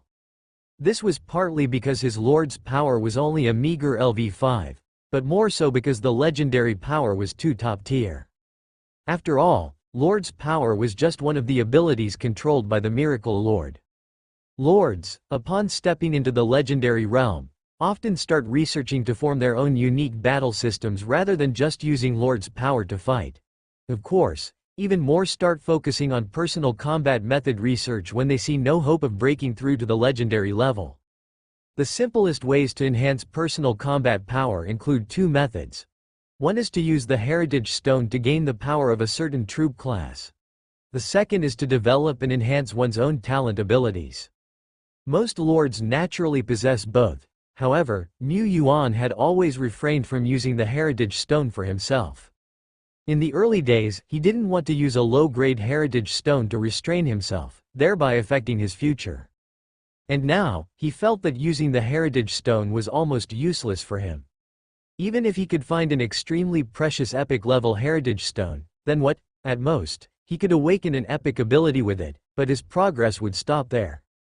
He was not lacking in epic abilities, and he himself could not evolve any further. Through the Lord's power, he had already solidified Supreme Devouring and Reaping What You Sow as his two super talents. He was left with one more slot to solidify. The development of combat methods must still focus on personal talents. I don't readily enter the battlefield myself. I'm surrounded by unparalleled generals, but that does not mean I can lack combat power. It's okay not to fight, but not okay to be incapable of fighting. Even lords who are not adept at fighting do not lack much in their own combat power. To be too weak is to become the enemy's constant target, a fatal vulnerability. And he, Lord Shepherd, has only one life's talent. It's supportive. Spiritual Link is a purely supportive talent that can't even bring a bit of enhancement to himself. He styled himself the human-shaped light web, a human-formed communication base. I, after all, am just a lord who specializes in support, excelling in long-range support and microcontrol. Mu Yuan murmured to himself. With a flick of his fingers, streaks of starlight shot out, transforming into several figures identical to him. This was his starlight avatar. His hand's skin bulged, and strands of white jade skeleton broke through the exterior, assembling themselves into extraordinary skeletons upon the ground. This was skeletal creation. Behind him, the image of Wraith Sacred Mountain appeared. This was merely an outdated version of the Holy Mountain, as Lord's power could not pilfer a legendary level Wraith Sacred Mountain. Nevertheless, from within the mountain emerged bone dragons, vampires, and dark knights. Their forms were slightly blurred, unable to exist for long, but with combat power comparable to 3rd Order or 4th Order strongmen, that was beyond doubt. In the blink of an eye, Mu Yuan had mustered a miscellaneous corps of exactly 100 soldiers. They were strong, yet also weak. In the legendary realm's battles, such a corps would not be particularly effective. Under the coverage of Dead Bone's legendary power, Little Skeleton possessed power enough to injure giant dragons. It could fully exploit the numerical advantage of the undead. Long before stepping into the legendary realm, Dead Bone had understood the principle of amassing the strength of the crowd. Mu Yuan's combat method was different from Dead Bone's. In the world around, an invisible web of spirit spread out, enveloping and linking every single one of the 100 soldiers. In Mu Yuan's eyes, these warriors seemed to have specks of light illuminating upon them. He slowly raised one hand towards the sky. The 100 soldiers also slowly raised their hands towards the sky, following his lead. A small flame kindled at his fingertips. At each soldier's fingertips, a small flame simultaneously appeared as well. Energy surged within him, a mighty tumultuous wave concentrating at the tips of his fingers. In a moment, a thunder dragon over 100 meters long roared as it pierced the heavens. And at that same moment, the arrayed 100 soldiers also launched thunder dragons from their fingertips. A rumbling sound thundered across the azure sky. Thunder dragons danced wildly in the sky, repelling and destroying everything around them. The very air buzzed, elements obliterated, and space cracked with audible snaps. Mu Yuan looked at his fingertip. Indeed, in the end, I'm just a lord adept at support and microcontrol. At the crack of dawn, the sky was clear and cloudless. Mu Yuan was preparing at his garrison while Isloa checked his attire. He was dressed in a set of silver and black full-body armor, adorned with strands of gold and red patterns, which lent the armor both nobility and a martial aspect. In his hand, he held a long spear, while a blood-red cloak draped over his armor, descending to his battle boots. He appeared as if enveloped in blood, with the blood seeming to flow around him. Truth be told, this set of ceremonial combat gear provided by the officials was indeed impressive. It was also a set of equipment of the excellence tier, quite valuable, and not just for show. However, you have checked this 3 times already, he said. Today, Isloa was fussing like a mother hen, inspecting even the tassels on the weapons multiple times and using techniques to make the cloak look brighter and prevent it from wrinkling. After all, Lord, you represent the face of our Tianyuan territory today, and that's something you've said yourself, she reminded. Today, more importantly, you'll appear before all of Taizan, before the entire world, and you wouldn't want to embarrass yourself in front of everyone, would you? That said, no, he had been sidetracked. As their distinguished and promising lord, how could he possibly embarrass himself? Moreover, today's military parade doesn't just feature me as a representative lord. We are merely a supporting role, he noted. Ah, right.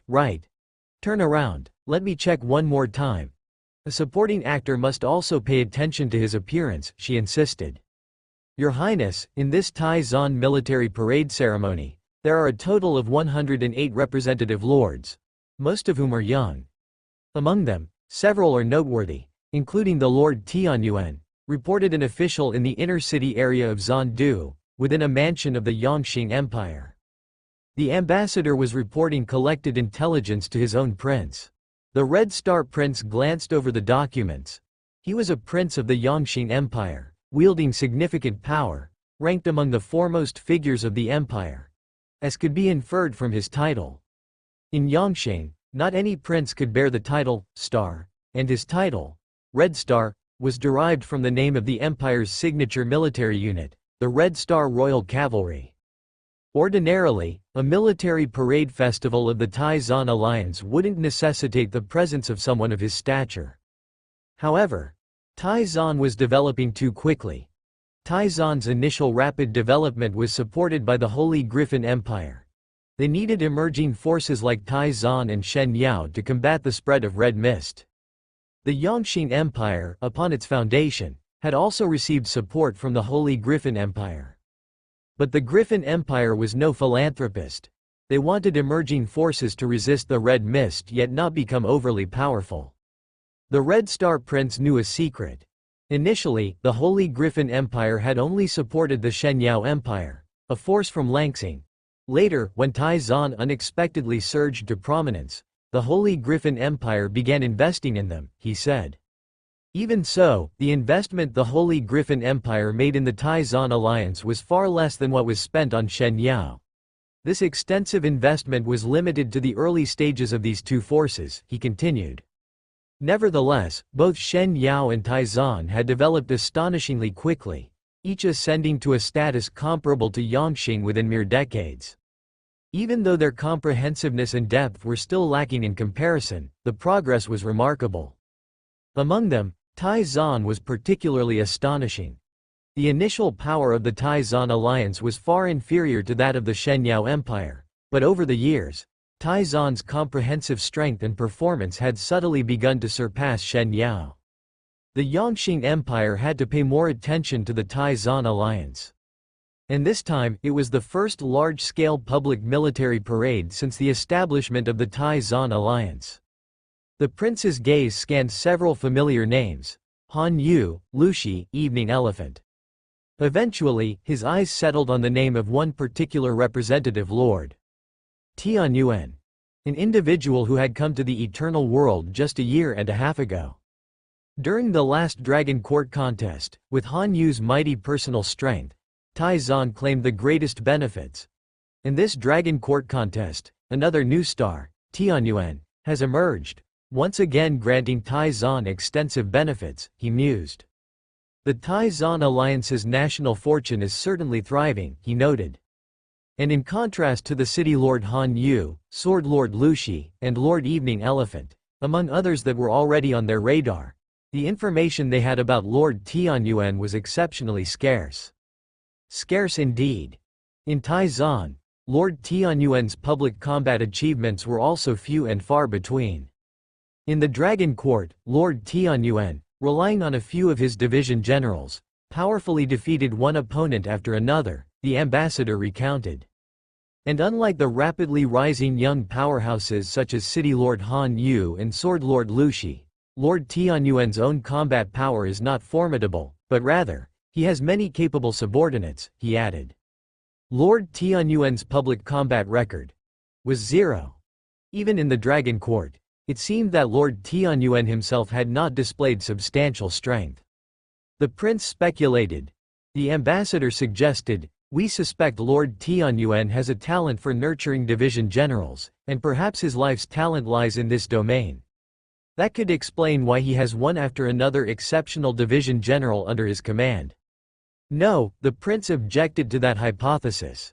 It is definitely more than that, the prince asserted. During the conflict at the Dragon Court, Tianyuan was a very young and inexperienced lord. He didn't have enough time to cultivate numerous strong individuals. He recruited them directly. Tianyuan's greatest strength is recruitment, attracting untamed powerhouses. At the festival grounds, many heroes were eager to pledge allegiance to Tianyuan. Not long ago, Tianyuan even recruited a legendary powerhouse of epic tier in the Shen Luo domain, he concluded. What does this mean? The prince said gravely. It means that Tianyuan has some kind of terrifying attraction that can even draw epic strong ones to serve under its banner. According to our speculation, there are at least 3 legendary figures among Lord Tianyuan's subordinates, and the number of epic-ranked strong ones could be more than 10. Inside the embassy of the Shenyao Empire, 2 legendary figures exchanged glances, sighing with frustration. Another top-level strong one is about to rise in Taizan. And we have missed the best time to kill Lord Tianyuan. When Lord Tianyuan was still weak, they could have tried to assassinate him or destroy his territory through sabotage and could then blame the disaster on the monsters. A common territory being destroyed by a monster tide is nothing unusual. Even lords with boundless potential are no different from ordinary old lords or minor lords before they grow strong. But Tianyuan territory is no longer just a young sapling, they have several legends in their ranks. They are still insignificant compared to the Shenyao Empire, yet many of our covert methods are no longer effective. A territory guarded by legendary figures would not be simply wiped out by a monster tide. There are many things we can't and wouldn't dare bring into the open. Look on the bright side, at the very most, it's just a top strong one, a top-level territory. But we must list Lord Tianyuan as an S-level target for focus. We need to analyze his abilities, talents, legions, and strong ones. This time, taking advantage of the Taizan military parade, We'll finally get a chance to see Tian Yuan and his division generals up close. 108 representative lords. Indeed, they are all powerful lords or rising stars of Taizan. But most of them are just supporting roles. It's only a few main characters we need to pay attention to. Will Lord Tian Yuan be at this parade? And is he really as formidable as the rumors suggest, with 3 heads and 6 arms? Does Tian Yuan have an office in Zandu, and are they still hiring? Can I nominate myself? Sister, can you refer me after you join Tian Yuan territory? At 9 in the morning, the celebration officially began. The flags of Taizan fluttered in the sky, the resonant military music echoing like the sound of heaven and earth. At the same time, ding! Reminder. The Taizan Alliance celebration has officially started, and the event will be broadcast live in the sky above all Taizan faction, miracle territories. Reminder. Would you like to join the Taizan celebration live broadcast? Many lords and heroes heard the reminder echo through the air. In the Twilight Dominion, within Panchi City, numerous citizens gathered in front of the professional association, continuously inquiring about the celebration. Wasn't there supposed to be a live broadcast today? Where is it? In a world without smartphones and computers, how do you expect to stream? As the azure sky bloomed with clouds, they suddenly rolled and shifted, and a grand illusion stretched across like a mirage, broadcasting the grand ceremony in Zandu.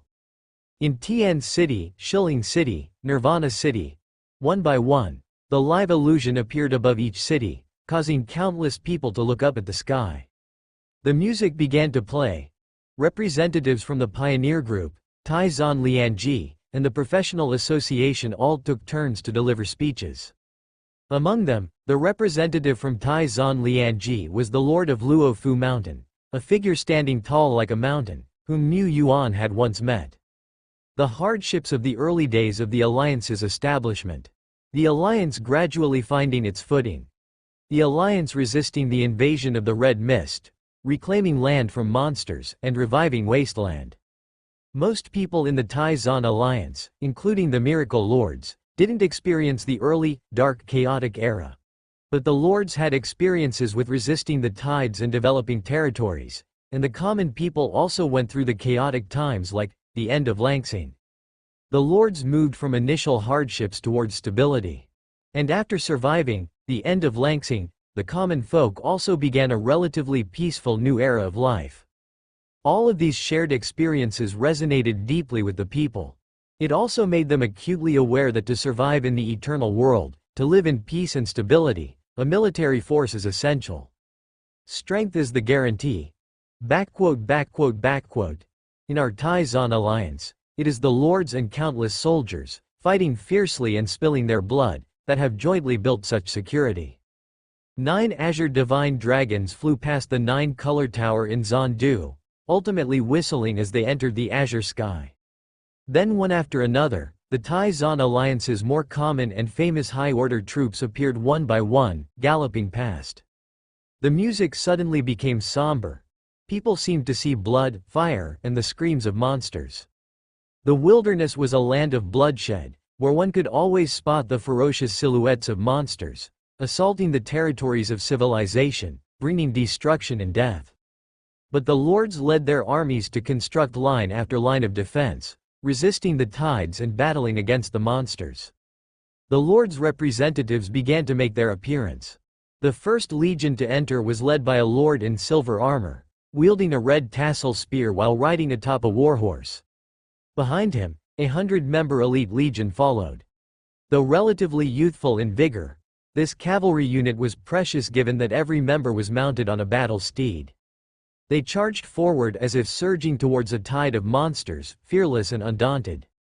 Legions entered one by one, symbolizing that Taizan was constantly growing stronger. Mages threw fireballs that streaked across the sky like shooting meteors. Frost spread across the land, intertwining white frost transformed into indestructible war spears. Spring spirits tread upon the waves, rolling past. Lord Wangba in golden armor brandished a sword, casting brilliant light. Is this the young generation of Taizan? The time for the legion's martial display was brief. After passing through the grounds, each legion completed its performance. But the lords were watching too, observing the performances of the other representative lords. Tyrant Dragon Corps, Wuji Corps, Exquisite Corps. One powerful legion after another, in front of the whole Tai Zan and the entire world, displayed their sharp edge. However, what about Tianyuan? Feather Moon Lord gazed into the distance. She was called Little Tianyuan, but she did not like this nickname. She was herself. Given the same amount of time, she might not lose to Tianyuan. In 1 year, she would have her division generals climbing the Dragon Gate skylist one after another. But you, the young generation's leader, rumored already to match the old generation of lords, how strong are you? Don't disappoint me, she murmured. Suddenly, exclamations sounded from afar. Tianyuan has arrived, black armor, red cape, spear in hand, and riding a horse. The wind stopped, clouds changed color, and dragons roared. Roar, the low growl of a giant dragon echoed through heaven and earth. Twin golden dragons' eyes made the sunlight seem dim. Whoosh! Behind 50 stout men like iron towers, the majestic dragon wings suddenly unfurled, the invisible might of giant dragons sweeping across the sky and earth. In the distance, the many representative lords still within the enchantment of the venue seemed to have their throats constricted for a moment. It's the Dragon Force Swordsman, one of the recruitable troops from the land of Dragoncourt, a top-tier, elite soldier class. However, even a Dragon Force Swordsman doesn't usually possess such strong dragon might. This dragon might is almost no less than that of a real giant dragon. The main force of Tianyuan territory is so formidable. In the distance, the weakest Feather Moon Lord turned pale and staggered back 2 steps. She seemed to see golden giant dragons soaring and howling. She also saw stars falling. Golden light interwoven with starlight blue formed the legion's battle attire. She even seemed to witness golden titans trampling over the waves, sweeping across heaven and earth. Starlight blue arrows piercing through heaven and earth, bringing down stars. Roaring giant dragons plowing into the wave of monsters. The legion slicing through waves like a knife. That tide of monsters capable of swallowing an entire city was stubbornly held back by the rocks. Soldiers fought desperately, plunging into enemy lines to break strong foes and seize every thread of survival. To survive, to resist, to protect the homeland, through bloodshed, through fire, reborn from flames. This indeed was an army of elite soldiers, not only experienced in the baptism of blood and fire but also imbued with their own convictions. Born from blood, the veteran warriors of Tai Zan. The official newspaper issued by the professional association featured the veteran warriors in a parade procession on its pages. Dragon men with wings wide open raced across the sky, as if heading toward the blood-fogged monster tide, fearlessly daring. Below them were lords and elite legions, their presence majestic as they marched forward with heads held high. These are our Tai Zan's elite soldiers. I recognize him, that's Lord Tianyuan. It's said that at only 19 years old, he had already built a city and led legions to crush the monster tide several times. Several times? I heard that Lord Tianyuan has eradicated dozens of monster tribes, and even slayed tens of monsters from the legendary realm that are like god demons themselves, forging his illustrious reputation through such slaughter. Your information is too conservative. I have clearly heard that when Lord Tianyuan arrived in the eternal world, heaven and earth celebrated, and the Tao resonated with sounds of triumph. It said that in order to assassinate Lord Tianyuan, the monsters sent out millions of troops, including hundreds of god demons from the legendary realm. But all were cut down by Lord Tianyuan. In a certain settled city, a few young men were arguing. Older folks did not join the debate, but their gazes were fixed intently on the figures in the newspaper.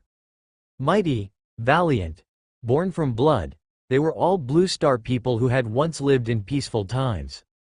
Even though they each randomly acquired a profession upon entering the eternal world, including ordinary 3-star professions, the majority were still at level 1 or 2 of Zero Order. They also lacked the courage to directly face and battle the monsters. The monsters they had seen were terrifying. During the end times on Blue Star and their early days in the eternal world, they had encountered bloodthirsty monsters. With crimson pupils and massive, strong bodies, Their sharp, sword-like teeth were filled with blood and festering flesh. They could effortlessly tear apart, gnaw, and crush human bodies. Although they were professionals and possessed a bit of supernatural power, they did not feel capable of confronting the terrible monsters at all. Even the army and patrols within the base cities and satellite towns did not seem to them to be as strong as the monsters. After all, this is the rear, the safe area, while the powerful armies are on the front lines, the officials from the resettlement office told them. They remained anxious. This was the unease that stemmed from witnessing monsters slaughtering and devouring humans, the forced departure from their familiar homes, the experience of world's end. An accumulation of various anxieties. Reassurances, propaganda, and the establishment of cultivation academies had not made a noticeable impact. But a broadcast that enveloped the entire sky of Taizan had an effect. They had a strong military. They were not incapable of fighting against the monsters. No matter if the monsters surged forth like a massive wave, they could still be torn and ripped apart. There were regiments of veteran warriors, bathing in blood and fire, fighting the enemy, defending their homeland. I want to join the army too. I want to slay monsters, I want to. Lord, over the past 2 days, we have already received hundreds of job applications. At that moment, 2 days had passed since the parade celebration. Mu Yuan wasn't staying in Zandu, but he hadn't returned to his territory through the Starry Skygate either. He could inspect the state of his domain at any time even when away from it, not fearing any slip-ups within, but such chances to travel were rare. He was scouting for locations suitable for establishing Tianyuan territory offices. Tianyuan territory now had a sufficient workforce, and after several experiences, Zhou Yi, Senghun, Deng Long, Tina, and other young commanders also had the capability to stand on their own and lead an army. Even though Tianyuan territory could not be like the old and established great domains, with their own people everywhere, neither could its reach be limited to just a few places like Shilin City, Panchi City, or the main city of Lakehaven. He had already established his own office in Zandu a few days earlier and rented a medium-sized station in the suburbs of Zandu, where he would station a legion permanently. This was to facilitate the work of the offices. Sometimes when local guilds or strongholds needed support, they could call for reinforcements from the Zandu station. And Zandu's railway network could reach most cities within the great domain of Taizan. This time, it was the newly established Tianyuan office that received hundreds of job application letters. Hundreds of letters, is that a lot or a little? The unreliable lord asked. Isloa sighed and said, a lot, very many. Our office has been established for 6 days now, and we didn't receive any job applications in the first few days, but in the 2 days since the parade celebration ended, we've received a full 100. I guess it's now more than that. Moreover, our office is not well known, few people are aware of it, and we have not issued any external recruitment ads. Otherwise, the number of job applications would have far exceeded this amount. As one of the most important strongholds of Tianyuan territory stationed outside, Isloa had an avatar presiding over that place. She could not rest easy leaving it entirely to inexperienced elites to manage. Mu Yuan couldn't either, hence Isloa had to endure the hardship. He noticed Isloa's feigned sigh, but her mood seemed not too bad. So, these hundreds of applicants are of good quality? He asked. Isloa nodded. Indeed, among them there are even third-order warlord-level experts. In Tianyuan territory, third-order warlords were hardly worth mentioning. However, for professionals of common birth to have cultivated to the third-order warlord level was already sufficient to prove they were not ordinary. At the very least, there was a high probability they were extraordinary. Just like the previous Blue Star. The people of Blue Star were adept at judging others based on their education level, but it couldn't be denied that those with higher education indeed tended to have better learning abilities, patience, and willpower. In the eternal world, it was much harder for ordinary people to climb up the ladder step by step. Isloa said, we have set up, or are planning to set up offices in various cities and places. While we have enough military power for security, we are far short of clerical staff to handle affairs. Among these job seekers, quite a few meet our requirements, and can even be considered excellent. Of course, This has a lot to do with the lack of clerical staff in our territory. It was no small feat for elites to awaken self-awareness, acquire basic life knowledge, and learn rudimentary writing and arithmetic. You couldn't expect elites, whose self-awareness hadn't even awakened for 2 years, to learn how to deal with reports, data statistics, and information management. Most of the territory citizens in the Tianyuan territory couldn't do it either. The territory citizens were mostly refugees and destitute individuals, the majority of whom were even illiterate, so one couldn't expect too much from them. But it was different with the Tai Zan elite job seekers. These were high-quality workers. As the #1 worker of Tianyuan, Isloa found this very agreeable. Recruiting a batch of high-quality elites to join our offices in various places will not be short of staff. We can pair some of the more astute elites with these employees, ensuring a basic level of security, she said. However, our base outside of the territory is still too small, and we can't take 2 big steps in a short time. Otherwise, massively recruiting staff from outside may give potential enemies opportunities to exploit. After all, Lord, what you want most is stability, isn't it? The latest intelligence on the Tianyuan territory has been compiled. Inside the Taishuan realm, at a secret Eye of Shenyao base, a high-ranking officer with a golden pupil badge on his uniform was reporting back to headquarters through an encrypted channel. We have also dispatched a few A-grade scouts who have been lurking in Zandu to submit their resumes to Tianyuan's office in Zandu. If we manage to get into their workforce, perhaps we will be able to acquire more information about the Tianyuan territory. However, the Eye of Shenyao officer shook his head slightly. Even if our scouts manage to get in, it will be difficult to obtain confidential intelligence in the short term. In the offices of Tianyuan in Zandu, Panchi City, and Tian City, there are elite direct lineages of Lord Tianyuan stationed. Given the performance of the Tianyuan Corps during the military parade, I have to rationally speculate that Lord Tianyuan has many veterans who have awakened their self-awareness under his command. If this were not the case, how could Lord Tianyuan, an independent lord who rose from common folk, have so many loyal hands? His domain would have been infiltrated like a sieve by now. This speculation was contrary to common sense. In the eternal world, there were no shortages of methods to force growth. It was not impossible to train a bunch of fourth-order leaders in 1 or 2 years. However, fourth-order leaders who were forcibly trained this way would not only struggle to seize even a glimmer of legendary opportunity in the future, it also wouldn't be easy for them to awaken self-awareness. Awakening self-awareness was related to rank and level. High-order troops and fourth-order strongmen were bound to awaken self-awareness eventually, but this required a lengthy process which at the very least took several years. It made sense for a few specially trained generals to awaken their awareness in 1 or 2 years. But the awakening of self-awareness in dozens or hundreds of elites wasn't quite logical. However, in the Eternal Continent, common sense often came after chance. This is just my speculation. The Tianyuan Corps might not be as strong as they appear. We need more realistic and authentic intelligence, the officer continued. But I believe that as Lord Tianyuan truly steps onto the world stage, such intelligence will soon be obtained. Then we will be able to determine whether this brightest star of the younger generation of Taishuan is a Zhao dragon, Chu dragon, or a true dragon.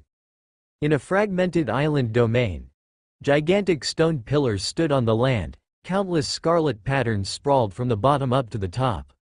Red mist enveloped the area, the azure sky no longer showed daylight, and the living earth was being eroded inch by inch.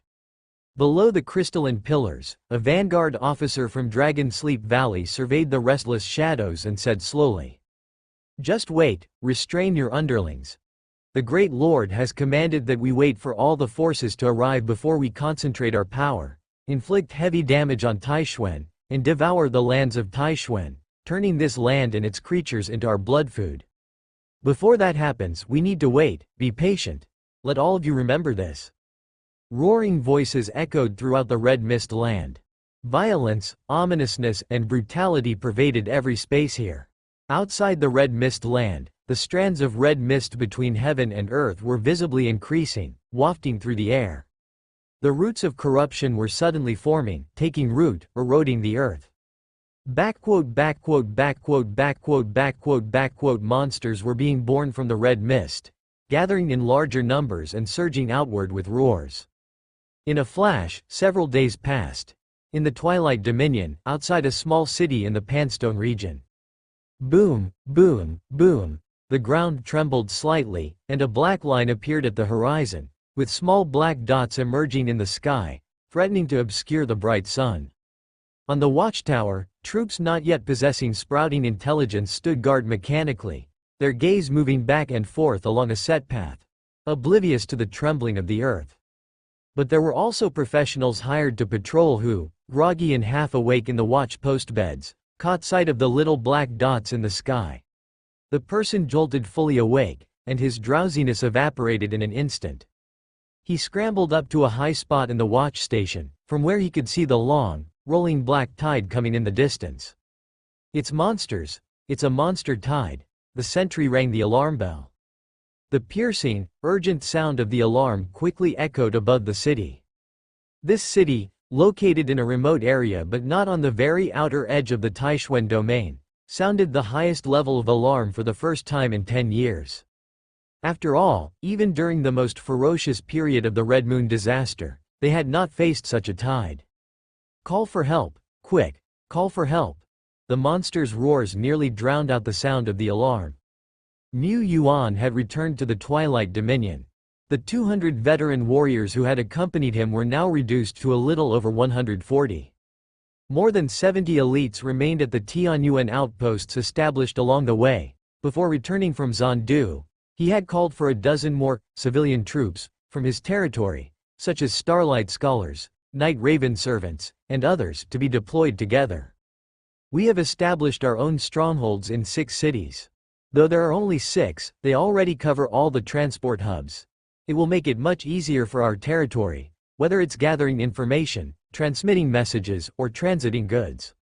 He had personally chosen and established each of these strongholds. To the commanders and deputy commanders stationed there, he left seeds of spirit to ensure they could communicate across domains at any time, an advantage of Tianyuan. Just looking at his communication with other lords using communicative tools, which required one-on-one contact and barely worked over long distances, made it clear how significant this advantage was. If not for the fact that coalescing the seeds of spirit also posed a substantial burden on him, Lord Shepherd, he would have loved to equip every elite with a spirit seed walkie-talkie. The Tai-Zan Alliance's influence in the Twilight Dominion is considerably smaller compared to the Taishuan domain, with only 3 core cities. We already have strongholds in these cities. It's time to head back home. He was just thinking this, when suddenly, he received an emergency message, several. From the Panshi City, Shilling City, and Red Maple City strongholds. Panshi City is calling for urgent help. They say the westernmost Red Mountain City has encountered a monster tide, and there's even been a sighting of a legendary monster? Duo Lai, the map. Mu Yuan took out the map of Dusk Domain, Tai-Zan Alliance from the everything bag carried by Duo Lai. It showed that Red Mountain City was located at the very western end. This wasn't the outermost boundary of the domain, but it wasn't far from the edge of the Great Domain. However, the edge of the Great Domain is usually empty and fractured, not a place where monster tides typically originate. The defense of Red Mountain City had been going on for half a day. Luckily, a powerful lord happened to be in the nearby area, who stemmed the tide and prevented the city from being instantly overwhelmed. Unfortunately, Red Mountain City was quite distant from the large Panshi City, and there were no strong forces stationed nearby. And facing such a tide, the support of ordinary lords was like a drop in the bucket. Red Mountain City remained in grave danger. Hold on, reinforcements are on their way and will arrive soon. It's the Tianyuan army led by Lord Tianyuan. Red Mountain City, built against a mountain, is a small city with a lineage of a dozen years. A level 5 territory. As a level 5 senior lord, the Lord of Red Mountain is also quite a competent lord. After all, there are a handful of lords who have spent 20 or 30 years developing their territories and still have not passed the promotion trial. Reliant on a red copper mine discovered in earlier years, the Lord of Red Mountain had built a fairly intact domain with complete military and civilian facilities.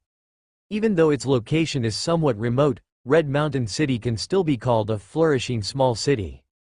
Red Mountain City even has a red city wall more than a dozen meters high, which fully protects the city on the side facing the wilderness. It is for this reason that in the face of the sudden onslaught of monsters, Red Mountain City was able to hold its ground and not be overwhelmed and annihilated in an instant. Even so, the roar of monsters entered the ears, and the rumbling sounds were incessant. Bang! A flying creature fell from the sky, crashing into the city lord's mansion, smashing several large planters. At this moment, the flying creature still retained strong vitality, flapping wildly, destroying everything around it until it was completely killed by the guards stabbing it repeatedly with their spears. The wind passed, and the stench of blood struck the face. The Lord of Red Mountain hurried to contact reinforcements. The Alliance, officials of Pan-Chi City, surrounding lords, old friends, and the Red Dragon Group, to which his Red Mountain City was affiliated. He was a group lord, who climbed to the position of city lord step by step with the investment of the Red Dragon Group. In Red Mountain City, many lands and industries are assets of the Red Dragon Group. Of course, after many years of operation, the Lord of Red Mountain fancied himself as part of the group's senior management with a considerable say in matters. After all, he was a senior lord. Damn it! Reinforcements.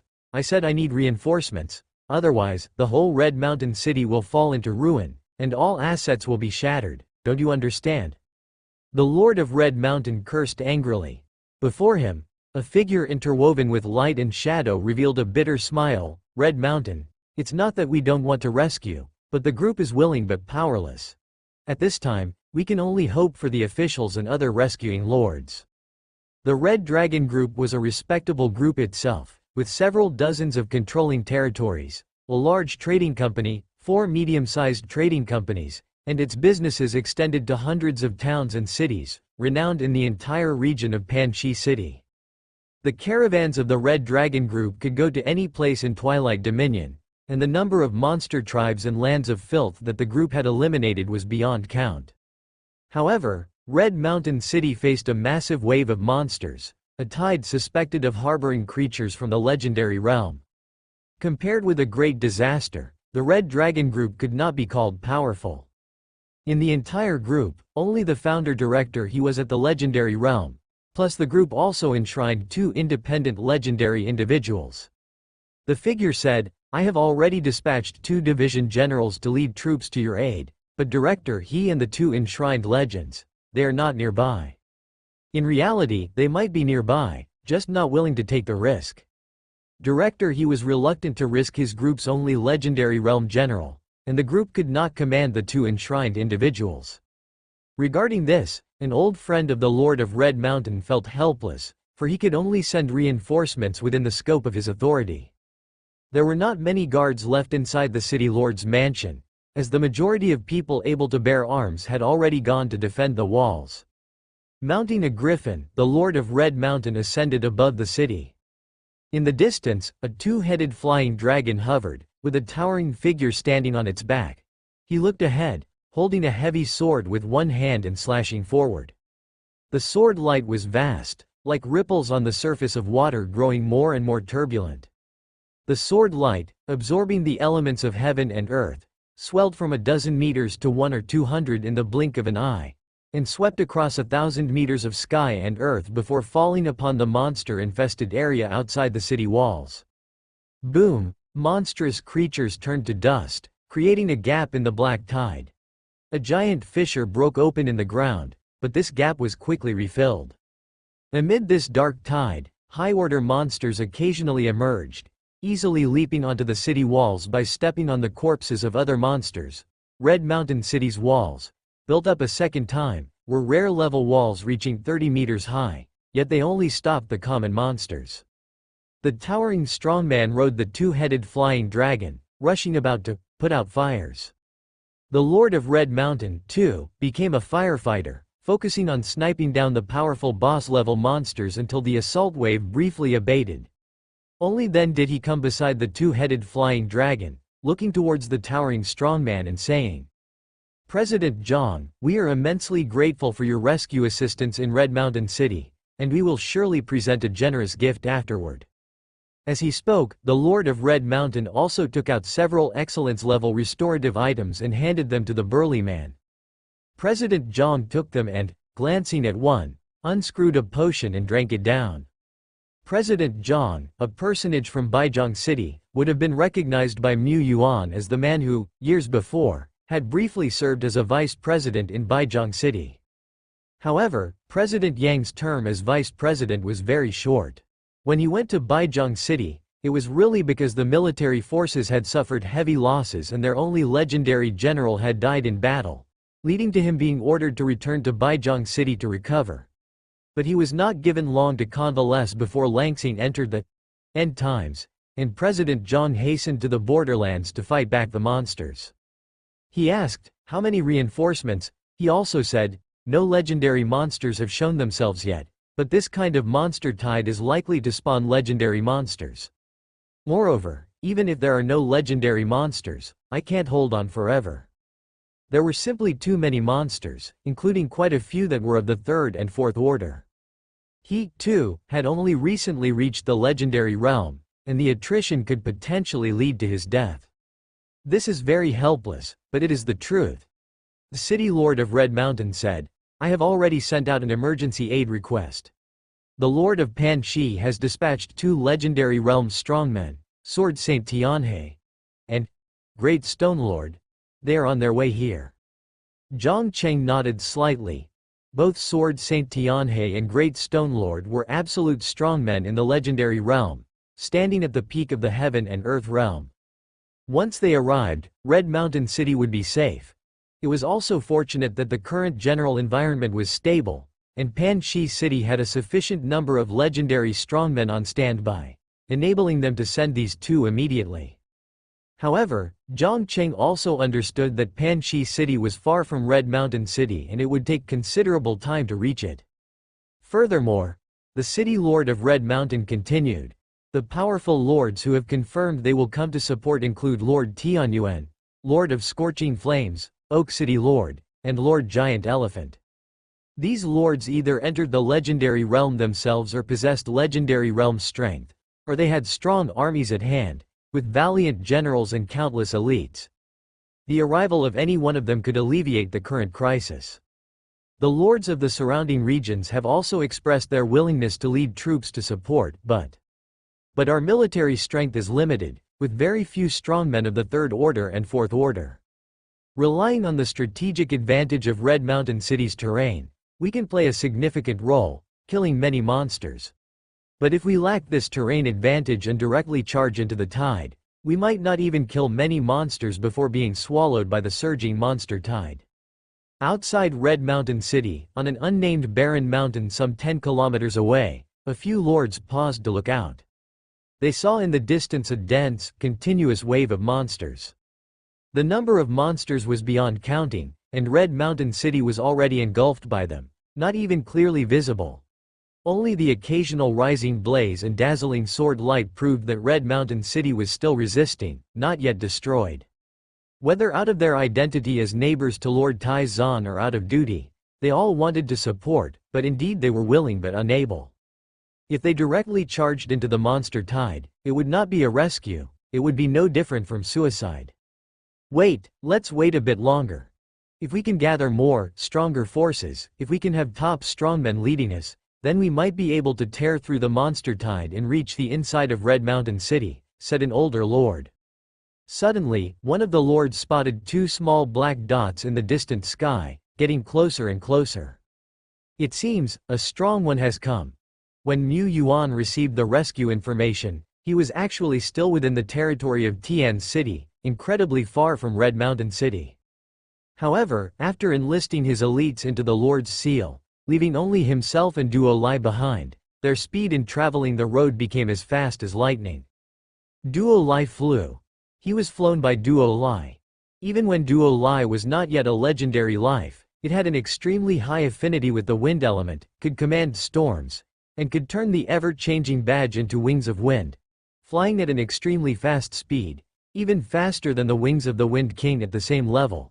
It was at most slower than the wings of the Wind King with the soaring nine heavens. Now that Duo Lai had become a legendary life, its command over elements of heaven and earth had risen more than a notch.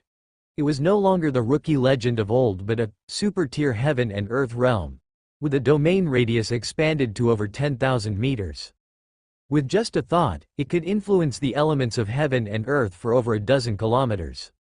It rode the wind, commanded the wind, turning the storm into a vessel that tore through the sky. Mu Yuan at this moment was like a missile, his whole body laid out horizontally in the air, head first, feet trailing, hands slightly outstretched. The raging storm passed by his sides, forming a visible aura around his body. Duo Lai, mastering the authority of heaven and earth, quickly detected a hidden legion in the distance. No, it was several legions, about a few hundred people. Listening to Duo Lai's report, Mu Yuan pondered for a moment. Let's go down and see what the situation is. The storm began to slow from its rapid pace. Their bodies shifted from a head-first horizontal position to an upward incline, and when they descended onto the barren mountain, Mu Yuan set foot on the earth. I am part of the reinforcements that have come to support. What exactly is the situation in Red Mountain City? A lord who seemed to be a military leader said, the monster tide appeared suddenly. Red Mountain City was initially able to hold, but soon found that the number of monsters was increasing. These monsters, we do not know where they came from, have gathered and formed a massive tide, and their number seems to be still increasing. A few of us lords are willing to help, but we do not have the capability to break through the tide. Now, we are not quite clear about the situation in Red Mountain City, he added. At this point, the eyes of this lord suddenly paused. Are you Lord Tianyuan? The big boss Tianyuan who surpassed one second-generation lord after another with the body of a commoner? The Tianyuan giant in the legends, who defeated representatives from various nations only a year after his emergence. The Tianyuan god with generals as numerous as clouds, elites pouring like rain, and possessing each and every unmatched epic war general? The older lord maintained a more steady demeanor, while the several younger ones could not help exclaiming. This was a big boss, a massive big boss, the older lord said. I am the lord of Bayan City, and I'm very grateful to Lord Tianyuan for coming to our aid from 1,000 miles away. Lord Tianyuan, Mu Yuan stated his family name solemnly. Your courage is even more admirable. He wasn't just being polite. His resolve to come to the rescue from such a distance was due to his self-confidence. With his capability, he naturally shouldered some responsibility. However, most of the lords present were just second-order elites or third-order war generals. They were truly risking their lives by coming here. He might not be able to do the same, but he admired these brave souls. He extended his hand toward the open space in front of him, the Lord's seal on the back of his palm glowing brightly. Giant dragon swordsmen, fearless war commanders. One after another, the elite warriors appeared swiftly. A ring on his finger suddenly scattered into starlight, and the starlight converged not far away, taking the form of Isloa, clad in a star-blue robe and wearing round glasses. As soon as the elites arrived, they quickly sprang into action. Some stood guard around, while the arrow of Polar Star warriors took to the high ground for observation, ready to strike at any time. 17 shot an arrow into the sky.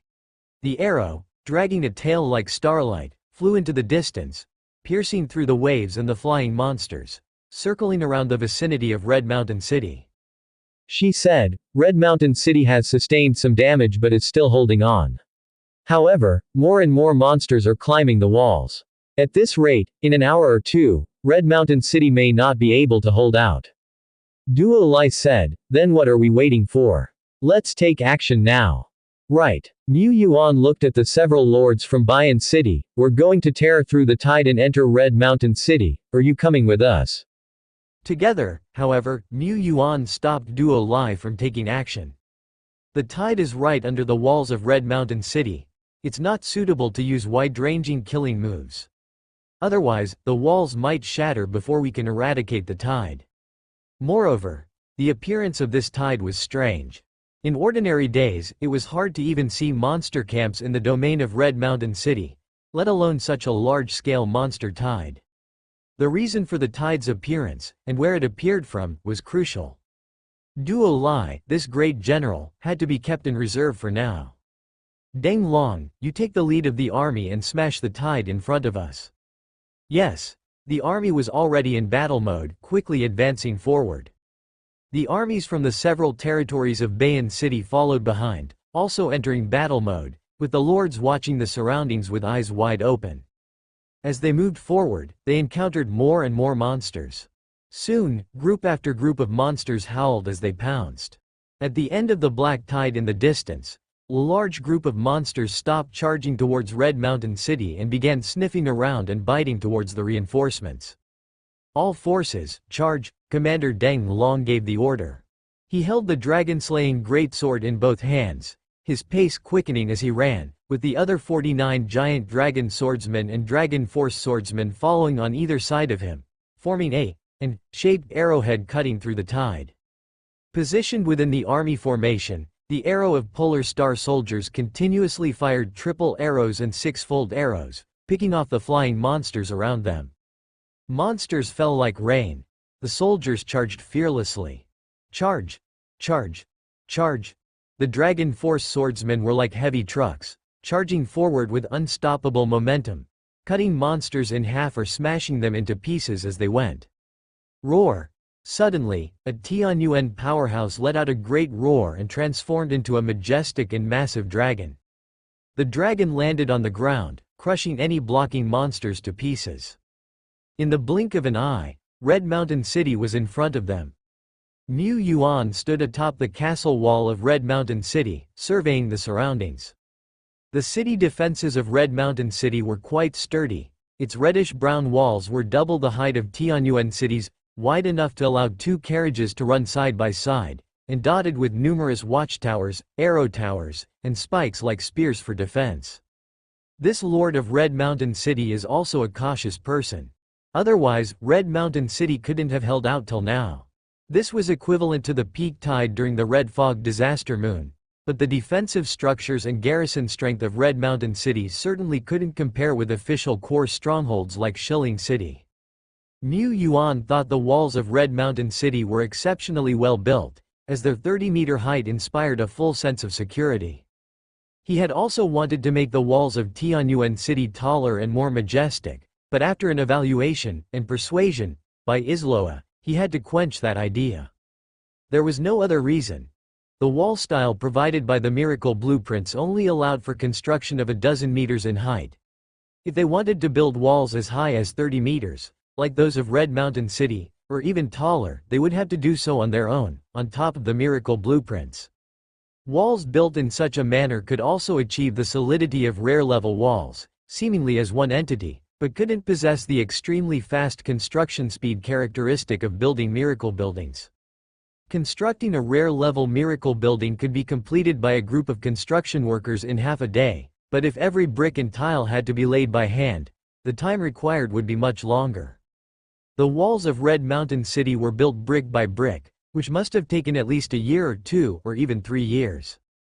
If Tianyuan City were to spend 1 or 2 years building such a wall, it would greatly affect the development of the territory. The city lord of Red Mountain hurried over, and upon seeing the people who had torn through the onslaught to enter the city and the elite warriors spread out atop the city wall, visibly relaxed a great deal. He wiped the bloodstains on his hands. "Thank you immensely." His gaze swept over each of the lords present, eventually resting on Lord Tianyuan. The other lords were acquaintances from real life, or at least he had met them once or twice. After all, they were all local lords.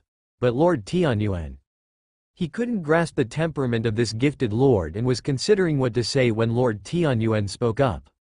"Lord of Red Mountain City, the situation is urgent. Let our warriors join in the defense." "Good.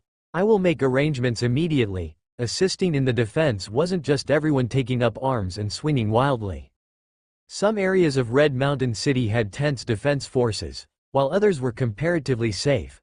Some segments of the wall were suitable for warrior-class professionals to guard, and some locations were excellent high ground for artillery, fit for long-range troops.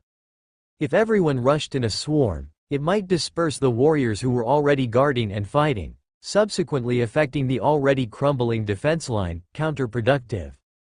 At that moment, only a few powerful individuals took action, killing some high-order monsters that had leapt onto the wall in the nearby areas. The city lord of Red Mountain called over a few aides, explained the situation to the warriors and arranged their defense zones.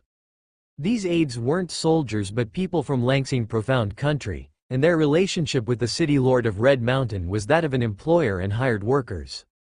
In Red Mountain City, or rather, in some larger territories, such hired workers were quite common. The lords needed talent that could assist with administrative tasks, manage the territories, and, during war, provide strategy and command the troops. After all, when facing real high-intensity wars, lords often can't attend to every aspect, and they don't have many subordinates with the capability to manage or command troops.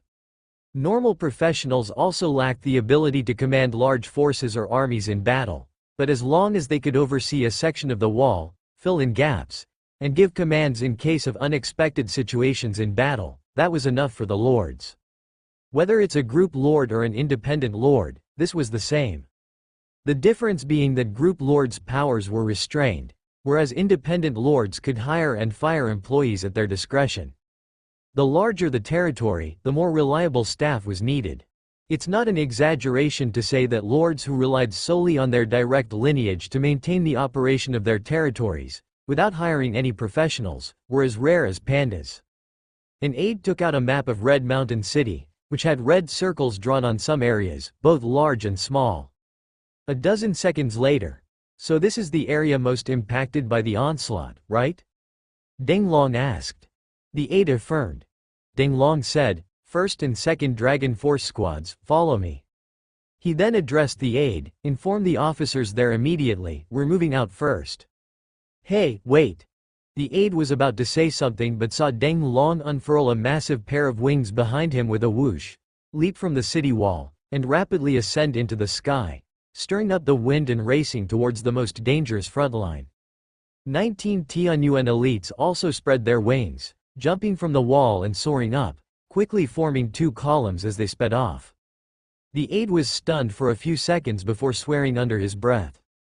"How can I inform them? I can't directly contact the officers on the west city wall. Wait for me, hey." He ran to the edge of the battlement, leaning against the wall, losing focus in his gaze. The next second, a shadow loomed over him. The aide looked up. A huge claw descended from the sky, scooping him up like a little chick, then ascended rapidly toward the heavens. Ah! The resonant echo lingered between heaven and earth. 17. Be on alert and snipe any monster strong enough to threaten the city walls. Each squadron should be led by their own captain and head to their respective sections of the city wall to stand guard. Mu Yuan studied the map for a moment and said, "During a defense battle like this, a group of 3rd and 4th order strongmen could play a role far stronger than a single legendary realm, provided that the enemy had no one from the legendary realm present." He issued the orders. As a lord like Mu Yuan, issuing orders and then contemplating the current issues was sufficient, but for a staff officer like Isloa, who was responsible for refining simple commands and implementing them into action, there was much more to consider. She had already taken up residence in the command center of Red Mountain City. The command center was a fortress located high up in Red Mountain City, about 700 or 800 meters from the east city wall.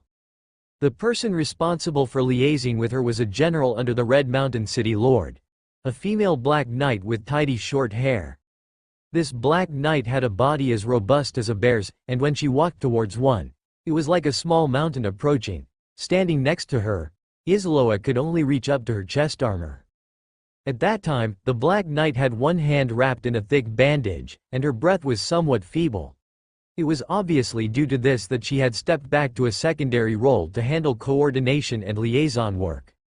"I am Xie Le, the defense general of Red Mountain City." Tianyuan City, Isloa. Isloa tiptoed to shake hands with General Xie Le. Isloa immediately entered into work mode. "Our 1st, 2nd, 6th, 10th, and 13th squads have arrived at their defense areas.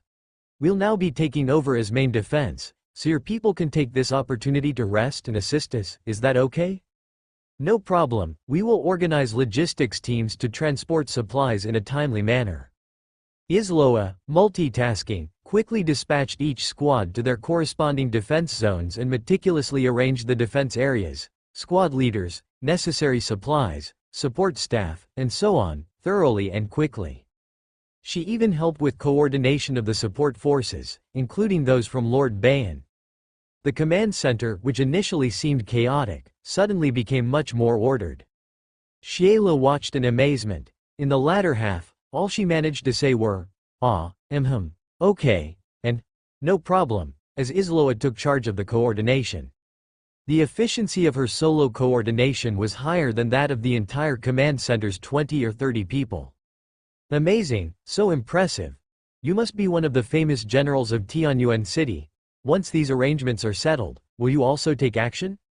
Isloa shook her head. She was merely a feeble and pitiful incarnation.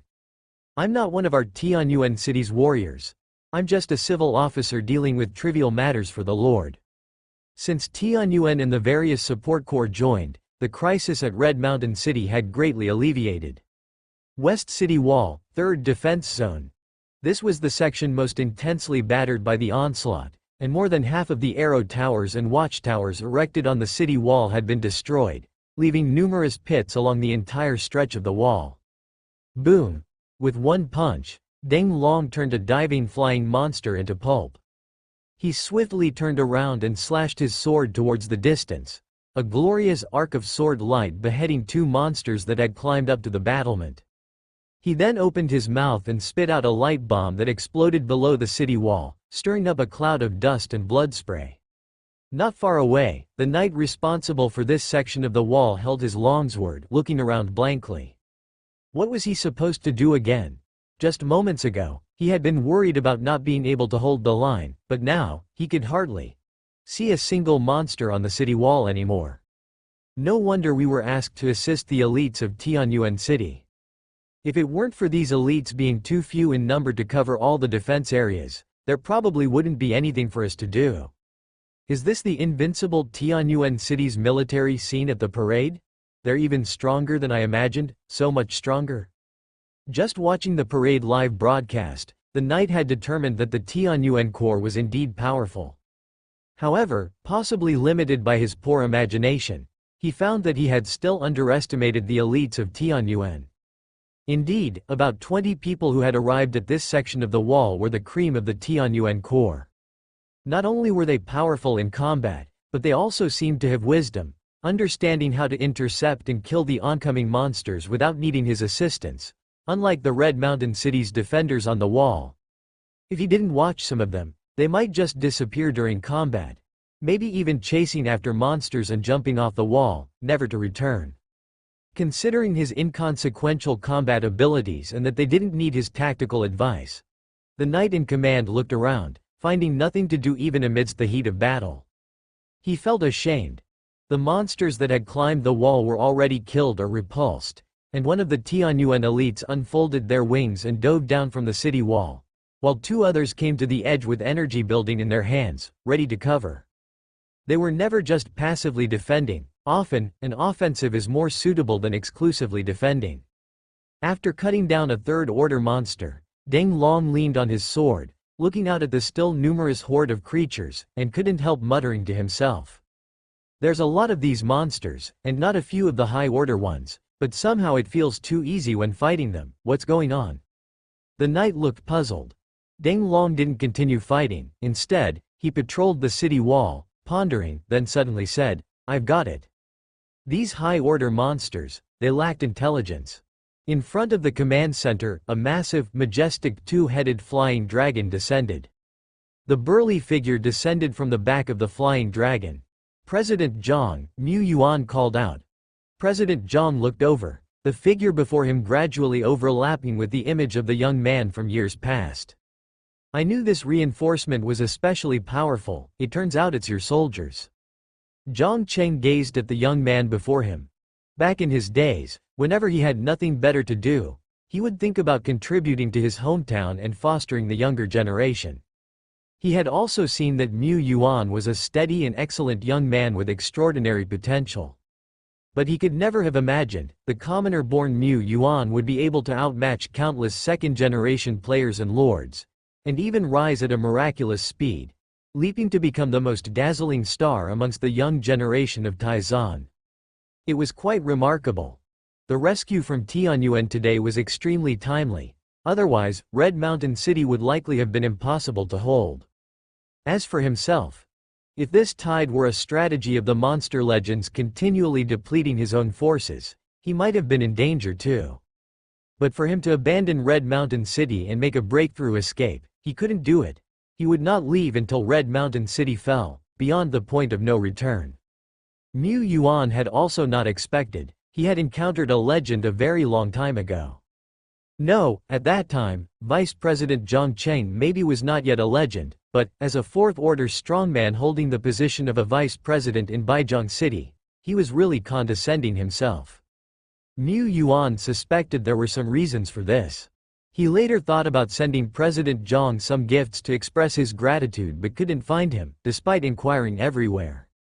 He had not expected that they would meet here. He looked towards the two-headed flying dragon. He is the lord referred to among the Zhonghu as skilled at using dragon-type troops, and he immediately noticed the extraordinariness of the two-headed flying dragon. Its bloodline is very rich, just one step away from the epic rank, right?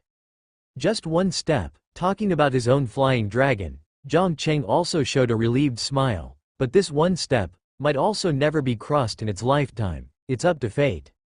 Zhang Cheng quickly drank down several recovery potions, then patted the dragon's back. Alright, I should go continue my patrol. Having you join us at least fills me with much more confidence. Now even if one or two legendary realm monsters are lurking around, we can make sure they come but cannot return. Mu Yuan stopped him. President Zhang had been fighting at the front lines. His energy was not small, far from being replenished with just a few potions. President Zhang, you should rest for a bit, we are here after all. No, we still can't be sure where the legendary realm monsters might launch a stealth attack from. I must stay ready to take action at all times. Old Zhang, you don't trust me, do you? He called over 17. Leave the task of guarding against monster stealth attacks to my general here. You should rest first, otherwise, if a real legendary realm monster shows up later, where will you get the strength to fight? But Red Mountain City wasn't small, it still required constant patrolling to be sufficiently safe. That's what Zhang Cheng wanted to say. Previously, he was firefighting everywhere, which is why he rode the two-headed flying dragon. He needed to conserve the energy he used to harness the power of heaven and earth for flight. But in Zhang Cheng's memory, Mu Yuan was a steady young man, who wouldn't make idle boasts. Sure enough, he looked towards 17, General Tianyuan, not far away. The wind brushed through, her hair fluttering. She held her bow, her eyes closed. She hadn't climbed the city walls, hadn't walked onto a high platform. She just stood there, not seeming poised for battle. The arrows flew. They shot out with a whoosh, one after another, spreading out to pierce the azure sky, and then precisely raining down on targets hundreds or thousands of meters away, hitting the bullseye. Standing here, the entire region of Red Mountain City was her hunting ground. She truly was capable of vigilantly guarding all sides by herself. This was a general of Tianyuan City, wasn't it? It's precisely because Zhang Cheng is legendary himself that he understands the inconceivable nature of this technique. By controlling the power of heaven and earth, he could vaguely perceive the situation in Red Mountain City. But this perception was not sharp enough. Even if he could perceive it, if a legendary monster were to appear, he would still be too late to act. He would have to harness the power of heaven and earth to fly over, then draw his sword, slash, and strike. By the end of this process, a legendary monster could have destroyed an entire wall, resulting in countless deaths and injuries. The reason he had been able to ride the two-headed flying dragon to extinguish fires everywhere was because, even if a fourth-order boss leapt onto the walls, the army of Red Mountain City would be able to resist for a while. If the army of Red Mountain City were nothing but a rabble, he, being a legend, still couldn't defend it for long. Compared to Zhang Cheng, who had a clear idea of what was happening, the city lord of Red Mountain City, General Sheila of Red Mountain, who had come to the command post, was somewhat dumbfounded as she watched arrows shoot into the azure sky. What does this mean? Red Mountain General Sheila switched to the hero viewpoint, overlooking the city wall defenses, and suddenly exclaimed, "Dead!" In just a moment, 6 high-order monsters died. That was just what she saw, not including the ones she didn't see. She saw these seemingly inconspicuous arrows, which actually didn't possess great destructive power, pierce the monsters' crimson eyeballs with precision, penetrating from behind their heads and spurting out trumpet-shaped fresh blood. The monsters struggled a few times, then their bodies crashed to the ground with a thud. If one could precisely hit a monster's eyeball, then even an elite-level warrior could potentially kill a high-order monster with a single blow.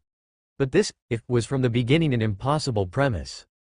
With precise targeting, 17 from Tianyuan can quickly and efficiently kill one high-order monster after another with low expenditure of resources. Perhaps, any monster weaker than her could be swiftly eliminated. Judged the Lord of Red Mountain City. This truly is a rookie slayer. To this general from Tianyuan, he himself was just another rookie that could be taken down with a single arrow. He envied her, but he could not attain her skill. At this moment, he genuinely breathed a sigh of relief. With help from the Tianyuan reinforcements, and such a powerful general from Tianyuan on scene, my Red Mountain City will likely have no problems getting through this disaster. It's stable, hundreds of miles away from Red Mountain City in a barren wilderness. The ground collapsed, creating a crater with a diameter of 1,000 kilometers. Deep and seemingly leading to the netherworld's gaping maw. At this moment, monsters continuously poured out from within, fanning out in all directions. In the pitch darkness of the abyss, large gold-red lights ignited, resembling 2 blood gold moons suspended in the gloom. Then, a second pair, a third pair, and a fourth pair of gold-red dragon pupils appeared in succession. The deep gaze of these pupils seemed to peer at the distant Red Mountain City from hundreds of miles away. Delicious food. I am getting somewhat impatient. But the Ice Burial Duke forbids us to act prematurely, for fear of alarming the prey. Another crimson dragon spoke, yearning for blood yet cautious. Where have we alarmed the prey? Don't talk nonsense with your eyes open. The first crimson dragon pointed at the monsters continuously heading outside and said, "Look, these little guys have been pouring into the Twilight Dominion even before we arrived. Since the prey is already alarmed, it's only right that we catch a few to sample, isn't it?" The speaking crimson dragon pondered for a moment and then altered his statement, "We're just here because we discovered the anomaly and came to investigate. Squashing 1 or 2 insects that dare to resist us seems even more justifiable, doesn't it?" "That's perfectly reasonable." The several crimson dragons, sniffing the rich aura of living beings from afar, could no longer contain themselves. Their enormous forms burst forth from the dark void, roaring toward the distance. These monsters are indeed somewhat abnormal. Mu Yuan stated, standing on a tower not far from the city walls, gazing toward the distant battle. Not long ago, he had received reports from Deng Long and several other elites, all mentioning that the monsters they fought had some issues. They were very clumsy. The strength, speed, and trump cards of the high-order monsters weren't bad, almost comparable to third-order and fourth-order bosses encountered in the wild. They were extremely bloodthirsty, recklessly fearless, and their combat instincts were above par, but they lacked tactics. Monsters that excelled in head-on charges did just that, and those adept at sneak attacks used the shadowy tactics that were nearly templated. Deng Long and many had fought high-order monsters before, and compared to intelligent monsters that knew how to coordinate, feint, shoot from hiding spots, and employ numbers to their advantage, these monsters fell short by a lot. Indeed, these monsters do not seem to have wisdom. Added the president of Zhongcheng, who was also a veteran frequent on the front lines and an immensely experienced fighter. He had noticed something was off about the monsters but had no time to think about it during the fierce battle. The city lord of Red Mountain was completely baffled. What was not right? How could such ferocious monsters be considered weak? But one was a representative of the younger generation, and the other a seasoned veteran. If both said so, it must be true. The city lord of Red Mountain pondered. Why hadn't he, the lord and the person who should be most aware of the battle situation, noticed anything amiss. This was not his fault. The city lord of Red Mountain and his division generals simply did not have much experience dealing with high-order monsters. This was not the case with the elites of Tianyuan. After battles such as the Wolf Head Mountain Fortress, the defense of Tianyuan City, several campaigns to obliterate overlords, and dozens of large-scale tribal extermination campaigns. While the awareness of Tianyuan elites might not have been awakened for long, their battle experience, especially their knowledge of high-order monsters, was indeed ample. Zhang Cheng said, on closer thought, the attack of the waves outside the city doesn't have any pattern at all. It seems like there isn't a mastermind behind the waves. Mu Yuan asked, has there been a similar case in the past? Zhang Cheng thought for a moment. During the peak of the Red Fog Disaster Moon, during the period when the Scarlet Mist Tide surged south, there were some similar cases where many high-order monsters, under the influence of the red mist, would lose their rationality and instead become more bloodthirsty and ferocious, but right now, it didn't fit this situation. The sky was still clear blue, with no ominous red moon hanging high. Nor had the monsters become more ferocious. During the period of the disaster moon, the monsters' intelligence would decrease, but they would become more aggressive, actually making them more difficult to deal with than usual. During the disaster moon period, some fourth-order monsters would not be completely devoid of rationality, just a bit dimmer. Zhang Cheng added, furthermore, some high-order monsters that have just been born. Just like some of our newly recruited high-order troops, are either quite unintelligent or have not yet developed intelligence. You all should be clear on this. The city lord of Red Mountain City was still confused, but Mu Yuan understood clearly. Isloa had once wanted to research this topic, but with too many things to handle, the project was shelved and there was no further progress. Duo Lai had devoured some red mist but couldn't make heads or tails of it either. Mu Yuan said, but high-order monsters only appear in places rich with red mist. Like the Land of Filth during the Red Fog Disaster Moon, or the Nest of Filth. And besides, Mu Yuan had some speculations in his heart, but he couldn't be sure. The monster tide had appeared abruptly. They were like continuous giant waves, with some periods of decreased frequency of monster attacks, but ultimately, the waves were unceasing and there seemed to be no end in sight. Mu Yuan continued to lead his army in defense here. He didn't need to continuously defend, as the intensity of the monster tide and its strange emergence had already drawn the attention of the officials. After all, this was the heartland of the alliance. The reinforcements dispatched by the officials of Panxi City would take over the defense of Red Mountain City. They needed to hold out until the official reinforcements from Panxi City could arrive. Mission: support Red Mountain City, completed. Mission: defend and assist in investigating the surroundings of Red Mountain City, in progress.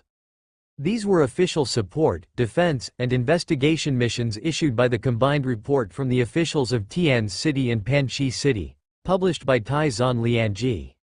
One was a 1-star mission, the other tentatively rated 2 stars. The star level was equivalent to the star level of missions of the Pioneer Group, and contributions and merits from the missions could also be accumulated within the Pioneer Group system. And a mission with 1 or 2 stars was certainly not low. Leaders like Lord Bayan and others could probably only receive ordinary missions that did not yield merits. An official pioneering mission, even at just 1 star, mostly meant dealing with the legendary realm, or a possible direct encounter with the legendary.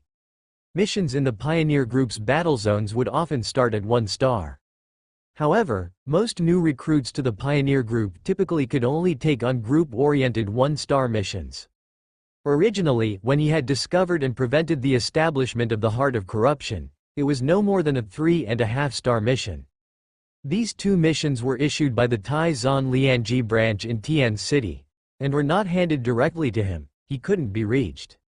Mu Yuan had gotten in touch with Taizan Liangyi's branch through Tianyuan's representative in Tian City and had clarified the situation. He was walking on the city wall, looking around. Boom. The booming sound came from afar. He saw the surging tides of heaven and earth and a red giant dragon stirring up a storm of flames. A molten steel worm. Mu Yuan judged in a glance. This molten steel worm wasn't a true giant dragon. its bloodline as pure as old Yang's two-headed flying dragon, with the difference that this molten steel worm had stepped into the legendary realm. It was 20 to 30 meters long, with wings unfurled that burned with fierce flames. Its scales were like steel, shining brightly within the flames. On the back of the legendary realm molten steel worm stood a tall, slender figure. "I am Long Tianjun, Lord Long Tian, specially here to provide support," said the figure on the dragon's back. Lord Long Tian received the call for help not long ago, but as he was already in the area and rode a powerful mount like the legendary realm molten steel worm, he arrived here faster than others. His gaze swept over the surroundings and, seeing Red Mountain City was not in urgent danger, he couldn't help but mutter, "Am I still one step too late?" After all, being a step late meant he wasn't the main force of the reinforcements, and he would earn less in terms of contributions and honors. Yet, his decision to come to the rescue wasn't entirely for the sake of those merits. The molten steel worm did not fly into Red Mountain City. Lord Long Tian stood on the dragon's back, his gaze passing over the hastily arriving Lord of Red Mountain City and then settling on a tall figure in the distance. "Tianyuan," he looked over and said, "since Red Mountain City already has your strong support, I won't stay here. I will investigate the source of the monster tide." With those words, the molten steel worm flapped its wings and soared into the sky. Niu Yuan touched his nose and pondered for a while. "Who is this?" Isloa, who had somehow appeared next to him, adjusted her intellectual-looking round glasses and said in a voice like someone reading a report. "Lord Long Tian, a famous leader in the advanced stages of dragon cancer, has spent a fortune developing an excellence-grade dragon flight squadron. He himself has also fused with some high-grade dragon bloodline. Records show that Lord Long Tian has 2 legendaries in his family, with another 2 epic strong figures currently in training. This is the information available publicly. It's worth mentioning that Lord Long Tian entered the Eternal World only 6 years ago, and he is a top figure among the leaders of the same period. He has also represented Tai Zan in the contests of Dragon Court." Niu Yuan. He wanted to say something, but for a moment he didn't know how to spit out the annoyance that filled him. But to be honest, wasn't Lord Long Tian being a bit rash? How could he dare to explore deep into the monster tide without any clear understanding of the situation? Were all the lords of Dragon Sky so brave? Suddenly? Boom! A dazzling flame light exploded in the distant azure sky. Within the flame light, a huge orange giant dragon was seen plunging from the sky, dragging flame and smoke behind it. Following closely was a shadow even more colossal than a legendary realm molten steel worm, several times larger in fact, revealing its body amidst the dust. A true giant dragon, overlooking the insignificant worm. A crimson dragon. Niu Yuan's pupils slightly contracted. He was all too familiar with them. His division generals had slain no small number of crimson dragons. Crimson dragons are not common because they are not a regular monster, but a special being constructed, revived, and fused by the monsters of the Eternal Life faction of Tianji occupying the dragon corpses. Therefore, this sudden surge of monsters could very likely be. Now was not the time to think about these things. Duo Lai, 17. Leave it to me. Duo Lai rode the storm, a small figure tearing a mighty white rift in the expanse between heaven and earth. But faster than Duo Lai were 17's arrows. Within a 40-kilometer range, that was the truth of 17. At that moment, Lord Long Tian, grasping the ridge of the molten steel worm, merged man and dragon. As the worm descended to low altitude, its body abruptly flipped and soared into the sky once more. Is this the mastermind controlling the tide? He glanced at Red Mountain City in the distance. How could I possibly lose here, to a mere monster of legend, a giant dragon no less? Lord Long Tian was ablaze, his momentum scaling new heights, the molten steel worm equally fearless, its entire body enveloped in roaring flames. Fighting 2 against 1, he was confident he wouldn't lose to a legendary giant dragon. However, heaven and earth trembled. A mist of blood gathered from all directions in the heavens and the earth, forming a second, a third, a fourth crimson dragon. The gaze of 8 golden red dragons' eyes fell upon him. In an instant, Lord Longtian broke out in a cold sweat. He was surrounded by danger. He fell from the sky once again. Whoosh! Arrows tore through the sky, unabashedly brilliant, star-studded arrows. One after another, forming a 9-star sequence. The arrows of stars repelled the crimson dragons. Lord Longtian finally had a moment to breathe. Right, with Lord Tianyuan from Red Mountain City at my side, together we could repel these dragons. Lord Tianyuan's reinforcement had arrived. The girl with blue hair rode upon a flying slime, wielding a small winged staff. She pointed the staff forward. Lord Longtian focused intently. He had to seize the opportunity for a perfect collaboration. He, crack, crack, crack, in front of the staff's direction, space fractured into a spiderweb of cracks, spreading tens, hundreds of meters instantly, appearing abruptly and expanding rapidly. One of the crimson dragons, like an insect, was trapped within the spatial web. Crack! The scales of the crimson dragon shattered, its flesh carved chunk by chunk, blood gushing forth as it struggled fiercely. It let out an angry roar. Roar, crack! Space finally shattered completely, collapsing inwards. Sand, debris, broken trees, flying rocks, fractured scales, severed limbs, mangled flesh, a decapitated head with bulging eyes. All were sucked into the collapsing space. Only darkness remained, deep and black hole-like, the shattered space slowly mending under the action of the heaven and earth rules. And, in front of the broken space, the plump girl stood with her staff, its tip lightly tapping.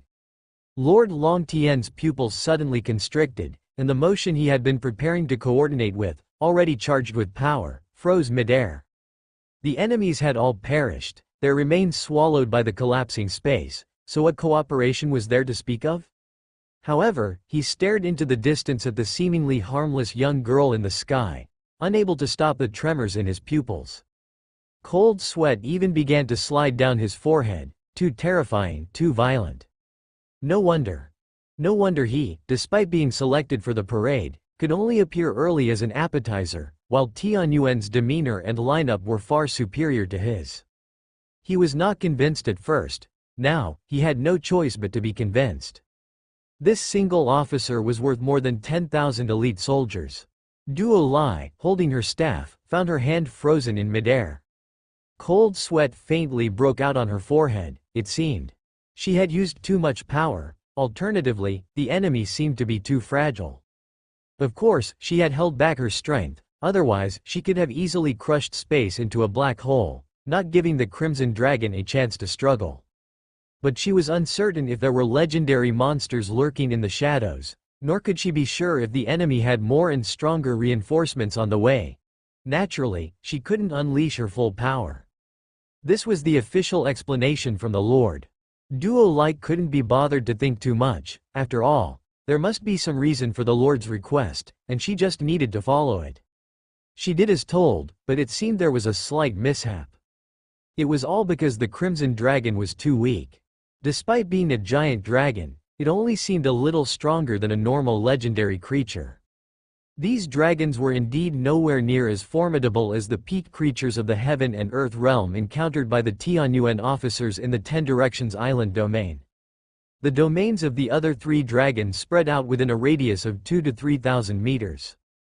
Their domains enveloped all directions of heaven and earth and also included the area where Duo Lai was located.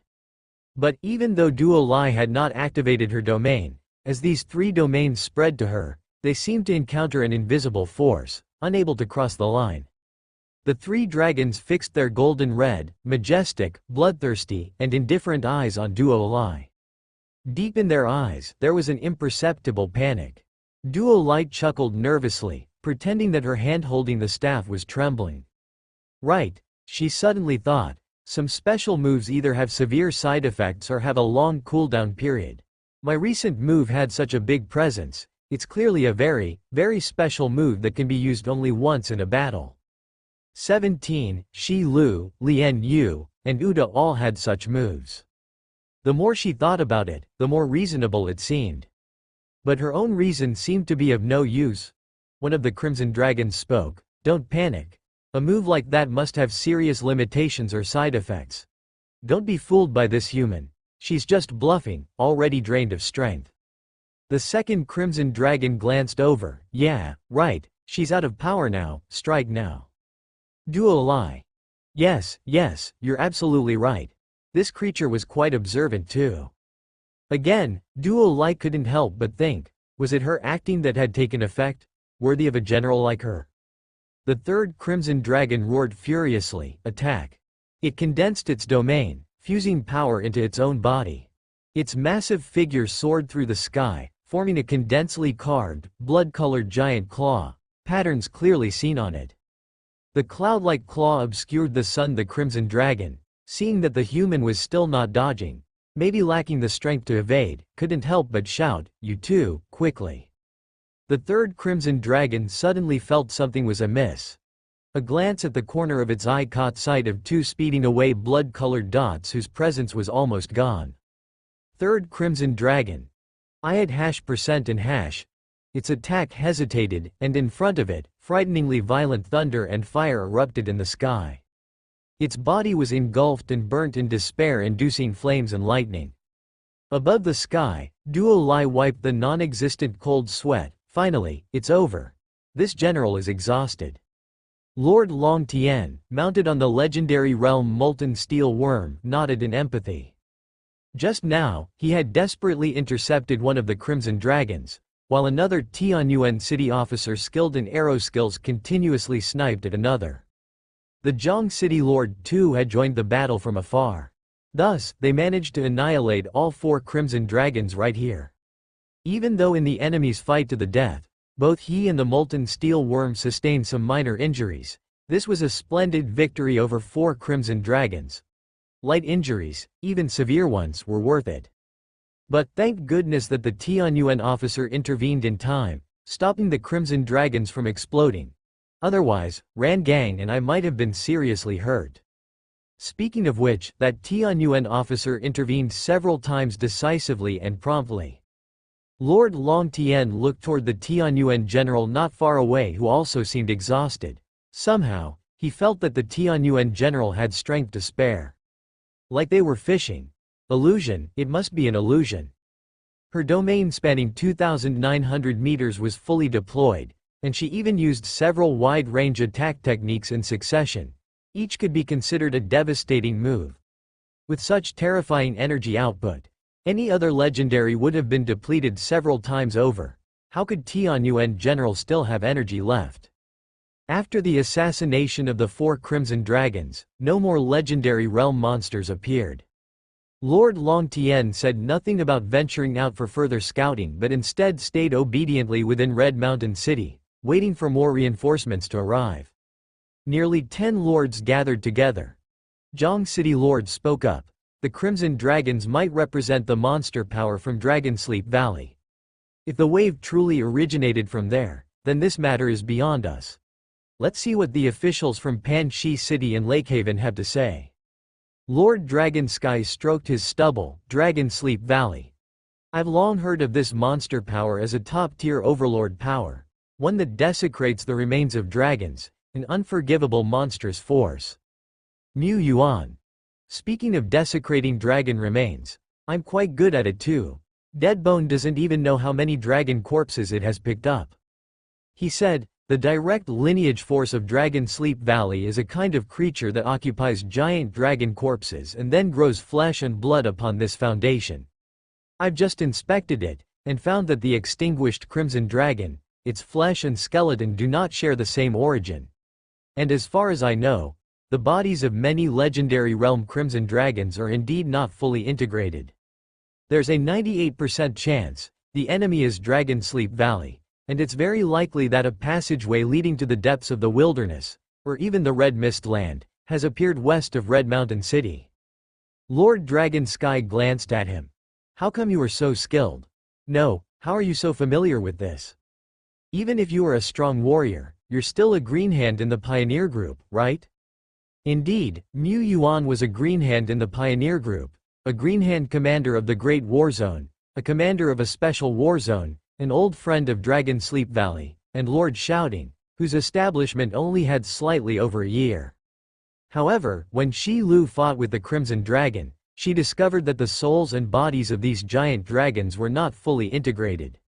Shi Lu was naturally a nemesis to Dragon series creatures, and her Dragon Feast talent gave her the ability to directly harm the souls of any Dragon series lifeforms. In her battle with the Crimson Dragon, her soul special attack was even enhanced, making her truly a Crimson Dragon Slayer. This was evidence of the Crimson Dragon's body and soul not fully integrated. If they had been fully integrated, Shi Lu's Dragon Feast talent would not have been able to produce such an exaggerated effect. After that, the intensity of the monster waves slightly subsided. No legendary realm monsters showed up again, nor did any war machines appear. Under these circumstances, Red Mountain City, with several legendary realm beings stationed there, was as secure as a fortress. Before long, the first batch of reinforcements from Pan Chi City, the Heaven and Earth Realm Peak Strongman, Sword Saint Tianhe, arrived. He came ahead of all others by himself. Another Heaven and Earth Realm Peak Strongman, Great Stone Lord, leading a legion, was on his way here by steel train. I heard the enemy has retreated and a Crimson Dragon has appeared? Sword Saint Tianhe arrived, treading upon a magnanimous river of swords. He was like a sword immortal of this world, the epitome of elegance and power. As a celebrated warrior of Pan Chi City, Sword Saint Tianhe's military exploits were impressive, with countless creatures falling under his sword. Mu Yuan knew Sword Saint Tianhe. In the campaign, Surprise Attack on Dragon Sleep Valley, Sword Saint Tianhe was one of the participants, having made a brief stop for supplies at Tianyuan City. Even earlier, Mu Yuan had encountered Sword Saint Tianhe. From a distance.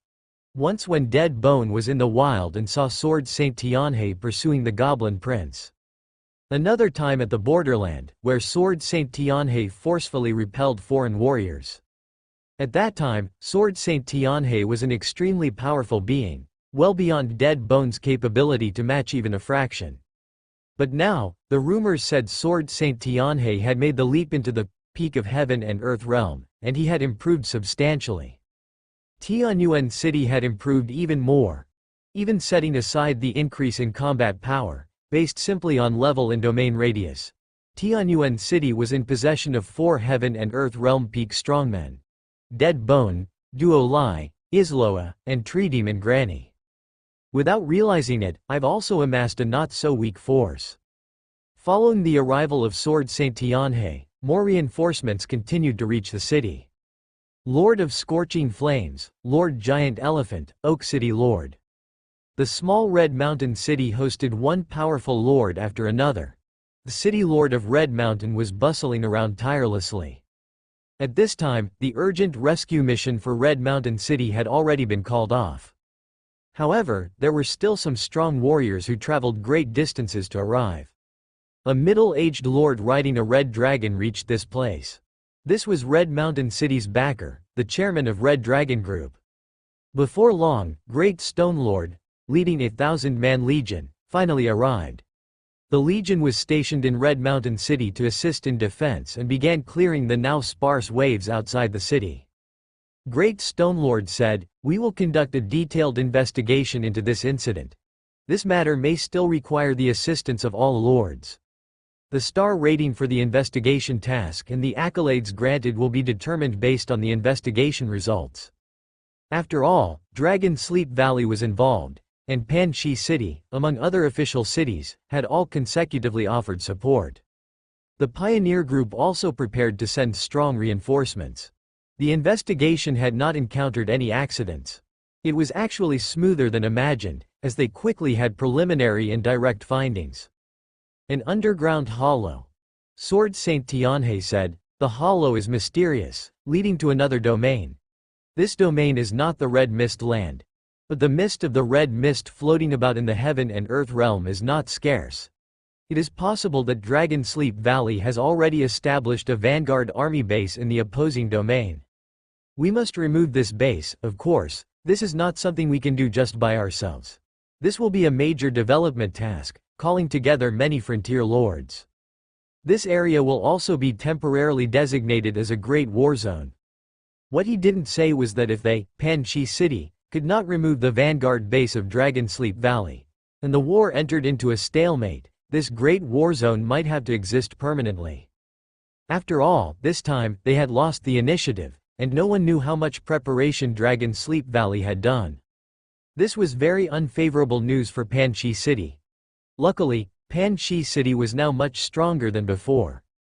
If it had been in the past, the emergence of this passage could have led to the total collapse of Pan-Chi City's defenses, and Pan-Chi City and Tian City might have vanished. The war has come again. The war has never vanished.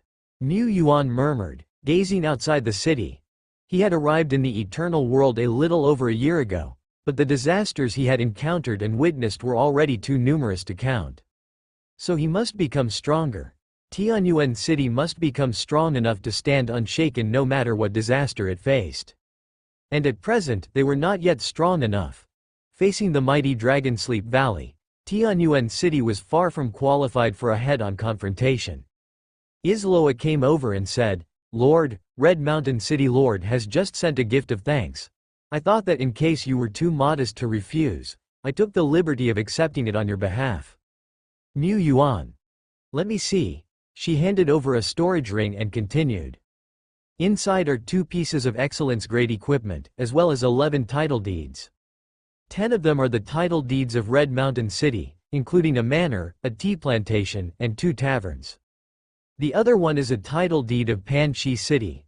I checked, and the title deed is located on Panstone Street in Pan-Chi City, covering a sizable area, possessing considerable value. Currently, all the offices, shops, and residences of Tianyuan City in the various cities are rented. He can't afford to buy them, at least not all of them.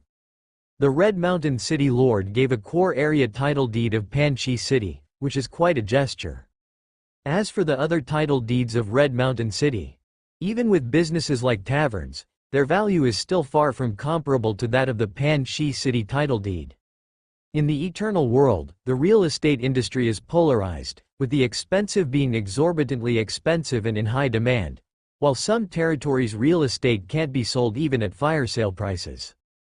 However, in the future, Red Mountain City will also be at the front line of the Great War Zone. Maybe the properties will appreciate in value? Niu Yuan didn't care. Whether or not the Red Mountain City Lord gave a gift, he didn't mind. He didn't come for the gifts, although he wouldn't refuse them either. He also guessed the Red Mountain City Lord's thoughts. The war zone establishment won't be an issue if one sends some of the elites from their own forces. Fighting monsters, after all, is the same everywhere. At this time, an emergency meeting of the Pioneer Group had been convened. We can almost confirm that this time the enemy is Dragonsleep Valley. They want to bypass the Longshan Pass defensive line. Just in case, let's establish a temporary Great War Zone to stop the enemy's advance. So, the question is, how many lords should we call for this temporary Great War Zone, and who should command them? After the Red Mountain City incident, Niu Yuan hastened to a nearby official town and took the steel train to arrive at Pan-Chi City. And here, Niu Yuan went directly through the Starry Sky Gate and returned to the long-missed Tianyuan territory.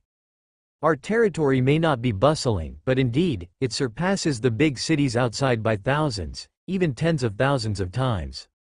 Although he had been traveling for a month or 2, he still had a crystal clear understanding of the situation of his own territory. During this time, the 10 Directions Island domain had been relatively calm. No, that's not quite accurate to say. A month and a half ago, the most northern medium-sized Soul Sand Mine was assaulted by a large monster tide initiated by the remnants of the Black Crow clan. 1 month ago, a wandering monster from the legendary realm appeared in the 10 Directions Island domain, a lava giant beast over 60 meters tall. The lava giant beast had barely appeared before it encountered an exploratory team from Tianyuan. Afterward, it was besieged and slain by the Tianyuan team with the help of summoned allies.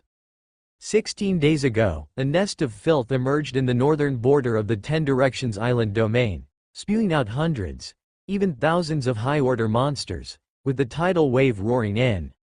The nest of filth existed for less than 2 days before it was annihilated. 10 days ago, an assassin from the outside world, likely coming through the Shen Luo domain passageway, tried to infiltrate the core area of Tianyuan City, but was captured on the spot by the patrol team. This assassin possessed the combat power of a four-order peak, employed by an intermediary, with the true instigator still unclear. For an ordinary territory, many of these incidents would already be considered major catastrophes. A wandering legendary realm monster could easily obliterate a territory, even if it were a city-level territory. A newly born nest of filth, if not eradicated in time, could also turn vast areas into lands of death. For Tianyuan territory a year ago, these disasters would have been enough to threaten the stability of the territory, but now they were merely a breeze. This is the meaning of growing stronger. No matter the terrifying waves, I myself will crush them. Amid such tranquility, Mu Yuan felt particularly pleased handling the trivial affairs that had gradually piled up. He quickly stamped dozens of documents, approving the paperwork that had accumulated over the days. Suddenly, his assistant Mo Li reported to his office, "Lord, an issue has arisen at the realm passageway at the western border's end. The observation team reports that a large number of wild monsters have emerged there. 10 Directions Island Domain, Western Extreme." The Tianyuan City's special exploratory team for realm passageways had discovered a pathway leading to outer realms here. Afterward, Sophia personally crossed the realm passageway to investigate, verifying it was an island domain sparse with monsters, but equally scarce in resources and visibly fractured Earth, likely a worthless domain. With plenty of areas in the 10 Directions Island domain waiting for Tianyuan City to explore and exploit, Mu Yuan naturally had no intention to develop this seemingly barren island domain. He simply deployed several elite exploratory teams for a rudimentary survey of the domain and constructed an observation outpost in a concealed location outside the realm passageway.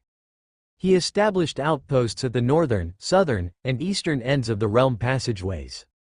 Some were built overtly, while others were hidden. The outposts couldn't detect everything. They missed the approach of the faceless ones at the northern outpost, which wasn't their fault. But now, the outpost at the western extreme had noticed a very conspicuous situation. "Hurry, hurry, report this immediately." The leader of the observation outpost was a lieutenant of Tianyuan City, Bone 7, born from the Lord of Death Remains, who also gave himself the human name, Bone 07. Bone 07 stood on a hillock surveying the landscape. Black fog enveloped the hillock, seeming to sever it from the world. The monster tide spilling out from the passageway had not detected the scent of life here and spread out towards more distant areas. Adjacent was Bone 33, who said, "Quiet, I'm already reporting it." In just a short moment, the warriors linked by the spiritual link network had a premonition. He was coming. Bone 07 knelt on one knee. "I welcome the arrival of Lord." Bone 33 said, "Lord, welcome to the inspection." As Mu Yuan's spiritual link connected to this channel, his gaze, too, fell through the rare level watchtower built here. He saw several self-made burial mounds, a massive bird's nest, along with some constructed arrow towers and multi-shot arrow towers. But his view was limited to this point, and even from a high vantage, he could not see the distant scenery beyond the watchtower's reach. His vision was only of a vast white expanse. The rare-level watchtower's coverage spanned only a few hundred meters at best. "Let me handle this." This is where Mr. Bird's power comes into play. A cyan figure soared into the sky. It rose only a few tens of meters, not beyond the range of the black fog. Surrounded by a light cyan wind, its eyes took on the brilliant hue of azure gemstones. The years-old divine skill, vision sharing, transmitted via the spiritual link talent, reached Mu Yuan thousands of kilometers away in the Tianyuan territory. 3 perspectives appeared before Mu Yuan's eyes. His own view, the overhead perspective of the watchtower, and the observational view of the Winged Wind King at the outpost. Through the sharp eyes of the Winged Wind King, Mu Yuan's gaze pierced through the black fog and glimpsed the hordes of monsters thundering forward in packs. And further off, a desolate landscape with no signs of life, the land beaten and exceptionally smooth due to the constant energy tides, empty and vast. Monster figures appeared at the edge of his vision. The frenzied elements of heaven and earth converged, forming a tangible tidal wave that crashed down upon the Earth. Boom! Countless monsters were turned into mincemeat in the energy tide, washed away by the giant wave to farther places, leaving only fragments of their mangled corpses dotting the landscape, bobbing in the wake of the waves. Yet, many more monsters burst from the waves, shrieking and howling as they rushed toward this land teeming with life that beckoned to them. Niu Yuan frowned. The energy tide, it's weakening, and it's still declining. Is it because the monsters are also constantly charging and bombarding, reducing the frenzied energy between heaven and earth with their sheer numbers? This was not impossible. The law of conservation of energy didn't apply in a fantasy world, but in specific situations, energy conservation still mattered somewhat. Just like Duo Lai, eating voraciously after substantial expenditure. If the energy tide was merely a continuous crashing down, the elements that dissipated would return to heaven and earth and once again converge to form a tide, an endless cycle. But if the energy tide was constantly being consumed by monsters, then a reduction in its force seemed reasonable. It was unclear whether this was a temporary weakening or a permanent one. Niu Yuan speculated it was the former since the frenzied area involved certain natural laws of heaven and earth. However, he also noticed that with the movement of the monsters, the red mist threads drifting above this frenzied region seemed to be thicker than before. Unsure, he asked Bone 07, Bone 33, and the Wings of the Wind King for their opinions. Bone 07 rested his chin in hand and pondered, it does seem thicker? When it comes to critical moments, you have to rely on this girl. Bone 33 removed her helmet and took a crystal of image retain out of her own eye socket. I recorded the situation of the realm passageway with the crystal a long time ago. This one's from today, this one from 3 days ago, and this one contains footage from a week ago. By comparing with the crystal of image retain, indeed, the red mist threads drifting in this area had grown significantly thicker. Niu Yuan was impressed. His elite was truly reliable. However, red mist drifting, monster tides surging, this scene seems strangely familiar. He had a bad feeling in his heart. Sophia joined the channel. Let me go scout out what's happened in the islands on the other side. Niu Yuan, okay, it's in your hands, be careful above all else. Sophia quickly brought back some bad news. Compared to her previous entries, there was a drastic change in the environment of the Shattered Isles on the other side of the passageway this time. There were numerous monsters, baring their teeth and screeching. The elements between heaven and earth were filled with an extremely dense red mist, and the azure sky was no longer visible, replaced by the faint sight of a red moon hanging high above. The root of corruption was sprouting, relentlessly invading the earth. In the distance, mountain ranges seemed as if they had turned into terrifying monsters under the erosion of the red mist. Sophia even discovered several blood-red giant dragons among them. Just as I thought, Niu Yuan muttered to himself. On the western side of Red Mountain City, just opposite the collapsed entrance to the underground caverns, was such an environment. A device of corruption had taken root, beginning to erode the land, almost turning the entire domain into the Red Mist Land. Niu Yuan frowned. He couldn't help but suspect that this shattered island was the one right across the channel from Red Mountain City. The focus of Dragon Sleep Valley's offensive. Whether it is the island opposite Red Mountain City or not, we at Tianyuan City must once again face Dragon Sleep Valley, and this time, we must confront more of its forces. According to Taizan's long-standing experience, by resisting, including building fortifications, eliminating the tides, and slaying legends, we can curb the spread of the red mist erosion, but it's a cure for the symptoms, not the disease. The spread of the red mist's erosion seems to follow some unique rules too. The northern passageway remained rotted by the red mist. Yet here, as monsters poured in, the number of wisps of red mist was increasing, an ominous sign. Outside Red Mountain City, the scene was much the same. It had to be stopped. The warning sirens of Tianyuan City rang once again. The entire city entered a state of battle readiness. Niu Yuan harbored no thoughts of, once again I'm the unlucky one. His consistent philosophy was, when catastrophe strikes, crush it. This time was no different. Tianyuan City faced a major disaster every 1 or 2 months, or every 2 or 3 months. It was not just him. The division generals, the elites, and even the citizens of Tianyuan City had all grown accustomed to it. Many elites were even sharpening their knives eagerly, brimming with excitement. Sario said, "War, this will be the stage for this dragon to prove himself. The enemies before were too few, hardly enough to fight." Jun remarked, "In the previous wars, Lord Jun couldn't step into legend and could only watch. This time it's different.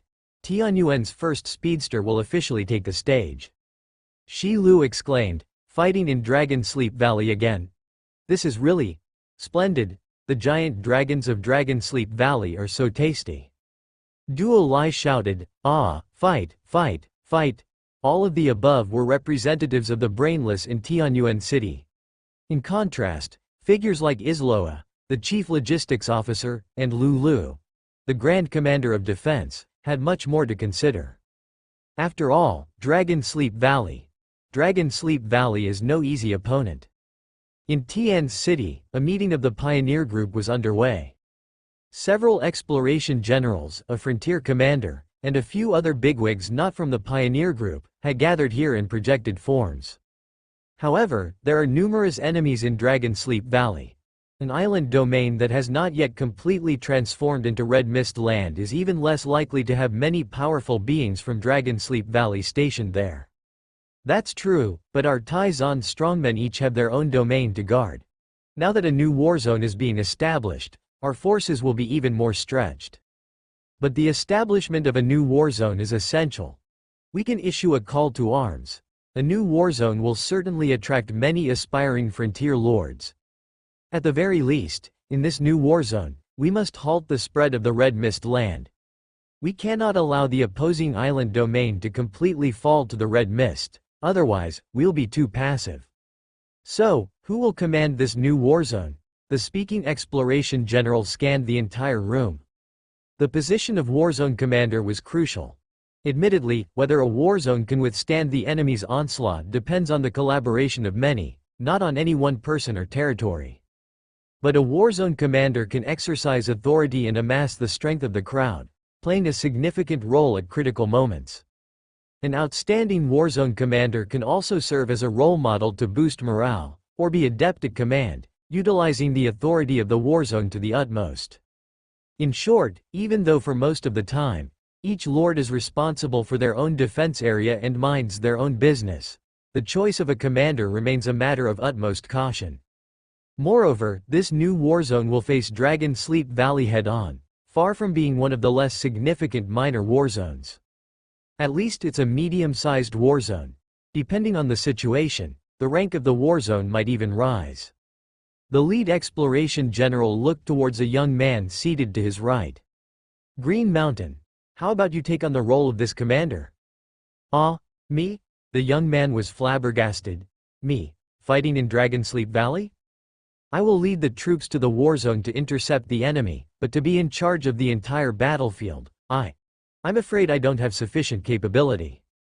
The exploration general sighed slightly. Lord Green Mountain was a relatively young but already quite powerful lord. With his glorious record of achievements, he had reached the 5th star as a frontier lord and commanded numerous fierce generals and elite troops. In the view of the exploration general, considering strength, experience, and merit, Lord Green Mountain was fully qualified to command this war zone.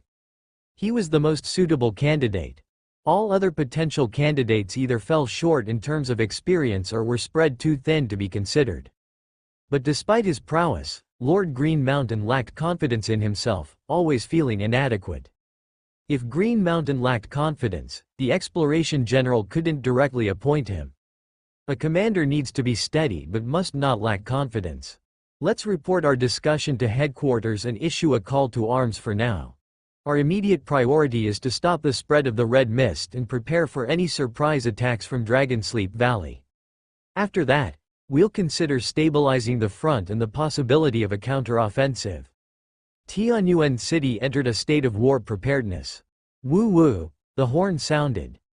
The message came that before Sophia had even entered the Shattered Isles to survey the situation, Tianyuan City's first batch of elites had already gathered. Led by Sario, they were to proceed to the west side breach of 10 Directions Island domain for defense. This was the speed of Tianyuan. Once Sophia had confirmed the situation, Lulu would lead the second batch of reinforcements to support the observation outpost. The outpost would also be expanded, upgraded to a frontline fortress. After all, to stop the spread of the red mist, they needed to take direct aim at the enemy at the breach. Utilizing strategic depth to annihilate the enemy one by one was no longer a viable strategy. The enemy could be annihilated, but the red mist would surge and spread. At the city lord's mansion, Mu Yuan spread out the map. On the left side, a narrow land marked with a pale red color as if scorched, represented the frenzied area. In the center of this region was a pitch-black hole representing the passage, the breach. The observation outpost of Tianyuan City was established atop an inconspicuous barren mountain outside the frenzied area. Mu Yuan took out 10 white pieces and placed them one by one on the map, enclosing the breach in a semicircle. Among these white pieces, several were even placed within the pale red scorched territory. We need to build a sentinel tower camp at each of these 10 locations to completely halt the spread of the red mist. After all, the frenzied area will also be eroded by the red mist. Isloa, how many sentinel tower blueprints are left in our territory? There are 11 left. We need to purchase more, even though we've been continuously doing so. In the midst of speaking, Mu Yuan brought Daisy, who was far away in the Twilight Dominion, into the chat channel. Try to purchase some Sentinel Tower blueprints and Advanced Sentinel Tower blueprints. We need at least one Advanced Sentinel Tower blueprint and keep one as a backup. Just to be safe, buy 3, and be quick. Mu Yuan seemed to see Daisy's fox ears droop. He was somewhat aware of his inhuman request, demanding both quantity and speed. But the war situation required it. They needed a line of defense, built from the Miracle territory. You're making unreasonable demands again. Things like Sentinel Tower blueprints are practically consumable items that many lords want. Getting 3 advanced blueprints in a short period of time is akin to. Daisy said, but I love these unreasonable demands. I'll send the blueprints as fast as I can. Mu Yuan juggled multiple tasks. He also sent Shi Lu to the trading secret realm to see if he could trade for them with other lords, though the prospects were slim. Advanced Sentinel Tower blueprints belong to the excellence level of Miracle blueprints, and as Daisy said, these things are consumed, as the Lord's outposts often end up being broken through. Securing advanced Sentinel Tower blueprints through trading with soul crystals or other high-order treasures takes a very long time. To get hold of 3 advanced blueprints in a short time frame, they had to be purchased with contribution points. However, even though the contribution points exchange would not run out of stock, getting them in a few days was nearly impossible. Not running out was only true for the entire Taishuan range. The nearby officials of Panxi City and Lakehaven City might not have the stock. Could Daisy manage to buy them? Mu Yuan wasn't sure, but he would prepare for both scenarios, first using the resources he already had to build a line of defense. In a certain official town of the Twilight Dominion, the Tianyuan caravan was resting here, resupplying. Daisy said to an aide beside her, "Contact the Red Cotton City Lord and tell her I have a business proposal to discuss with her. Ask if she's interested." Business? But weren't we supposed to purchase advanced blueprints, my lord? The aide asked weakly, then quickly added, "I will relay the message exactly." Daisy opened the official exchange list and limited the search to the Twilight Dominion. She also took out a notebook, which had recorded items that various lords and powerhouses liked or needed, as well as treasures they might possess. She quickly formed the most cost-effective equation in her mind. In Tianyuan City, legions were still assembling. Exploration, pioneering, and extermination tasks were put aside for now as one elite legion after another began to hurry to the front. This war won't end as simply as the last time when we rooted out the vanguard squad of Dragonsleep Valley. During that confrontation, although almost the entire force of Tianyuan City was deployed, the difficulty was finding the enemy's contaminant device in a short time. The actual clash only seemed dangerous during Duo Lie's King versus King battle. After all, The enemy possessed the power of the Soul Realm. But that, in his eyes, was not a real war, just a battle among a few powerhouses. Now, however, it was different. What should our next move be, to hold our ground or to counterattack? He was pondering. He was also paying attention to the situation in Red Mountain City. Red Mountain City was the main target of Dragon Sleep Valley's offensive. After all, if Dragon Sleep Valley wanted to invade the Taishuan realm, the Red Mountain City passage was the shortcut. Dragon Sleep Valley attacking the Ten Directions Island domain held little strategic significance now. But Tianyuan City couldn't be unguarded. The invasion of the Red Mist had already begun. Great Lord Shepherd always liked to be prepared for multiple eventualities. What should I do if Dragon Sleep Valley advances towards us? Of course, this isn't just my concern. Other lords in Taishuan will also join the battle, forming a coalition to slay the dragon. However, I cannot allow the slightest risk to Lord's safety. I must consider using the least force to deal with the most enemies.